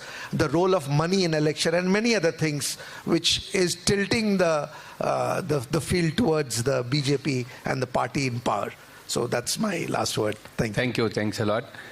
ಅವಿಕ್ ಸಹ ಅವರು ಮತ್ತು ಆಶೀಶ್ ರಂಜನ್ ನಾವು 3 ದಿನದ ಕೆಳಗಡೆ ಅವರಿಗೆ ಬರಬೇಕು ಅಂತ ಕೇಳಿದ್ಮೇಲೆ ಅವರ ಬೇರೆ ಬೇರೆ ಒತ್ತಡಗಳ ನಡುವೆ ಕೂಡ ಬಂದಿದ್ದಾರೆ. ತಮ್ಮೆಲ್ಲರ ಪರವಾಗಿ ಅವರಿಬ್ಬರಿಗೂ ಹೃತ್ಪೂರ್ವಕವಾದಂಥ ಧನ್ಯವಾದಗಳನ್ನು ಅರ್ಪಿಸ್ತೇನೆ. ಓಕೆ. ಮತ್ತು ಕಡೆ ಮಾತು ನಮ್ಮ ಸಂಘಟನೆಯಿಂದ ಆಡಬೇಕಿತ್ತು, ಆದರೆ ಮುತ್ತುರಾಜ್ ಈಗ ಮಾತಾಡ್ತಾರೆ. ಕಡೆ ಮಾತನ್ನು ಕಾಂಗ್ರೆಸ್ ಪಕ್ಷದ ವತಿಯಿಂದ ಆಡಬೇಕು ಅಂತ ನಾನು ಕೇಳ್ಕೊಳ್ತೀನಿ. ಯಾಕಂದರೆ ಕರ್ನಾಟಕದಲ್ಲಿ ಇಲ್ಲಿನ ಸಂಘಟನೆಗಳು ಮತ್ತು ನಾಗರಿಕರು ಎಲ್ಲರೂ ಕೂಡ ಸಕ್ರಿಯವಾಗಿ ಕೆಲಸ ಮಾಡಬೇಕು ಅಂತ ಆಗಲೇ ಸಾಕಷ್ಟು ಕಾಲದಿಂದ ಬೇರೆ ಬೇರೆ ಸಂಘಟನೆಗಳು ಪ್ರಯತ್ನ ಮಾಡ್ತಾ ಇದೆ. ನಮ್ಮ ಓಟು ನಮ್ಮ ಹಕ್ಕು ಅಂತ ಒಂದು ಅಭಿಯಾನ ನಡೀತಾ ಇದೆ. ಎದ್ದೇಳು ಕರ್ನಾಟಕದಿಂದ ನಡೀತಿದೆ. ಜಾಗೃತ ಕರ್ನಾಟಕದಿಂದ ಆಗಲೇ ಬೇರೆ ಬೇರೆ ಕಡೆಗೆ BLA ಟ್ರೈನಿಂಗ್ಸ್ ಇವೆಲ್ಲದರಲ್ಲೂ ನಾವು ಭಾಗವಹಿಸಿದ್ದೀವಿ. BLA ಟ್ರೈನಿಂಗ್ ಮಾಡೋದಕ್ಕೆ ನಾವು ಇಡೀ ರಾಜ್ಯದಲ್ಲಿ ಮಾಡೋಕ್ಕೆ ಟ್ರೈನರ್ಸ್ನ ರೆಡಿ ಮಾಡ್ತಿದ್ದೀವಿ. ಆದರೆ ಕಾಂಗ್ರೆಸ್ ಪಕ್ಷಕ್ಕೆ ಇನ್ನೂ ವಿಶೇಷವಾದಂಥ ಪಾತ್ರ ಇದೆ ಅಂತ ನಮ್ಗೆ ಅನ್ನಿಸ್ತದೆ. ಆದರೆ ಜಾಗೃತ ಕರ್ನಾಟಕದಿಂದ ನಾವು ಇವತ್ತು ಏನು ಹೇಳಬೇಕು ಅಂತ ಬಯಸಿದ್ದೀವಿ ಅನ್ನೋ ವಿಚಾರವನ್ನು ಮುತ್ತುರಾಜ್ ಅವರು ಈಗ ಮಾತಾಡ್ತಾರೆ. ಮುತ್ತುರಾಜ್ ಜಾಗೃತ ಕರ್ನಾಟಕದ ಸಂಚಾಲಕರಲ್ಲಿ ಒಬ್ಬರು. ಎಲ್ರಿಗೂ ನಮಸ್ಕಾರ. ಇವತ್ತು ಬೆಳಿಗ್ಗೆಯಿಂದ ನಾವೇನು SIR ಬಗ್ಗೆ ಹಿರಿಯರ ಮಾತುಗಳನ್ನ ಕೇಳಿದ್ದೀವಿ, ನಾವು ಯೋಚನೆ ಮಾಡಿದ್ದೀವಿ. ಆಗ ಒಂದು ಅರ್ಥ ಆಗೋದೇನಪ್ಪ ನಮಗೆ ಅಂತಂದರೆ, ಕರ್ನಾಟಕದಲ್ಲಿ ಈ ಬಗ್ಗೆ ಜಾಗೃತಿ ತುಂಬ ಅಂದರೆ ತುಂಬ ಕಡಿಮೆ ಇದೆ. ನನಗೂ ಬಹಳಷ್ಟು ವಿಚಾರಗಳು, ನಾನು 6 ತಿಂಗಳಿಂದ ಬಿಹಾರದಲ್ಲಿ SIR ಅಥವಾ ನಾನು ಸ್ಟಡಿ ಮಾಡ್ತಾ ಇದ್ದೀನಿ ಅಂತ ಅನ್ಕೊಂಡಿದ್ರು ಕೂಡ ಬಹಳಷ್ಟು ವಿಚಾರಗಳು ನನಗೂ ಗೊತ್ತಿರಲಿಲ್ಲ, ಇವತ್ತು ಗೊತ್ತಾಗ್ತಾ ಇದೆ. ಅಂದರೆ ಇದೊಂದು ದೊಡ್ಡ ಒಂದು ಹುನ್ನಾರ ನಡೀತಿರೋದ್ರಿಂದ ಇದ್ರ ಬಗ್ಗೆ ಕರ್ನಾಟಕದ ಪ್ರತಿಯೊಬ್ಬ ಪ್ರಜೆಗೂ ಕೂಡ ಮಾಹಿತಿಯನ್ನು ತಲುಪಿಸಬೇಕಾಗಿರ್ತಕ್ಕಂಥದ್ದು ನಮ್ಮ ಜವಾಬ್ದಾರಿ ಮತ್ತು ನಿಮ್ಮೆಲ್ಲರ ಜವಾಬ್ದಾರಿ ಆಗಿರ್ತದೆ. ಅವೀಕ್ಷ ಈ ಸರ್ ಹೇಳಿದ್ರಲ್ಲ ಈಗಾಗಲೇ, ಪಕ್ಷಗಳು ಮಾಡೋದ್ರ ಜೊತೆಗೆ ವ್ಯಕ್ತಿಗಳಿಗೆ ನನ್ನ ಓಟಿಗೆ ಯಾಕೆ ಕಿತ್ಕೊತಾ ಇದೆಯಾ ಅಂತ ಕೇಳಬೇಕಿದೆಯಲ್ಲ, ಆ ರೀತಿಯಾದಂಥ ಒಂದು ಜಾಗೃತಿಯನ್ನು ದಯವಿಟ್ಟು ನೀವೆಲ್ಲರೂ ಕೂಡ ಮೂಡಿಸೋಣ. ಇಲ್ಲಿ ನಾವು ಜಾಗೃತ ಕರ್ನಾಟಕದ ಸದಸ್ಯರಿದ್ದೀವಿ, ಕಾಂಗ್ರೆಸ್ ಕಾರ್ಯಕರ್ತರಿದ್ದಾರೆ, ಸಮಾನ ಮನಸ್ಕರು ಬಹಳಷ್ಟು ಜನ ಬಂದಿದ್ದಾರೆ. ನಾವೇನು ಮಾಡ್ಬೋದು ಅಂದರೆ, ರಾಜ್ಯದ 224 ವಿಧಾನಸಭಾ ಕ್ಷೇತ್ರಗಳಲ್ಲಿಯೂ ಕೂಡ ಮೊದಲನೇದಾಗಿ ಈ SIR ಅಂದರೆ ಏನು ಹುನ್ನಾರ, ಯಾಕೆ ಈ SIR ಅನ್ನು ಚುನಾವಣಾ ಆಯೋಗ ಮಾಡ್ತಾ ಇದೆ, ಇದರಿಂದ BJP RSS ಯಾವ ರೀತಿಯ ಅಜೆಂಡಾವನ್ನು ಇಟ್ಕೊಂಡು ರನ್ ಮಾಡ್ತಾ ಇದೆ ಅಂತಕ್ಕಂಥದ್ದನ್ನ ಮೊದಲು ಬಯಲುಗೊಳಿಸ್ಬೇಕು. ನಾವು ಮೊದಲು ಜನರಿಗೆ ಭಯನ ಹುಟ್ಟಿಸ್ಬೇಕು. ನೀವು ಓಟ್ ಕಿತ್ಕೋತಾರೆ ಇವತ್ತು, ನಾಳೆಗೆ ನೀನು ಈ ದೇಶದ ಪ್ರಜೆ ಅಲ್ಲ ಅಂತಾರೆ, ನಿನ್ನ 2ನೇ ದರ್ಜೆ ಪ್ರಜೆ ಮಾಡ್ತಾರೆ ಅಂತ ಭಯ ಹುಟ್ಟಿಸ್ಬೇಕು. ಅದ್ರಲ್ಲಿ ತುಂಬಾ ಜನ ಹೇಳ್ಬಿಡ್ತಾರೆ SIR ಅಂದ್ರೆ ಮುಸ್ಲಿಮ್ಗಳು ಬಿಡ್ರಿ ಅನ್ಯಾಯ ಆಗೋದು ಅಂತ. ಬಿಹಾರ, ಪಶ್ಚಿಮ ಬಂಗಾಳ ಎಲ್ಲ ತೆಗೆದು ನೋಡಿ, ಮುಸ್ಲಿಮರು ಜಾಸ್ತಿ ಹೆಸರುಗಳನ್ನ ಬಿಟ್ಟೋಗಿರೋದು ಯಾರ್ದು ಗೊತ್ತಾ? ಮಹಿಳೆಯರದು. ಇದನ್ನ ನಾವು ನಮ್ಮ ಜನರಿಗೆ ಅರ್ಥ ಮಾಡಬೇಕು. ಮಹಿಳೆಯರು ಯಾಕೆ ಅಂದರೆ, ಅವರು ಮದುವೆಯಾಗಿ ಗಂಡನ ಮನೆಗೆ ಹೋಗಿರ್ತಾರೆ, ಆ ತವ್ರ ಮನೆಯಿಂದ ಗಂಡನ ಮನೆಗೆ ಬರುವಾಗ ಹೆಸರುಗಳೆಲ್ಲ ಬದಲಾಗಿರ್ತವೆ. ಈ ರೀತಿಯ ಸಮಸ್ಯೆಗಳಿಂದಾಗಿ ಅತಿ ಹೆಚ್ಚು ಮಹಿಳೆಯರು ಓಟಿನ ಹಕ್ಕನ್ನು ಕಳ್ಕೊಳ್ತಾ ಇದ್ದಾರೆ. ಇದನ್ನ ನಾವು ನಮ್ಮ ಜನರಿಗೆ ಅರ್ಥ ಮಾಡಿಸ್ಬೇಕು. ಮತ್ತು BJP RSS ಯಾವ ರೀತಿಯಾಗಿ ನೇರವಾಗಿ ಚುನಾವಣೆ ಗೆಲ್ಲಕ್ಕಾಗಲ್ಲ ಅಂತೇಳಿ ಹಿಂಬಾಗಿಲಿನಿಂದ ಈ ಥರ ಹುನ್ನಾರ ಮಾಡ್ತದೆ ಅಂತ ಜನರಿಗೆ ತಿಳಿಸ್ಲಿಕ್ಕೆ, ಮನವರಿಕೆ ಮಾಡಿಕೊಡ್ಲಿಕ್ಕೆ ಬಹಳ ದೊಡ್ಡ ಅವಕಾಶ ಇದೆ ಅಂತ ನಾವು ತೆಗೆದುಕೊಳ್ಬೇಕು. BJP ಏನು ತಿಳ್ಕೊಂಡಿದೆ, ನಾವು SIR ಮೂಲಕ ಇವರೆಲ್ಲರೂ ಓಟ್ಗಳನ್ನ ಕಿತ್ತಾಕಿ ಅಧಿಕಾರ ಹಿಡಿಬಹುದು ಅಂತ ಅವ್ರು ಏನು ಬರ್ತಾ ಇದಾರಲ್ಲ, ಅದು ಅವ್ರಿಗೆ ಬ್ಯಾಕ್ ಫೈರ್ ಆಗಬೇಕು. ನಮಗೆ ಏನು ಆಪತ್ತಾಗಿ ಬಂದಿರತಕ್ಕಂಥದ್ದನ್ನ ಒಂದು ಸದಾವಕಾಶ ಅಂತ ನಾವು ಬಳಸ್ಕೊಂಡು ಪ್ರತಿಯೊಬ್ಬ ಮತದಾರರನ್ನು ಭೇಟಿ ಮಾಡ್ಲಿಕ್ಕೆ ಇರ್ತಕ್ಕಂಥ ಅತ್ಯುತ್ತಮ ಅವಕಾಶ ಅಂತ ನಾವು ಬಳಸ್ಕೊಂಡ್ರೆ ಇದರಲ್ಲಿ ನಾವು ಸಕ್ಸಸ್ ಆಗ್ತೀವಿ ಮತ್ತು BJP RSS ನ ಸೋಲಿಸಲಿಕ್ಕೆ ಸಾಧ್ಯ ಆಗ್ತದೆ ಅಂತಕ್ಕಂಥದ್ದು. ಆ ರೀತಿ ಮಾಡಬೇಕು. ಮತ್ತು ನಾವು ಮಾಡಬೇಕಿರೋ 2ನೇ ಕೆಲಸ, ಒಂದು ಅವರಿಗೆ ಜಾಗೃತಿ ಮೂಡಿಸ್ತೀವಿ, ಎಚ್ಚರ ಮೂಡಿಸ್ತೀವಿ. 2ನೇ ಕೆಲಸ ಅದ್ರ ಜೊತೆಗೆ ಮಾಡಬೇಕಿರೋದು, ಈ ರಾಜ್ಯದ ಒಬ್ಬರ ಮತದಾರರು ಕೂಡ ಪಟ್ಟಿಯಿಂದ ಹೆಸರು ಕೈ ಬಿಡೋದಿಲ್ಲ ಅಂತಕ್ಕಂಥ ಪ್ರತಿಜ್ಞೆಯನ್ನ ನಾವಿವತ್ತು ಮಾಡಬೇಕು. ಬಿಹಾರದಲ್ಲಿ ಅದು ಕಷ್ಟ ಆಗಿತ್ತು, ಪಶ್ಚಿಮ ಬಂಗಾಳದಲ್ಲಿ ಬೆಟರ್ ಆಗಿ ಮಾಡಿದ್ದಾರೆ, ಕೇರಳ, ತಮಿಳುನಾಡಲ್ಲಿ ಇನ್ನೂ ಬೆಟರ್ ಆಗಿ ಮಾಡಿದ್ದಾರೆ. ನಮ್ಗೆ ಇನ್ನೂ ಟೈಮ್ ಸಿಕ್ಕಿದೆ, ನಮ್ಗೆ ಅಲ್ಲಿನ ಎಕ್ಸ್ಪೀರಿಯನ್ಸ್ ಎಲ್ಲ ಅರ್ಥ ಆಗಿದೆ. ಹಂಗಾಗಿ ನಾವು ಇವತ್ತೊಂದು ಪ್ರತಿಜ್ಞೆ ಮಾಡೋಣ, ಕರ್ನಾಟಕದಲ್ಲಿ ಒಬ್ಬರು ಹೆಸರು ತೆಗಿಲಿಕ್ಕೆ ನಾವು ಬಿಡೋದಿಲ್ಲ ಅಂತೇಳಿ ಈ BJP RSSಗೆ ಚಾಲೆಂಜ್ ಮಾಡೋಣ. ತೊಡೆ ತಟ್ಟಿ ಹೇಳೋಣ, ಗಣೇಶ್ ಕುಮಾರ್ ಬಾ ಕರ್ನಾಟಕಕ್ಕೆ, ನೀನು ಅದೇನ್ ಮಾಡ್ತೀಯ ಮಾಡು, ನಾವಿಲ್ಲಿದ್ದೀವಿ, ಇಲ್ಲಿ ಒಬ್ಬರನ್ನ ತೆಗಿಲಿಕ್ಕೆ ಬಿಡಲಿಲ್ಲ ಅಂತಕ್ಕಂಥ ಒಂದು ಆತ್ಮಸ್ಥೈರ್ಯವನ್ನ ನಾವೆಲ್ಲರೂ ಕೂಡ ತೋರಿಸ್ಬೇಕು. ಅದು ಯಾವ ರೀತಿ? ನಾನು ಆಗ್ಲೇ ಹೇಳಿದೆ, 224 ಕ್ಷೇತ್ರಗಳಲ್ಲಿ ನಾವು ಮೊದಲನೇದಾಗಿ ಪ್ರತಿಭಟನೆಗಳನ್ನ ಮಾಡಬೇಕು SIR ವಿರುದ್ಧ. ಈ SIRಗೆ ನಮ್ಮ ಧಿಕ್ಕಾರವಿದೆ ಅಂತಕ್ಕಂಥದ್ದನ್ನ ಕೂಗಬೇಕು. ನಾನಪ್ಪ ಈ ಕೇಂದ್ರ ಸರ್ಕಾರವನ್ನು ಆಯ್ಕೆ ಮಾಡಿರ್ತಕ್ಕಂಥದ್ದು ನನ್ನ ಓಟಿಂದ, ನಾನು ಓಟ್ ಹಾಕಿ ನೀವು ಸರ್ಕಾರ ಆಯ್ಕೆ ಆಗಿದೆ. ಇವತ್ತು ನೀನು ಬಂದ್ಬಿಟ್ಟು ಕೇಂದ್ರ ಸರ್ಕಾರ ಏನ್ ಹೇಳ್ತಾ ಇದೆಯಾ, ನೆಕ್ಸ್ಟ್ ನನಗೆ ಯಾರು ಓಟ್ ಹಾಕ್ಬೇಕು ಅನ್ನೋದನ್ನ ನಾನು ಡಿಸೈಡ್ ಮಾಡ್ತೀನಿ, ನೀನು ಇರ್ಬೇಕಾ ಬೇಡವೋ ಅಂತ ಡಿಸೈಡ್ ಮಾಡ್ತಾ ಇದ್ದೀನಿ ಅಂತ ಆ ಪಾಠವನ್ನು ಕಲಿಸ್ಬೇಕು. ಒಂದು ಪ್ರತಿಭಟನೆ ಮಾಡಬೇಕು. 2ನೇದು ಜಾಗೃತಿ ಕಾರ್ಯಾಗಾರಗಳನ್ನ ಮಾಡಬೇಕು. ನಾವು ಕಾರ್ಯಾಗಾರಗಳನ್ನ ಮಾಡಿ ನಮ್ಮ ಕಾಂಗ್ರೆಸ್ನ BLAಗಳೇನಿದ್ದಾರೆ, ಬೂತ್ ಲೆವೆಲ್ ಏಜೆಂಟ್ಗಳು, ಅವ್ರಿಗೆ ಈ ವಿಚಾರವನ್ನ ಪರಿಣಾಮಕಾರಿಯಾಗಿ ತಲೆಗೆ ತುಂಬಬೇಕು. ನೋಡಪ್ಪ, ಪಶ್ಚಿಮ ಬಂಗಾಳದಲ್ಲಿ ಯಾವ ರೀತಿ ಚೆನ್ನಾಗಿ ಮಾಡಿದ್ರು, ತಮಿಳುನಾಡಲ್ಲಿ ಯಾವ ರೀತಿ ಮಾಡಿದ್ರು, ನಾವು ಇನ್ನೂ ಹೆಂಗ್ ಬೆಟರ್ ಆಗಿ ಮಾಡೋಣ ಅಂತಕ್ಕಂಥ 224 ಕ್ಷೇತ್ರಗಳಲ್ಲಿಯೂ ಕೂಡ ನಾವು ಕಾರ್ಯಾಗಾರ ಮಾಡಬೇಕು. ಆದ್ರೆ ಕಾರ್ಯಾಗಾರ ಮಾಡ್ಲಿಕ್ಕೆ ನಮ್ಗೆ ಎಷ್ಟು ಟೈಮ್ ಇದೆ? ಏಪ್ರಿಲ್ 5ನೇ ತಾರೀಕಿಂದ ಕರ್ನಾಟಕದಲ್ಲಿ SIR ಶುರು ಆಗ್ಬಿಡ್ತದೆ. ಈಗಾಗಲೇ ಮ್ಯಾಪಿಂಗ್ ನಡೀತಾ ಇದೆ. ಇವತ್ತು ನಾವು ಮಾರ್ಚ್ 14ರಲ್ಲಿ ಇದೀವಿ, ಇವತ್ತು ಮುಗೀತು ಅಂತ ತಿಳ್ಕೊಳ್ಳಿ. 14 ಸುಸ್ತಾಗಿದ್ದೀವಿ, ಮನೆಗೆ ಹೋಗ್ತೀವಿ. ಬಹಳ ಜನ ರೋಜಾ ಮಾಡ್ತಾ ಇದ್ದಾರೆ, ಹಂಗೆಲ್ಲ ನಮಗೆ ಸರಿಯಾಗಿ 20 ದಿನ ಟೈಮ್ ಇದೆ. 20 ದಿನದಲ್ಲಿ 224 ವಿಧಾನಸಭಾ ಕ್ಷೇತ್ರಗಳಲ್ಲಿಯೂ ಪಕಡ್ಬಂದಿಯಾಗಿ ಸಂಪೂರ್ಣವಾಗಿ ನೀವೇನು ಮಾಡಬೇಕು, ಜನರಿಗೆ ಯಾವ ರೀತಿ ಸಹಾಯ ಮಾಡಬೇಕು, ಒಬ್ಬರ ಹೆಸರು ಬಿಟ್ಟೋಗದ ರೀತಿಯಲ್ಲಿ ಯಾವ ರೀತಿ ಮಾಡಬೇಕು. ಅವ್ರೇನು ಪಶ್ಚಿಮ ಬಂಗಾಳದಲ್ಲಿ ಪ್ರತಿ ಬೂತಲ್ಲೂ ಒಂದು ಪೆಂಡಲ್ ಹಾಕಿ ಮಾಡಿದ್ರಲ್ಲ, ಆ ರೀತಿ ನಾವು 1-4-5 ಪೆಂಡಲ್ ಹಾಕಿ ಪ್ರತಿ ಮನೆಗೆ ಹೋಗಿ ಮಾಡಬೇಕು. ಅವ್ರು ಯಾವುದೇ ವೋಟರ್ ಆಗಿರಲಿ, ಅವ್ರು BJP ವೋಟ್ ಹಾಕ್ಲಿ, JDS ಹಾಕ್ಲಿ, ಕಾಂಗ್ರೆಸ್ ಹಾಕ್ಲಿ, ಅದೆಲ್ಲ ಮುಖ್ಯ. ನಮಗೆ ಅವರು ವೋಟ್ ಇರಬೇಕು ಅಂತಕ್ಕಂಥದ್ದು ಮುಖ್ಯ ಅಂತಕ್ಕಂಥದ್ದನ್ನ ನಾವು ಮಾಡಿದ್ರೆ ನಮ್ಮ ಬಗ್ಗೆ ಆ ಜನಕ್ಕೆ ಪ್ರೀತಿ ಬರ್ತದೆ, ಮಾಡೋಣ. ಅದಕ್ಕೆ ನಾವೇನು ಮಾಡಿದ್ದೀವಿ, ಈ ಬುಧವಾರ ಬರ್ತಕ್ಕಂಥ ಬುಧವಾರದ ದಿನ ಈ ರೀತಿ ಎಲ್ಲ ಈಗ 224 ಕ್ಷೇತ್ರಗಳಲ್ಲೂ ನಾವು ತರಬೇತಿ ಕೊಡಬೇಕು ಅಂತಂದ್ರೆ ಕನಿಷ್ಠ 224 ಜನ ತರಬೇತಿ ಕೊಡಲಿಕ್ಕೆ ತಯಾರಾಗಿರ್ಬೇಕು. ಆ ರೀತಿ ನಾವು ಈ ಟ್ರೈನಿಂಗ್ ಮಾಡ್ತಕ್ಕಂಥವ್ರಿಗೆ ಟ್ರೈನಿಂಗ್ ಮಾಡ್ತಕ್ಕಂಥ ಕೆಲಸವನ್ನ ಬುಧವಾರ ಬೆಂಗಳೂರಿನಲ್ಲಿ ಹಮ್ಮಿಕೊಂಡಿದ್ದೀವಿ. ಹಂಗಾಗಿ ದಯವಿಟ್ಟು ಇಲ್ಲಿ ಬಂದಿರತಕ್ಕಂಥ ಬಹಳಷ್ಟು ಜನರಲ್ಲಿ ಯಾರು ಹೌದು ನಾನು ಈ ವಿಚಾರವನ್ನ BLAಗಳಿಗೆ ಸಮರ್ಥವಾಗಿ ಮಂಡಿಸ್ತೀನಿ, ವಿಚಾರ ಅವ್ರಿಗೆ ಅರ್ಥ ಮಾಡಿಸ್ತೀನಿ, ಆ BLAಗಳು ಏನು ಮಾಡ್ತಾರೆ ಅವರವ್ರ ಊರಲ್ಲಿ ಬೂತಲ್ಲಿ ಅವ್ರ ಕೆಲಸ ಮಾಡಲಿಕ್ಕೆ ಅಂತ ಈ ಬುಧವಾರ ನಾವು ಈ ರೀತಿಯ ಒಂದು ಟ್ರೈನಿಂಗ್ ಅನ್ನ ಬೆಂಗಳೂರಲ್ಲಿ ಹಮ್ಮಿಕೊಂಡಿದ್ದೀವಿ. ಇದರಲ್ಲಿ ದಯವಿಟ್ಟು ನೀವೆಲ್ಲ ಭಾಗವಹಿಸಬೇಕು. ಯಾವ ರೀತಿ ಭಾಗವಹಿಸಬೇಕು, ನಾವು ಸುತ್ತ ಅಲ್ಲಿ QR ಕೋಡ್ ಹಾಕಿದ್ದೀವಿ, ಜಾಗೃತ ಕರ್ನಾಟಕದ ನಂಬರ್ ಅನ್ನು ಹಾಕಿದ್ದೀವಿ, ಹೊರಗಡೆ ನಿಮ್ಗೆ ಕೊಟ್ಟಿರ್ತಕ್ಕಂಥ ಫಾಂಪ್ಲೆಟಲ್ಲೂ ನಂಬರ್ ಇದೆ. ಯಾರೆಲ್ಲ ಬುಧವಾರದ ಈ ಟ್ರೈನರ್ಸ್ ಆಫ್ ಟ್ರೈನಿಂಗ್ ಏನು ನಡೀತದೆ ಅದರಲ್ಲಿ ಭಾಗವಹಿಸಬೇಕು ಅಂತಿದ್ರಿ, ದಯವಿಟ್ಟು ನೀವು ಇವತ್ತಿಂದನೇ ಫೋನ್ ಮಾಡಿ ಬುಧವಾರ ನಾವು ಬರ್ತೀವಿ ಅಂತ ನೀವು ನೋಂದಣಿ ಮಾಡ್ಕೊಂಡ್ರೆ ಅಂಥವ್ರಿಗೆ ನಾವು ಕನಿಷ್ಠ 250 ಜನರಿಗೆ ಒಂದು ಸರಿಯಾದಂಥ ತರಬೇತಿಯನ್ನು ಕೊಟ್ಟು ಇವತ್ತೇನು ವಿಚಾರ ಚರ್ಚೆ ಮಾಡಿದ್ವಿ ಅದೆಲ್ಲವನ್ನು ಅವ್ರಿಗೆ ಅರ್ಥ ಮಾಡಿಸಿದ್ರೆ ಅವರು ಹೋಗಿ 224 ವಿಧಾನಸಭಾ ಕ್ಷೇತ್ರಗಳಲ್ಲಿಯೂ ಕೂಡ ತರಬೇತಿಯನ್ನು ಕೊಡ್ತಾರೆ. ನಮ್ಮ ಜಾಗೃತ ಕರ್ನಾಟಕದಿಂದ ಈಗಾಗಲೇ 50 ಜನ ನಾವು ತಯಾರಾಗಿದ್ದೀವಿ. ಈ ರೀತಿಯ ತರಬೇತಿಯನ್ನ ರಾಜ್ಯದ ಯಾವುದೇ ಭಾಗಕ್ಕೆ ಕರೀಲಿ, ಅದು ಬೀದರ್ನ ಬಾಲ್ಕಿ ಇರಲಿ, ಚಾಮರಾಜನಗರ, ಗುಂಡ್ಲುಪೇಟೆ, ನೀವೆಲ್ಲೇ ಕರೀರಿ, ನಾವು ಬಂದು ಟ್ರೈನಿಂಗ್ ಅನ್ನ ಕೊಡ್ತೀವಿ. ಅದರ ಆಧಾರದಲ್ಲಿ ನೀವು ನಿಮ್ಮ ಬೂತಲ್ಲಿ ಒಂದು ಓಟು ಕೂಡ ಮಿಸ್ ಆಗದ ರೀತಿಯಲ್ಲಿ ಕೆಲಸ ಮಾಡಬೇಕು ಅಂತ ಮಾಡ್ತಾ ಇದ್ದೀವಿ. 15 ದಿನ ಅಷ್ಟೇ ಟೈಮ್ ಇರೋದು, ಸಾಕು 15 ದಿನ ನಾವು ಅದನ್ನು ಮಾಡೋಣ. ಹಂಗಾಗಿ ಬುಧವಾರಕ್ಕೆ ಯಾರ್ಯಾರು ಬರ್ತೀರಿ ಎಲ್ಲರೂ ರಿಜಿಸ್ಟರ್ ಮಾಡಿ ಅಂತ ಕೇಳ್ಕೊಳ್ತೀವಿ. ಮತ್ತು ಸಮರೋಪಾದಿಯಾಗಿ ಕೆಲಸ ಮಾಡೋಣ. ಭಾರತೀಯ ಏನು ಸ್ವಾತಂತ್ರ್ಯ ಚಳವಳಿ ನಮ್ಗೆ ಕೊಟ್ಟಿರ್ತಕ್ಕಂಥ ಹಕ್ಕುಗಳನ್ನ ಈ ಮೋದಿ ಸರ್ಕಾರ ಯಾವ ರೀತಿ ಕಿತ್ಕೊಳ್ತಾ ಇದೆ ಒಂದೊಂದಾಗಿ, ನಾವು SIR ಮಾತ್ರ ವಿರೋಧ ಅಲ್ಲ, ನಾವು ಡಿಲಿಮಿಟೇಷನ್ ವಿರೋಧ ಮಾಡ್ತೀವಿ. ಡಿಲಿಮಿಟೇಷನ್ ಮಾತ್ರ ಅಲ್ಲ, ಒಂದು ದೇಶ ಒಂದು ಚುನಾವಣೆ ಅಂತಕ್ಕಂಥ ವಿರೋಧನೂ ಕೂಡ ನಾವು ವಿರೋಧಿಸ್ತೀವಿ ಅಂತಕ್ಕಂಥ ಒಂದು ಕಾನ್ಫಿಡೆನ್ಸ್ ಅನ್ನ ಎಲ್ಲ ಜನರಿಗೆ ನಾವು ಕೊಡಬೇಕು. ಹಂಗಾಗಿ ಇಲ್ಲಿರ್ತಕ್ಕಂಥ ನೀವು ಇವತ್ತೆಲ್ಲ ಕೇಳಿದಿರಿ, ಕೇಳದಿರೋರ್ಗೂ ಈ ವಿಚಾರವನ್ನ ದಯವಿಟ್ಟು ಹೋಗಿ ಕನಿಷ್ಠ 10 ಜನರಿಗೆ ನೀವು ಹೇಳಿ. ಇವತ್ತೇನು ಬೆಳಿಗ್ಗೆ ಚರ್ಚೆ ಆಗಿದೆ ಅದ್ರ ಲೈವ್ ಈ ದಿನ.com ಇದರಲ್ಲಿ ಜಾಗೃತ ಕರ್ನಾಟಕ ಫೇಸ್ಬುಕ್ ಅಲ್ಲಿದೆ, ಅದನ್ನ ದಯವಿಟ್ಟು ಅವರೆಲ್ಲರಿಗೂ ಕಳಿಸಿ. ಮತ್ತು ನಿಮ್ಮ ನಂಬರ್ಗಳಿಗೆ ನಾವು ಈ SIR ಕುರಿತಾದಂಥ ಹಲವಾರು ಮಾಹಿತಿಗಳನ್ನ ಕೊಡ್ತೀವಿ. ಆ ಮಾಹಿತಿ ನಿಮಗೆ ತಲುಪಬೇಕು ಅಂದ್ರೆ ಸುಮಾರು ಲಿಂಕ್ ಇರ್ತವೆ, ಲಿಂಕ್ ಓಪನ್ ಆಗಲ್ಲ. ಅದಕ್ಕೆ ನೀವೇನ್ ಮಾಡಬೇಕು ಅಂದ್ರೆ ಜಾಗೃತ ಕರ್ನಾಟಕ ನಂಬರಿಂದ ಮೆಸೇಜ್ ಬಂದ ತಕ್ಷಣ ನೀವು ಅದಕ್ಕೆ ಒಂದು ರಿಪ್ಲೈ ಮಾಡಬೇಕು, ಹಾಯ್ ಅಂತನೋ ಹಲೋ ಅಂತನೋ ನಮಸ್ಕಾರ ಅಂತನೋ ರಿಪ್ಲೈ ಮಾಡಿದ್ರೆ ಆನಂತರ ಎಲ್ಲ ಲಿಂಕ್ಗಳು ನಿಮಗೆ ಶೋ ಆಗ್ತವೆ. ಈ ವಿಚಾರಗಳನ್ನ ಇಟ್ಕೊಂಡು ಮುಂದಿನ 20 ದಿನಗಳ ಕಾಲ ನಾವು ಕೆಲಸ ಮಾಡೋಣ.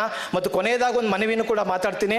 ಇವತ್ತಿನ ಇಡೀ ಕಾರ್ಯಕ್ರಮಕ್ಕೆ ನಾವು ಸುಮಾರು ಒಂದು 2 ಲಕ್ಷ ರೂಪಾಯಿಯಷ್ಟು ಹಣವನ್ನ ಖರ್ಚು ಮಾಡಿದ್ದೀವಿ. ಇದೆಲ್ಲರೂ ಜನರಿಂದ ನಡೀತಾ ಇರ್ತಕ್ಕಂಥ ಸಂಘಟನೆ. ಹಂಗಾಗಿ ಸುತ್ತ QR ಕೋಡ್ಗಳನ್ನ ಹಾಕಿದ್ದೀವಿ. ನಿಮ್ಮ ಕೈಲಾದಷ್ಟು ನೀವು ಧನ ಸಹಾಯ ಮಾಡೋದ್ರ ಮೂಲಕ ಈ ರೀತಿಯ ಒಂದು ಪ್ರಜಾತಾಂತ್ರಿಕ ಹೋರಾಟಗಳಿಗೆ ಬೆನ್ನೆಲುಬಾಗಿ ನಿಲ್ಲಿ ಅಂತ ಮನವಿ ಮಾಡ್ತೀನಿ. ಕೊನೆಯದಾಗಿ ನಾನು ಮತ್ತೆ ಶಪಥ ಮಾಡೋಣ, ಈ SIR ಏನು ಹುನ್ನಾರವನ್ನು ಅವ್ರು ತರ್ತಾ ಇದ್ದಾರೆ ಅದು ಅವ್ರಿಗೆ ಬ್ಯಾಕ್ ಫೈರ್ ಆಗೋ ರೀತಿಯಲ್ಲಿ ಖಂಡಿತ ನಾವು ಇನ್ನು 20 ದಿನಗಳಲ್ಲಿ ಕೆಲಸ ಮಾಡ್ತೀವಿ. ಇನ್ನು 2 ತಿಂಗಳು SIR ಪ್ರಕ್ರಿಯೆಯಲ್ಲಿ ಸಂಪೂರ್ಣವಾಗಿ ಭಾಗವಹಿಸಿ ಈ ಒಂದು ಈ ಒಂದು ಕಾರ್ಯಕ್ರಮವನ್ನು ಯಶಸ್ವಿ ಮಾಡೋದ್ರ ಮೂಲಕ ಪ್ರತಿಯೊಬ್ಬರ ಮತದಾನದ ಹಕ್ಕನ್ನು ಉಳಿಸ್ತಕ್ಕಂಥ ಕೆಲಸ ಮಾಡ್ತೀವಿ ಅಂತ ಪ್ರತಿಜ್ಞೆ ಮಾಡೋಣ ಅಂತ ಹೇಳಿ ನನ್ನ ಮಾತನ್ನು ಮುಗಿಸ್ತೀನಿ. ಎಲ್ರಿಗೂ ನಮಸ್ಕಾರ. Thank you Muthuraj. ಬುಧವಾರ ಎಲ್ಲಿ ಅಂತ ಯಾರು ರಿಜಿಸ್ಟರ್ ಮಾಡ್ತಾರೋ ಅವ್ರಿಗೆಲ್ರಿಗೂ ತಿಳಿಸಲಾಗುತ್ತೆ. Okay, thank you. ಭಾಳ ಮುಖ್ಯವಾಗಿ ಇಷ್ಟೋ ತನಕ ಎಲ್ಲ ಇದ್ದೀವಿ, ಆದರೆ ಈಗ ನಾರಾಯಣ ಸ್ವಾಮಿ ಅವರು ಮಾತಾಡೋದು ಇಷ್ಟೇ ಮುಖ್ಯವಾದ್ದು ಅಂತ ಅನ್ಸುತ್ತೆ. ಯಾಕೆಂದರೆ KPCCಯ ಹಿರಿಯ ಉಪಾಧ್ಯಕ್ಷರು, ಮಾಜಿ ಶಾಸಕರು, ಕರ್ನಾಟಕದಲ್ಲಿ ಕಾಂಗ್ರೆಸ್ ಪಕ್ಷ ಈ ವಿಚಾರದಲ್ಲಿ ಮುಂಚೂಣಿಯಲ್ಲಿ ನಿಂತ್ಕೊಳ್ಬೇಕಿದೆ ಮತ್ತು ಇದನ್ನು ಸಮರ್ಥವಾಗಿ ಎದುರಿಸೋದ್ರಲ್ಲಿ ತನ್ನ ಪಾತ್ರನ ನಿರ್ವಹಿಸಬೇಕಿದೆ ಅಂತ. ಸೊ ನಾರಾಯಣ ಸ್ವಾಮಿ ಅವರು ಕಾಂಗ್ರೆಸ್ ಪಕ್ಷದವರು ಮಾತಾಡಬೇಕು ಅಂತ ಕೇಳ್ಕೊಳ್ಳಿ. ಎಲ್ರಿಗೂ ನಮಸ್ಕಾರ. ಮೊದಲಿಗೆ ಜಾಗೃತ ಕರ್ನಾಟಕ ಈ ಒಂದು ಕಾರ್ಯಕ್ರಮವನ್ನು ಆಯೋಜನೆ ಮಾಡಿ ಜನರಲ್ಲಿ ಜಾಗೃತಿ ಮೂಡಿಸುತ್ತಾ ಒಂದು ಕೆಲಸವನ್ನು ಪ್ರಾರಂಭ ಮಾಡಿದ್ದಕ್ಕೆ ನಿಮ್ಮೆಲ್ಲರಿಗೂ ಕೂಡ ಕರ್ನಾಟಕ ಪ್ರದೇಶ ಕಾಂಗ್ರೆಸ್ ಸಮಿತಿ ವತಿಯಿಂದ ತುಂಬ ಹೃದಯದ ಧನ್ಯವಾದ ನೀಡೋದಕ್ಕೆ ಇಚ್ಛೆಯನ್ನು ಪಡ್ತಾ ಇದ್ದೇನೆ. ಇದರಲ್ಲಿ ಎಷ್ಟು ಮಟ್ಟಕ್ಕೆ ಸಕ್ಸಸ್ ಆಗ್ತೀವೋ ಇಲ್ಲ ಅನ್ನತಕ್ಕಂಥದ್ದು ಬೇರೆ ಪ್ರಶ್ನೆ. ನಾನು ಒಬ್ಬ ಕಾಂಗ್ರೆಸ್ಸಿನ ಒಬ್ಬ ಜವಾಬ್ದಾರಿತ ಪದಾಧಿಕಾರಿಯಾಗಿ SIR ಅಂದರೆ ಏನು ಅನ್ನತಕ್ಕಂಥದ್ದನ್ನು ಸನ್ಮಾನ್ಯ ಯಾದವ್ ಅವರು ಹೇಳಿದಾಗಲೇ ಅರ್ಥ ಆಗಿದ್ದು ಕೂಡ, ಅದೇ ರೀತಿಯಾಗಿ ನಮ್ಮ ಎಷ್ಟೋ ಜನ ಕಾರ್ಯಕರ್ತರಿಗೂ ಅದು ಕೂಡ ನಾವು BLAಗಳನ್ನ ತಯಾರಿ ಮಾಡಿದ್ದೀವಿ. 224 ವಿಧಾನಸಭಾ ಕ್ಷೇತ್ರದಲ್ಲಿ ಈಗಾಗಲೇ 175 ವಿಧಾನಸಭಾ ಕ್ಷೇತ್ರಗಳಲ್ಲಿ ಸಂಪೂರ್ಣವಾಗಿ BLAಗಳನ್ನ ನಾವು ನೇಮಕ ಮಾಡಿದ್ದೀವಿ ನಮ್ಮ ಪಕ್ಷದ ವತಿಯಿಂದ. ಕರ್ನಾಟಕ ರಾಜ್ಯದಲ್ಲಿ ಸುಮಾರು 56,000 ಬೂತ್ಗಳಿರ್ತಕ್ಕಂಥದ್ದು, 56,000 ಬೂತ್ಗಳಿದೆ ಕರ್ನಾಟಕ ರಾಜ್ಯದಲ್ಲಿ. ಇದರಲ್ಲಿ 175 ವಿಧಾನಸಭಾ ಕ್ಷೇತ್ರದಲ್ಲಿ ಈಗಾಗಲೇ ಮುಗಿಸಿದೀವಿ, ಉಳಿದಿರ್ತಕ್ಕಂಥದ್ದು ಪ್ರೋಸೆಸ್ಸಲ್ಲಿದೆ, ಮಾಡ್ತಾ ಇದ್ದೀವಿ. ಅದು ಕೂಡ ಒಂದು ಎಲ್ಲಪ್ಪ ನಮಗೆ ಅನಿಸ್ತಾ ಇದೆ ಅಂತಂದರೆ, ಈಗ ಇಬ್ಬರು ಕೂಡ ಒಂದು ಬಿಹಾರ ಮತ್ತು ವೆಸ್ಟ್ ಬೆಂಗಾಲಲ್ಲಿ ಏನಾಯಿತು ಅಂತೇಳಿ ಈಗಾಗಲೇ SIR ಮುಗಿದಿದೆ, ಅಲ್ಲಿ ಅವರ ಎಕ್ಸ್ಪೀರಿಯನ್ಸನ್ನು ಹೇಳಿದ್ರು. ಆದರೆ ಕರ್ನಾಟಕದಲ್ಲಿ ಎಟ್ಟು ಸ್ಟಾರ್ಟ್, ಈಗ ಏಪ್ರಿಲಿಂದ ಸ್ಟಾರ್ಟ್ ಮಾಡ್ತೀವಿ. ನಮಗೆ ಅನುಭವಗಳು ಇವರು ಏನು ಅಲ್ಲಿ ಆಗಿರ್ತಕ್ಕಂಥ ಅನ್ಯಾಯಗಳ ಬಗ್ಗೆ ಮಾತನಾಡೋರು ಅದನ್ನು ಕ್ರೋಢೀಕರಣ ಮಾಡಿಕೊಂಡು ನಾವು ಅದಕ್ಕೆ ಎಚ್ಚರಿಕೆಯನ್ನು ವಹಿಸ್ತಕ್ಕಂಥ ಕೆಲಸವನ್ನು ನಾವು ಮಾಡಬೇಕಾಗಿದೆ. ಯಾವ ರೀತಿ ಈಗ ಫಾರ್ ಎಕ್ಸಾಂಪಲ್ ವೆಸ್ಟ್ ಬೆಂಗಾಲ್ ಅವರ ಪಕ್ಷ ಬಂದು ಅವರ ಕೇಡರು ಭಾರಿ ಸ್ಟ್ರಾಂಗ್ ಆಗಿರ್ತಕ್ಕಂಥದ್ದು. ಅಷ್ಟು ಸ್ಟ್ರಾಂಗ್ ಆಗಿ ನಮ್ಮ ಪಕ್ಷ ಆಗಲಿ ಬೇರೆ ಪಕ್ಷ ಆಗಲಿ ಕರ್ನಾಟಕದಲ್ಲಿ ಆ ರೀತಿ ಕೇಡರು ಸ್ಟ್ರಾಂಗ್ ಆಗಿಲ್ಲ ಇರತಕ್ಕಂಥದ್ದು. ನಾವು BLAಗಳಿಗೆ ಏನಪ್ಪ ನಾವು ತಯಾರಿ ಮಾಡಿದ್ದೀವಿ ಅಂತಂದರೆ, ವೋಟರ್ ಲಿಸ್ಟನ್ನು ತೆಗೆದುಕೊಂಡು ಹೋಗಿ ಯಾರ ಮನೇಲಿ ವಾಸ ಆಗಿದ್ದಾರೆ ಇಲ್ಲ, ಅಥವಾ ಬೇರೆ ಕಡೆಗೆ ಹೊರಟೋಗಿದ್ದಾರೆ, ಅಥವಾ ಮದುವೆ ಆಗಿ ಬೇರೆ ಕಡೆ ಹೋಗಿದ್ದಾರೆ, ಡಿಲೀಟ್ ಆಗಿದೆಯಾ, ಅಥವಾ ಯಾರ ಹೆಸರು ಬಿಟ್ಟೋಗಿರೋ ಇನ್ಕ್ಲೂಡ್ ಮಾಡ್ತಕ್ಕಂಥದ್ದನ್ನು ಮಾತ್ರ ನಾವು ಅವ್ರಿಗೆ ತಯಾರಿ ಕೊಡ್ತಾ ಇದ್ದೀವಿ. ಸನ್ಮಾನ್ಯ ಯಾದವ್ ಸಾಹೇಬ್ರು ಹೇಳಿದಾಗೆ SIR is not a including or a deletion process, it's a rewrite. ಇದು ಹೊಸದಾಗಿ ಪ್ರಾರಂಭ ಮಾಡ್ತಕ್ಕಂಥ ಹೊಸ ಒಂದು ಮತದಾರರ ಪಟ್ಟಿಯನ್ನು ತಯಾರಿ ಮಾಡ್ತಕ್ಕಂಥದ್ದು ಇದು ಪ್ರೋಸೆಸ್ ಅಂತೇಳಿ ಅವ್ರು ಹೇಳಿದಾಗಲೇ ನಮಗೂ ಕೂಡ ಅರ್ಥ ಆಗಿದ್ದು. ಒಂದು ಎಕ್ಸಾಂಪಲ್ ಪ್ರಾಕ್ಟಿಕಲ್ ಆಗಿ ನಾವು ಯೋಚನೆ ಮಾಡೋಣ. ಕರ್ನಾಟಕ ರಾಜ್ಯದಲ್ಲಿ ಸುಮಾರು 7.5 ಕೋಟಿ ಜನಸಂಖ್ಯೆ ಇರ್ತಕ್ಕಂಥದ್ದು, ನಿಯರ್ಲಿ ಒಂದು 5 ರಿಂದ 5.5 ಕೋಟಿ ಮತದಾರರು ಇರ್ತಕ್ಕಂಥ ನಮ್ಮ ರಾಜ್ಯ. ಏಪ್ರಿಲ್ 5ನೇ ತಾರೀಕು ಪ್ರಾರಂಭ ಆಗ್ತಾ ಇದೆ. ನಮಗೊಂದು 40-45 ದಿನಗಳ ಕಾಲ ಅವಕಾಶ ಸಿಗಬಹುದು ಅಂತ ಕಾಣುತ್ತೆ. ಅಷ್ಟರಲ್ಲಿ ಇವತ್ತು ನಾನೂ ಕೂಡ ಇದುವರೆಗೂ ಸುಮಾರು 40 ವರ್ಷಗಳಿಂದ ಒಂದು 10-15 ಚುನಾವಣೆಯಲ್ಲಿ ಓಟ್ ಹಾಕಿ ಇವತ್ತು ಮತ್ತೆ ನಾನು ಅದನ್ನು ಫಾರ್ಮ್ ಫಿಲಪ್ ಮಾಡಿ ಕೊಡಬೇಕಂದ್ರೆ 5.5 ಕೋಟಿ ಜನಸಂಖ್ಯೆಯು ಕೂಡ ಮತ್ತೆ ಫಾರ್ಮನ್ನು ಹೊಸದಾಗಿ ಫಿಲಪ್ ಮಾಡಿ ಕೊಡ್ತಕ್ಕಂಥ ಪ್ರೊಸೆಸ್ ಅಂತೇಳಿ ನಮಗೂ ಕೂಡ ಈಗ ಅರ್ಥ ಇರ್ತಕ್ಕಂಥದ್ದು. ಅದು ಮಾಡಬೇಕಂದ್ರೆ ಎಷ್ಟು ಕಷ್ಟ ಇದೆ ಅಂತ ನಾವು ಕೂಡ ಅರ್ಥ ಮಾಡ್ಕೊಳ್ಬೇಕು. ಒಂದು BLOಗಳನ್ನು ನೀವು ಸರಿಯಾದ ರೀತಿಯಲ್ಲಿ ಇಟ್ಕೋಬೇಕು, ಸರ್ಕಾರ ಇದೆ ನಿಮ್ಮದು ಅಂತೇಳಿ ನಮ್ಮ ನಾಯಕರು ಮಾತನಾಡ್ತಾ ಹೇಳ್ತಾ ಇದ್ರು. ಒಂದು ನಾನು ನಿಮ್ಮನ್ನು ಪ್ರಶ್ನೆ ಮಾಡ್ತೀನಿ, BLOಗಳು ಯಾರಿದ್ದಾರೋ ಅವರು appointed by the election commission of the India and election commission of Karnataka. ಅವರು ಕರ್ನಾಟಕ ಸರ್ಕಾರದ ಅಧೀನದಲ್ಲಿ ಅವರೇನು ಕೆಲಸ ಮಾಡೋದಿಲ್ಲ. ಅವರು ನಮ್ಮ ಮಾತು ಕೇಳ್ತಾರೆ ಅನ್ನತಕ್ಕಂಥದ್ದು ನಮ್ಮ ಪ್ರಶ್ನೆ. ನಾವು ಈಗಾಗಲೇ ನಮ್ಮ ನಾಯಕರುಗಳಿಗೆ ನಾವು ಹಲವಾರು ಬಾರಿ ಮನವಿ ಮಾಡ್ಕೊಂಡಿದ್ದೀವಿ. BLOಗಳನ್ನ ಯಾರು ಅಪಾಯಿಂಟ್ ಮಾಡಿದಾರೋ ಸುಮಾರು ದಿನಗಳಿಂದ ಅಪಾಯಿಂಟ್ ಮಾಡಿರ್ತಕ್ಕಂಥದ್ದು. ಆ ಭಾಗದಲ್ಲಿರ್ತಕ್ಕಂಥ BJP ಮತ್ತು JDS ಶಾಸಕರು ಯಾರಿದ್ದಾರೋ ಅವರ ಅಧೀನದಲ್ಲಿ ಅವ್ರು ಹೇಳ್ದಂಗೆ ಕೆಲಸ ಮಾಡ್ತಾ ಇದ್ದಾರೆ, ನಾವು ಹೇಳ್ದಂಗೆ ಕೆಲಸ ಮಾಡ್ತಾ ಇಲ್ಲ ಅಲ್ಲಿ. ಅದನ್ನು ಮಾಡಬೇಕಂದ್ರೆ ಏನು ಮಾಡಬೇಕು ನಾವು ಇವತ್ತಿನ ದಿವಸ? ಇವರು ಟೀಚರ್ಸ್ ಇರ್ಬೋದು, ಅಂಗನವಾಡಿ ಕಾರ್ಯಕರ್ತರಿರ್ಬೋದು, ಅಥವಾ ಬೇರೆ ರೆವಿನ್ಯೂ ಡಿಪಾರ್ಟ್ಮೆಂಟ್ ಕೆಲಸ ಮಾಡೋರು ಇರ್ಬೋದು, ಅಥವಾ ಕಾರ್ಪೊರೇಷನ್ ಕೆಲಸ ಮಾಡೋರು, ಮುನ್ಸಿಪಾಲಿಟಿ ಕೆಲಸ ಮಾಡ್ತಕ್ಕಂಥವ್ರೆ BLOಗಳಾಗಿ ಬರ್ತಾರೆ. ಅವರು ನಮ್ಮ ಸರ್ಕಾರದ ಸಚಿವರು ಅಥವಾ ಬೇರೆ ಯಾರಾದರೂ ಕೂಡ ಡೈರೆಕ್ಟಾಗಿ ಹೇಳಕ್ಕೆ ಆಗೋದು ಇಲ್ಲ. ಒಂದು ವೇಳೆ ಹೇಳಿದ್ರೆ ನಮ್ಮ ಅಧೀನದಲ್ಲಿ ಅವ್ರು ಕೆಲಸ ಮಾಡೋಕ್ಕೆ ಸಾಧ್ಯನಾ? ಅವ್ರನ್ನೇನಾದ್ರು ಕೇಳಕ್ಕೆ ಹೋದ್ವಿ ಅಂತಂದ್ರೆ ಅವ್ರು ಏನು ಹೇಳೋದು, ನಾವು ಎಲೆಕ್ಷನ್ ಕಮಿಷನ್ ಏನು ನಮಗೆ ಡೈರೆಕ್ಷನ್ಸ್ ಕೊಟ್ಟಿದೆಯೋ ಅದ್ರ ಪ್ರಕಾರ ನಾವು ಕೆಲಸ ಮಾಡ್ತೀವಿ ಅಂತೇಳಿ ಅಂತ. BLOಗಳು ಒಂದು ಎಕ್ಸಾಂಪಲ್ ನಿಮ್ಗೆ ಹೇಳ್ತೇನೆ. KR ವಿಧಾನಸಭಾ ಕ್ಷೇತ್ರ ಮತ್ತು ಮಹದೇವಪುರ ವಿಧಾನಸಭಾ ಕ್ಷೇತ್ರ, I came from the KR ವಿಧಾನಸಭಾ ಕ್ಷೇತ್ರ, ಬ್ಯಾಂಗ್ಳೂರ್ ಸಿಟಿ. ಅಲ್ಲಿ ಒಬ್ಬ BLO ರೆವಿನ್ಯೂ ಆಫೀಸರ್ನ BLO ಅಂತ ಅಪಾಯಿಂಟ್ ಮಾಡಿದ್ರು. ಅವನ ಸಿಸ್ಟಮನ್ನು ತೆಗೆದುಕೊಂಡೋಗಿ ಬೇರೆ BJPಯವರು ಕೊಟ್ಟಿರ್ತಕ್ಕಂಥ ಒಂದು ಕೊಠಡಿಯಲ್ಲಿ ಕೂತ್ಕೊಂಡು ನೇಮ್ಸನ್ನು ಡಿಲೀಟ್ ಮಾಡ್ತಕ್ಕಂಥದ್ದು ಮತ್ತು ಆ್ಯಡ್ ಮಾಡ್ತಕ್ಕಂಥ ಕೆಲಸ ಮಾಡ್ತಾ ಇದ್ದ. ಕಚೇರಿ ಕೂತ್ಕೊಂಡು ಮಾಡ್ತಾ ಇರಲಿಲ್ಲ. ನಾನು ಎಲ್ಲರನ್ನೂ ಕೂಡ ಸೇರ್ಕೊಂಡು ಒಂದು ಪ್ರೊಟೆಸ್ಟ್ ಮಾಡಬೇಕು ಅಂತೇಳಿ ತಾಲೂಕು ಆಫೀಸ್ಗೆ ಹೋದಂಥ ಸಂದರ್ಭದಲ್ಲಿ ನಮ್ಮ ಕಡೆಯಿಂದ ಇನ್ಕ್ಲೂಡ್ ಮಾಡೋಕ್ಕೆ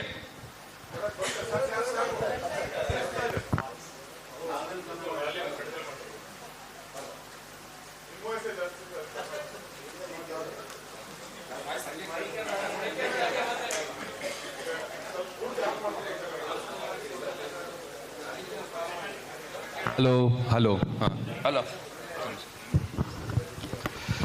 ಆ ಆಫೀಸರ್ ಹತ್ರ ಜೆನ್ಯೂನ್ ಆಗಿ ಯಾರು ವೋಟರ್ ಲಿಸ್ಟಲ್ಲಿ ವೋಟ್ರ್ ಬಿಟ್ಟೋಗಿದೆಯೋ ಅವರನ್ನು ಸೇರಿಸ್ಬೇಕು ಅಂತೇಳಿ ನಾವು ಪಟ್ಟಿ ಮಾಡ್ಕೊಂಡು ಹೋಗಿದ್ರಿ. ಅವನು ನಮ್ಗೇನು ಉತ್ತರ ಕೊಡ್ತಾನೆ ಅಂತಂದರೆ, ಸರ್ ನಾನು ಇನ್ಸ್ಪೆಕ್ಷನ್ಗೆ ಬರಬೇಕು, ಯಾರನ್ನ ವೋಟರ್ ಲಿಸ್ಟ್ ಹೆಸರು ನಾವು ಬಿಟ್ಟೋಗಿದ್ದನ್ನು ಕೊಡ್ತಾ ಇದೆಯೋ ನಾನು ಇನ್ಸ್ಪೆಕ್ಷನ್ ಬರ್ತೀನಿ, ಮನೇಲಿ ನೋಡ್ತೀನಿ ಅಂತ. ಆದರೆ BJP ಪಕ್ಷದವರು 100-200 ಜನನ ಇನ್ಕ್ಲೂಡ್ ಮಾಡಬೇಕು ಅಂದರೆ ನೋ ಇನ್ಸ್ಪೆಕ್ಷನ್ ನಥಿಂಗ್, ಅವ್ನು ತೊಗೊಂಡೋಗಿ ಬೇರೆ ಕಡೆ ಕೂತ್ಕೊಂಡ್ರೆ ಇನ್ಕ್ಲೂಡ್ ಮಾಡ್ತಾನೆ. ನಮ್ಮ ಹೆಸರು ಯಾರಿದೆಯೋ, ಫಾರ್ ಎಕ್ಸಾಂಪಲ್ ನೀವು ಹೇಳಿದಂಗೆ ಮಹಿಳೆಯರು ಇರ್ಬೋದು ಅಥವಾ ಮೈನಾರಿಟೀಸ್ ಇರ್ಬೋದು, ಯಾರ ಗಮನಕ್ಕೆ ತರದೆ ಅವನು ಡಿಲೀಟ್ ಮಾಡ್ತಾ ಇರ್ತಾನೆ. ಈ ರೀತಿ ಆಗ್ತಾ ಇತ್ತು. ಆಮೇಲೆ ನಾವು ಗಲಾಟೆ ಮಾಡೋದಕ್ಕೆ ನಮ್ಮ ಕಡೆಯಿಂದ ಒಂದು 10 ಹೆಸರು 15 ಹೆಸರನ್ನ ಇನ್ಕ್ಲೂಡ್ ಮಾಡ್ದೆ ಅಷ್ಟೇ, ಆದರೆ ಮಾಡಲಿಲ್ಲ. ಅವ್ರು ಯಾರು ಕೂಡ ನಮ್ಮ ಅಧೀನದಲ್ಲಿ ಕೆಲಸ ಮಾಡ್ತಾ ಇಲ್ಲ. ಯಾರು ಆ ಭಾಗದಲ್ಲಿ 2 ಸಾರಿ 3 ಸರ್ತಿ ಶಾಸಕನಾಗಿದ್ದಾನೋ ಅವರ ಹಿಡಿತದಲ್ಲೇ ಇರ್ತಕ್ಕಂಥದ್ದು. ಅವ್ರು ಕೆಲಸ ಮಾಡಲಿಲ್ಲ ಅಂತಂದರೆ ಅವನಿಗೇನಪ್ಪ ಭಯ ಅಂದರೆ ನಾಳೆ ನಾನು ಇಲ್ಲಿಂದ ಎತ್ತಂಗಡಿ ಮಾಡಿ ಬೇರೆ ಕಡೆ ಟ್ರಾನ್ಸ್ಫರ್ ಮಾಡಿಬಿಡ್ತಾನೆ. ಆ ಒಂದು ನಿಟ್ಟಿನಲ್ಲಿ ಅಧಿಕಾರಿಗಳು ಕೆಲಸ ಮಾಡ್ತಾ ಇರ್ತಕ್ಕಂಥದ್ದು. ನಿಮ್ಮ ಇಂಟೆನ್ಷನ್ ಇದೆ, ನಾನು ಒಪ್ತೀನಿ, ಭಾರಿ ಒಳ್ಳೆ ಕೆಲಸ ಮಾಡ್ತಾ ಇದ್ದೀರಾ. ಜನರ ಜಾಗೃತಿ ಮೂಡಿಸ್ಬೇಕು. ಪ್ರತಿಯೊಬ್ಬ ಓಟ ಏನು ಈ ಪ್ರಜೆ ಆಗಿದೆ ನಮ್ಮ ರಾಜ್ಯದಲ್ಲಿ, ಅವನ ಹಕ್ಕು ಮತದಾನ ಇರತಕ್ಕಂಥದ್ದು, ಹಕ್ಕು ಒಂದು ತಗೊಳ್ಳೇಬೇಕು ಮತ. ಈಗ ಇವ್ರು ಹೇಳ್ದಂಗೆ 13 ಏನು ದಾಖಲೆಗಳನ್ನ ಕೊಡಬೇಕು ಅಂತ ಹೇಳ್ತಾ ಇದ್ದೀವಿ. ಅದರಲ್ಲಿ 1-2 ದಾಖಲೆಗಳು ಕೊಟ್ಟರು ಕೂಡ ಅದು ಕೂಡ ಸರಿ ಇಲ್ಲ ಅಂತೇಳಿ BLO ಅದನ್ನ ರಿಜೆಕ್ಟ್ ಮಾಡ್ತಕ್ಕಂಥ ಅಧಿಕಾರ ಅವನು ಇಟ್ಕೊಂಡಿದ್ರೆ ಅವರು ಮೊದಲೇ ಡಿಸೈಡ್ ಮಾಡಿರ್ತಾರೆ ಏನು ಮಾಡಬೇಕು ಅಂತೇಳಿ ಅಂತ. ಈ SIR ಬಂದು ಒಂದು ಹೊಸ ಸಿಸ್ಟಮು. ಇದುವರೆಗೂ BJPಯವರು ಸರ್ಕಾರ ಚುನಾವಣೆಗಳಲ್ಲಿ ಯಾವ ರೀತಿ ಗೆಲ್ತಾ ಇದ್ರು ಅದಕ್ಕೆ ನಾನಾ ಕಾರಣಗಳು ಬರ್ತಾ ಇತ್ತು. EVM ಮಿಷಿನ್ ಅಂತ ಹೇಳಿದ್ವಿ, ಇನ್ನೊಂದು ಹೇಳಿದ್ವಿ, ಎಲ್ಲವನ್ನೂ ಹೇಳಿದ್ವಿ. ಇದನ್ನ ನಮ್ಮ ರಾಹುಲ್ ಗಾಂಧಿ ಅವರು ಕಂಡುಹಿಡಿಯತಕ್ಕಂಥ ಸಂದರ್ಭದಲ್ಲಿ ಈಗ SIR ಅಂತಕ್ಕಂಥ ಹೊಸ ಪದ್ಧತಿಗೆ ಬಂದ್ಬಿಟ್ಟಿದ್ದಾರೆ. ಇದು ಜೆನ್ಯೂನ್ ಆಗೋಗುತ್ತಲ್ಲ, ಕಾನೂನಾತ್ಮಕವಾಗಿ ಡಿಲೀಟ್ ಮಾಡ್ತಕ್ಕಂಥ ಕೆಲಸ ಆಗೋಗುತ್ತಲ್ಲ. 5.5 ಕೋಟಿ ಜನಸಂಖ್ಯೆರು ಹೊಸದಾಗಿ ಅಪ್ಲಿಕೇಶನ್ ಕೊಟ್ಟು ತನ್ನ ಎಲೆಕ್ಟ್ರೋಲಲ್ಲಿ ನನ್ನ ಹೆಸರು ಸೇರಿಸ್ಕೊಳ್ಬೇಕು ಅಂತಂದ್ರೆ, ಫಾರ್ ಎಕ್ಸಾಂಪಲ್ ನಿಮ್ಗೆ ಹೇಳ್ತೀವಿ, ದಿನಗೂಲಿ ನೌಕರರು, ಅವರಿಗೆ ಮನೆ ಇಲ್ಲ, ಮಠ ಇರೋದಿಲ್ಲ, ಆವತ್ತು ಕೂಲಿ ಮಾಡಿದ್ರೆ ಅವನ ಜೀವನ ಸಾಗುತ್ತೆ. ಚುನಾವಣೆ ಈಗ ನಡೀತಾ ಇರ್ತಕ್ಕಂಥ ಚುನಾವಣೆ ಸಂದರ್ಭದಲ್ಲಿ ಅವನು ವೋಟರ್ ID ಕಾರ್ಡ್ ತೊಗೊಂಡು ಪೋಲಿಂಗ್ ಸ್ಟೇಷನ್ಗೆ ಬರ್ತಾನೆ. ಅಲ್ಲಿ ವೋಟರ್ ಲಿಸ್ಟ್ ಚೆಕ್ ಮಾಡ್ತಾ ಇರ್ಬೇಕಾದ್ರೆ ಅವನ ಹೆಸರು ಇಲ್ಲಪ್ಪ ನಿನ್ನ ಹೆಸರು ಅಂತ ಹೇಳ್ತಾರೆ. ಅವನ ಹೆಸರು ಬೇರೆ ಯಾವುದೋ ಬೂತ್ಗೋ ಬೇರೆ ಕಡೆಗೆ ಎಲ್ಲರೂ ಆಗಿರುತ್ತೆ. ಅದನ್ನು ಹುಡ್ಕೋ ಪೇಷನ್ಸ್ ಅವನಿಗಿರಲ್ಲ. ಅವ್ನು ಬಂದು ನೋಡ್ತಾನೆ, ನನ್ನ ಹೆಸರು ಇಲ್ವಾ ಇಲ್ಲಿ, ಹೋಗಯ್ಯ ನಾನು ಹೋಗಲ್ಲ, ಕಳೆಕಾಯಿ ಮಾರಬೇಕು, ತರಕಾರಿ ಮಾರಬೇಕು, ನಾನು ಹೋಗ್ತೀನಿ, ಓಟ್ ಹಾಕ್ತಿದ್ರು ಪರವಾಗಿಲ್ಲ ಅಂತೇಳಿ ವಾಪಸ್ ಹೋಗ್ಬಿಡ್ತಾನೆ.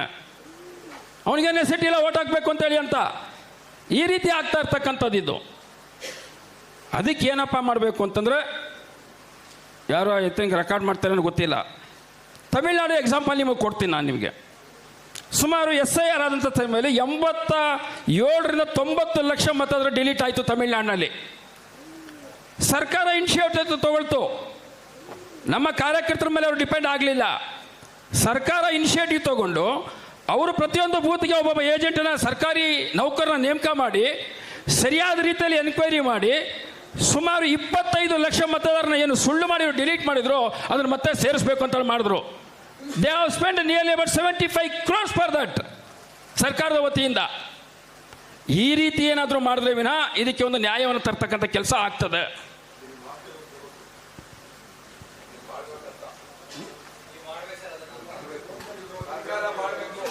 ಸರ್ಕಾರ ಅಲ್ಲಲ್ಲ, ನಾನೇ ಸರ್ಕಾರಕ್ಕೆ ಕೇಳ್ತಾ ಇದ್ದೀನಿ ನಿಮ್ಮ ಪರವಾಗಿ.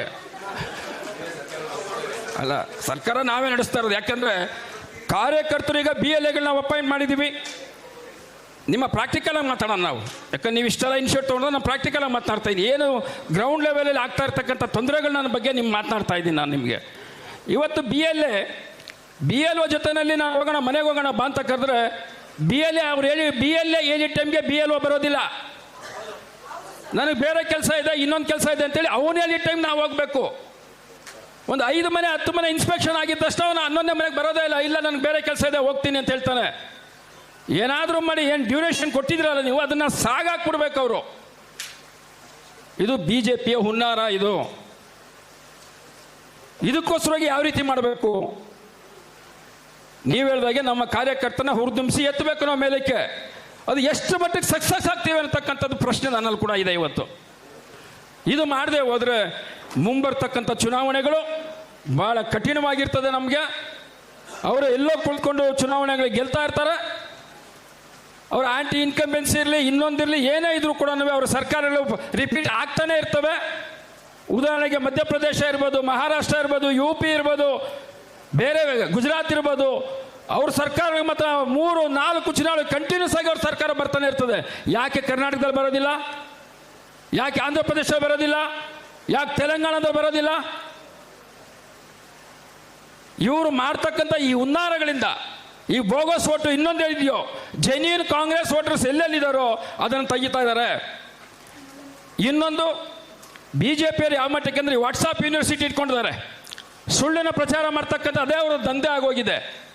ಜೊತೆಗೆ ಅವರು ಪೇಜ್ ಪ್ರಮುಖ ಅಂತ ಯಾರ್ಯಾರು ಮಾಡ್ಕೊಂಡಿದ್ದಾರೆ. ಅವ್ರ ಕೆಲಸ ಏನಪ್ಪ ಅಂದರೆ ವೋಟರ್ಸ್ಗೆ ಹೋಗಿ ಅವ್ರಿಗೆ ಏನು ಸಲಹೆಗಳನ್ನು ಕೊಡೋದಲ್ಲ. ಈ ಮನೆಯಲ್ಲಿ BJP ಓಟ್ ನಿಧಾನ, ಈ ಮನೇಲಿ JDS ಓಟ್ ಇದೆಯಾ, ಈ ಮನೇಲಿ ಕಾಂಗ್ರೆಸ್ ಓಟ್ ಇದೆಯಾ ಅನ್ನೋದು ಪಟ್ಟಿ ಮಾಡೋದು ಅಷ್ಟೇ ಅವ್ರ ಕೆಲಸ. ಎಲ್ಲಿ ಕಾಂಗ್ರೆಸ್ ಅವರು 100% ಕಾಂಗ್ರೆಸ್ ಓಟ್ ಇದೆ ಅಂತೇಳಿ ಮಾರ್ಕ್ ಮಾಡ್ಕೊಂಡ್ಬರ್ತಾನೆ ಪೇಜ್ ಪ್ರಮುಖ, ಆ ಓಟನ್ನ ಯಾವ ರೀತಿ ನಾವು ಡಿಲೀಟ್ ಮಾಡಬೇಕು ಅಂದ್ರೆ ಯೋಚನೆ ಮಾಡೋದು ಅಷ್ಟೇ ಅವ್ರ ಕೆಲಸ ಆಗಿದೆ ಇವತ್ತು. ಇದು ಸತ್ಯ, ಇದು ಪ್ರಾಕ್ಟಿಕಲ್. ಇದು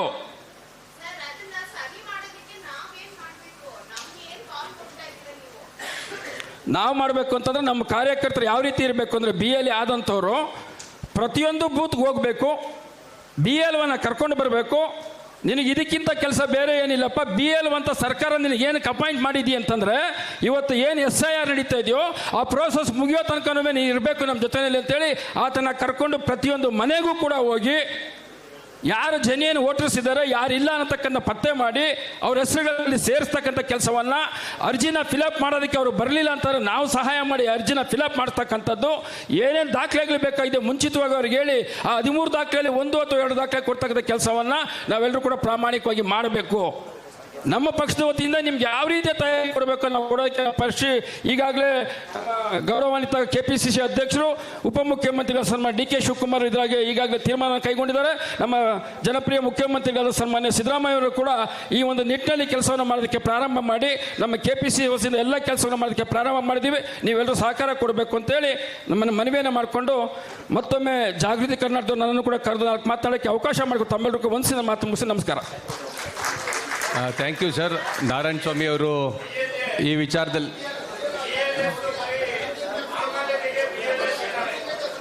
ಎಸ್ ಸರ್. ಇಲ್ಲ ಸರ್, ಒಂದು ನಿಮಿಷ, ಎಲ್ಲ ಹೊರಟೋಗ್ತಾರೆ, ಆದ್ದರಿಂದ ಇದನ್ನ ಪ್ರಾಪರಾಗಿ ಕನ್ಕ್ಲೂಡ್ ಮಾಡೋಣ. ಒಂದೇ ನಿಮಿಷ. ನಾವು ಬೇರೆ ಬೇರೆ ಕಡೆಯಲ್ಲಿ BLA ಟ್ರೈನಿಂಗ್ಸ್ ಹೋದಾಗಲೂ ಕೂಡ ಗಮನಿಸಿದ್ದೀವಿ, ಕೆಲವರು ಪಾರ್ಟಿನ ಶಿಫ್ಟ್ ಮಾಡಿಬಿಟ್ಟಿದ್ದಾರೆ, ಕೆಲವರು ಆ್ಯಕ್ಟಿವ್ ಆಗಿಲ್ಲ, ಆ್ಯಕ್ಟಿವ್ ಆಗಿರ್ತಾರೆ ಬಟ್ ಅವ್ರಿಗೆ ಸ್ಮಾರ್ಟ್ ಫೋನ್ ಹ್ಯಾಂಡ್ಲ್ ಮಾಡೋಕ್ಕೆ ಬರಲ್ಲ. ಇದನ್ನು ಸರಿ ಮಾಡಬೇಕು ಅಂತ ಹೇಳಿದ್ರೆ BLAಗಳಿಗೆ ತುರ್ತಾಗಿ ಏನು ಮುತ್ತುರಾಜ್ ಅವರು ಹೇಳಿದ್ರು ಆ ಟ್ರೈನಿಂಗ್ನ ಮಾಡಬೇಕು. ಮತ್ತು ಒಂದು ಆಡಳಿತದಲ್ಲಿರ್ತಕ್ಕಂಥ ಪಕ್ಷ ಅಸಹಾಯಕವಾಗಬಾರ್ದು. TMC ಅದನ್ನು ತೋರಿಸಿದೆ ಯಾವ ರೀತಿಯಲ್ಲಿ ಈ ದೇಶದ ಗಣರಾಜ್ಯವನ್ನು ಪ್ರಜಾತಂತ್ರವನ್ನು ಉಳಿಸೋದಕ್ಕೆ ನಾವು ಬೀದಿಯಲ್ಲಿ ಫೈಟ್ಗೆ ನಿಲ್ಲಬೇಕು ಅಂತ. ಅದನ್ನು ನಾವು ಮಾಡೋಣ. ಕಾಂಗ್ರೆಸ್ ಪಕ್ಷ ಅದಕ್ಕೆ ಎಷ್ಟು ಸಾಧ್ಯ ಆಗುತ್ತೋ ಅದನ್ನು ಮಾಡಲಿ. ಉಳಿದದನ್ನು ಈ ರಾಜ್ಯದ ಜನತೆ ಯಾರಿಗೆ ಡೆಮಾಕ್ರಸಿ ಉಳಿಬೇಕೋ ನಾವು ಇದರೊಳಗಡೆ ಕೈ ಜೋಡಿಸ್ಬೇಕು. ಕಾಂಗ್ರೆಸ್ ಪಕ್ಷದ ಜೊತೆಗೂ ಸೇರಿ ಮಾಡೋ ಕೆಲಸನೂ ಮಾಡಬೇಕು ಮತ್ತು ಅದಲ್ಲದೆ ನಾವೇ ಸ್ವತಂತ್ರವಾಗಿ ಮಾಡೋದನ್ನು ಮಾಡಬೇಕು. ಈ ಕಾರ್ಯಕ್ರಮಕ್ಕೆ ತಾವೆಲ್ಲರೂ ಕೂಡ ಬಂದು ಇಷ್ಟೊತ್ತು ತನಕ ಕೂತು ಈ ವಿಚಾರದಲ್ಲಿ ಮಾತು ಕೇಳಿದ್ದೀರಿ. ಬುಧವಾರಕ್ಕೆ ಯಾರು ಟ್ರೈನಿಂಗಿಗೆ ಬರ್ಬೋದು ಅವರೆಲ್ಲರೂ ಕೂಡ ಬನ್ನಿ. ಉಳಿದಂತೆ ಕೂಡ ಜಾಗೃತ ಕರ್ನಾಟಕದ ಈ ಚಟುವಟಿಕೆಗಳ ಜೊತೆಗೆ ಕೈ ಜೋಡಿಸಿ ಅಂತ ತಮ್ಮೆಲ್ಲರಲ್ಲಿ ಮನವಿ ಮಾಡ್ತೀನಿ. ದಯವಿಟ್ಟು ಕುತ್ಕೊಳ್ಳಿ, 2 ನಿಮಿಷದಲ್ಲಿ ಕಾರ್ಯಕ್ರಮ ಮುಗಿಯುತ್ತೆ. ಅದನ್ನು ಮುಗಿಸ್ಕೊಂಡು ನಾವು ಹೋಗೋಣ. ದಯವಿಟ್ಟು 2 ನಿಮಿಷ. ಈ ಪ್ಯಾನಲ್ ಡಿಸ್ಕಷನಲ್ಲಿ ಪಾರ್ಟಿಸಿಪೇಟ್ ಮಾಡಿದಂತಹ ಶ್ರೀ ಆಶೀಶ್ ರಂಜನ್, ಅವಿಕ್ ಸಾಹಾ, ಹಾಗೆ ಶ್ರೀ M. ನಾರಾಯಣ ಸ್ವಾಮಿ ಅವರಿಗೆ, ಹಾಗೆ ಇದನ್ನು ಅಚ್ಚುಕಟ್ಟಾಗಿ ನಡೆಸಿಕೊಟ್ಟಂಥ ಡಾಕ್ಟರ್ ವಾಸೂರ್ ಅವರಿಗೆ ಧನ್ಯವಾದಗಳು. ನಮ್ಮ ಕಡೆಯಿಂದ ಒಂದು there is a small token of appreciation for the guests who are on the stage. I request Aki sir to kindly bring the memento so we will be able to give right now on the stage, and I request Vasu ಅಣ್ಣ ದಯವಿಟ್ಟು ಅವರಿಗೆ ಕೊಡಬೇಕು ಅಂತ ನಾನು ನಿಮ್ಮಲ್ಲಿ ಕೇಳ್ಕೊಳ್ತೇನೆ. ದಯವಿಟ್ಟು ಎಲ್ಲರೂ ಕೂಡ ಕುತ್ಕೊಳ್ಳಿ. ನಾವು ಕಾರ್ಯಕ್ರಮದ ಕೊನೆಯ ಹಂತಕ್ಕೆ ಬಂದಿದ್ದೇವೆ. ಇದಾದ ನಂತರ ಊಟದ ವ್ಯವಸ್ಥೆಯನ್ನು ಮಾಡಲಾಗಿದೆ. ವೇದಿಕೆಯ ಹಿಂಭಾಗ ಊಟದ ವ್ಯವಸ್ಥೆಯನ್ನು ಮಾಡಲಾಗಿದೆ. ಹಾಗೆ ಮುತ್ತುರಾಜು ಅವರು ಎಕ್ಸ್ಪ್ಲೇನ್ ಮಾಡ್ತಾ ಒಂದು ವಿಷಯವನ್ನು ನಿಮಗೆ ಮನದಟ್ಟು ಮಾಡಿದ್ರು. ಈ ಕಾರ್ಯಕ್ರಮವನ್ನು ನಾವು ಮಾಡಲಿಕ್ಕೆ ಸುಮಾರು ನಮಗೆ 2 ಲಕ್ಷ ಖರ್ಚಾಗಿದೆ. ನಿಮಗೆ ಗೊತ್ತಿರುವಂತೆ ಜಾಗೃತ ಕರ್ನಾಟಕ ಒಂದು ಎಲ್ಲ ಹಿತೈಷಿಗಳಿಂದ ನಡೀತಿರುವಂಥ ಒಂದು ಸಂಘಟನೆ, ಒಂದು ಜನಸಂಘಟನೆ. ರಾಜಕೀಯವನ್ನ ಬದಲಾವಣೆ ಮಾಡಬೇಕು ಅನ್ನೋ ಒಂದು ದೊಡ್ಡ ಕನಸನ್ನು ಇಟ್ಕೊಂಡು ನಾವೆಲ್ಲರೂ ಕೂಡ ಒಂದಷ್ಟು ಸಮಾನ ಮನಸ್ಕರು ಪ್ರಾರಂಭ ಮಾಡಿರುವಂಥದ್ದು. ಹಾಗಾಗಿ ದಯವಿಟ್ಟು ನೀವು ನಿಮ್ಮ ಕೈಲಾದ ದೇಣಿಗೆಯನ್ನು ಕೊಡಬೇಕು.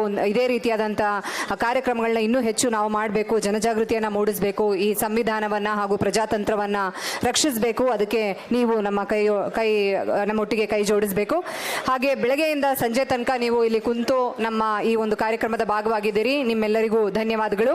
ಹಾಗೆ ಎಲ್ಲ ಅತಿಥಿಗಳು, ಇವತ್ತು ಬಂದಂಥ ಎಲ್ಲ ಅತಿಥಿಗಳಿಗೂ ಕೂಡ ಧನ್ಯವಾದಗಳು. ಹಾಗೆ ಕಾರ್ಯಕ್ರಮದ ಟ್ರಾನ್ಸ್ಲೇಷನ್ನ ತುಂಬ ಚೆನ್ನಾಗಿ ಮಲ್ಲಿಗೆ ಅವರು ನಿರ್ವಹಿಸಿಕೊಟ್ರು, ಅವ್ರಿಗೂ ಕೂಡ ಧನ್ಯವಾದಗಳು. ಈ ಒಂದು ಕಾರ್ಯಕ್ರಮದ ಉದ್ದೇಶ ಯಶಸ್ಸು ಪಡಿಬೇಕು ಅಂತ ಹೇಳಿದ್ರೆ ನೀವೆಲ್ಲರೂ ಮುಂದಿನ ದಿನಗಳಲ್ಲಿ ನಮ್ಮೊಟ್ಟಿಗೆ ಕೈ ಜೋಡಿಸಿ ಮುತ್ತುರಾಜ್ ಅವರು ಹೇಳಿದಂಥ ಏನು ಪ್ರಕ್ರಿಯೆ ಇದೆ ಕರ್ನಾಟಕದಲ್ಲಿ ಅದರ ಭಾಗವಾಗಬೇಕು ಅಂತ ನಾನು ಮತ್ತೊಮ್ಮೆ ನಿಮ್ಮಲ್ಲೆಲ್ಲರಲ್ಲಿ ಕೇಳ್ಕೊಳ್ತಾ ಎಲ್ಲರಿಗೂ ಧನ್ಯವಾದಗಳು. ಜೈ ಹಿಂದ್. ಕೊನೆಯದಾಗಿ thank you sir, thank you so much.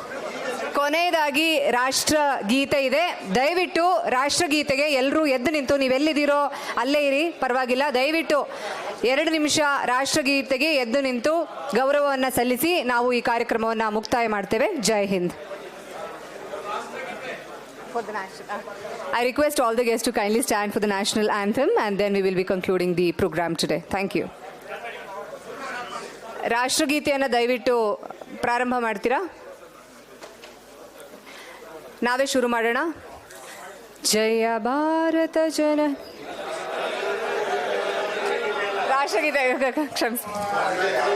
ಮನ ಅಧಿನಾಯಕ ಜಯ ಹೇ ಭಾರತ ಭಾಗ್ಯ ವಿಧಾತ, ಪಂಜಾಬ ಸಿಂಧ ಗುಜರಾತ್ ಮರಾಠ ದ್ರಾವಿಡ ಉತ್ಕಲ ಬಂಗ, ವಿಂಧ್ಯ ಹಿಮಾಚಲ ಯಮುನಾ ಗಂಗಾ उत्कल जलधि तरंगा, तव शुभ नामे जागे, तव जन्माशिष मागे, गाहे तव जय गाथा, जनगण मंगलदायक जय हे भारत भाग्य विधाता, जय हे जय हे जय हे जय जय जय जय हे.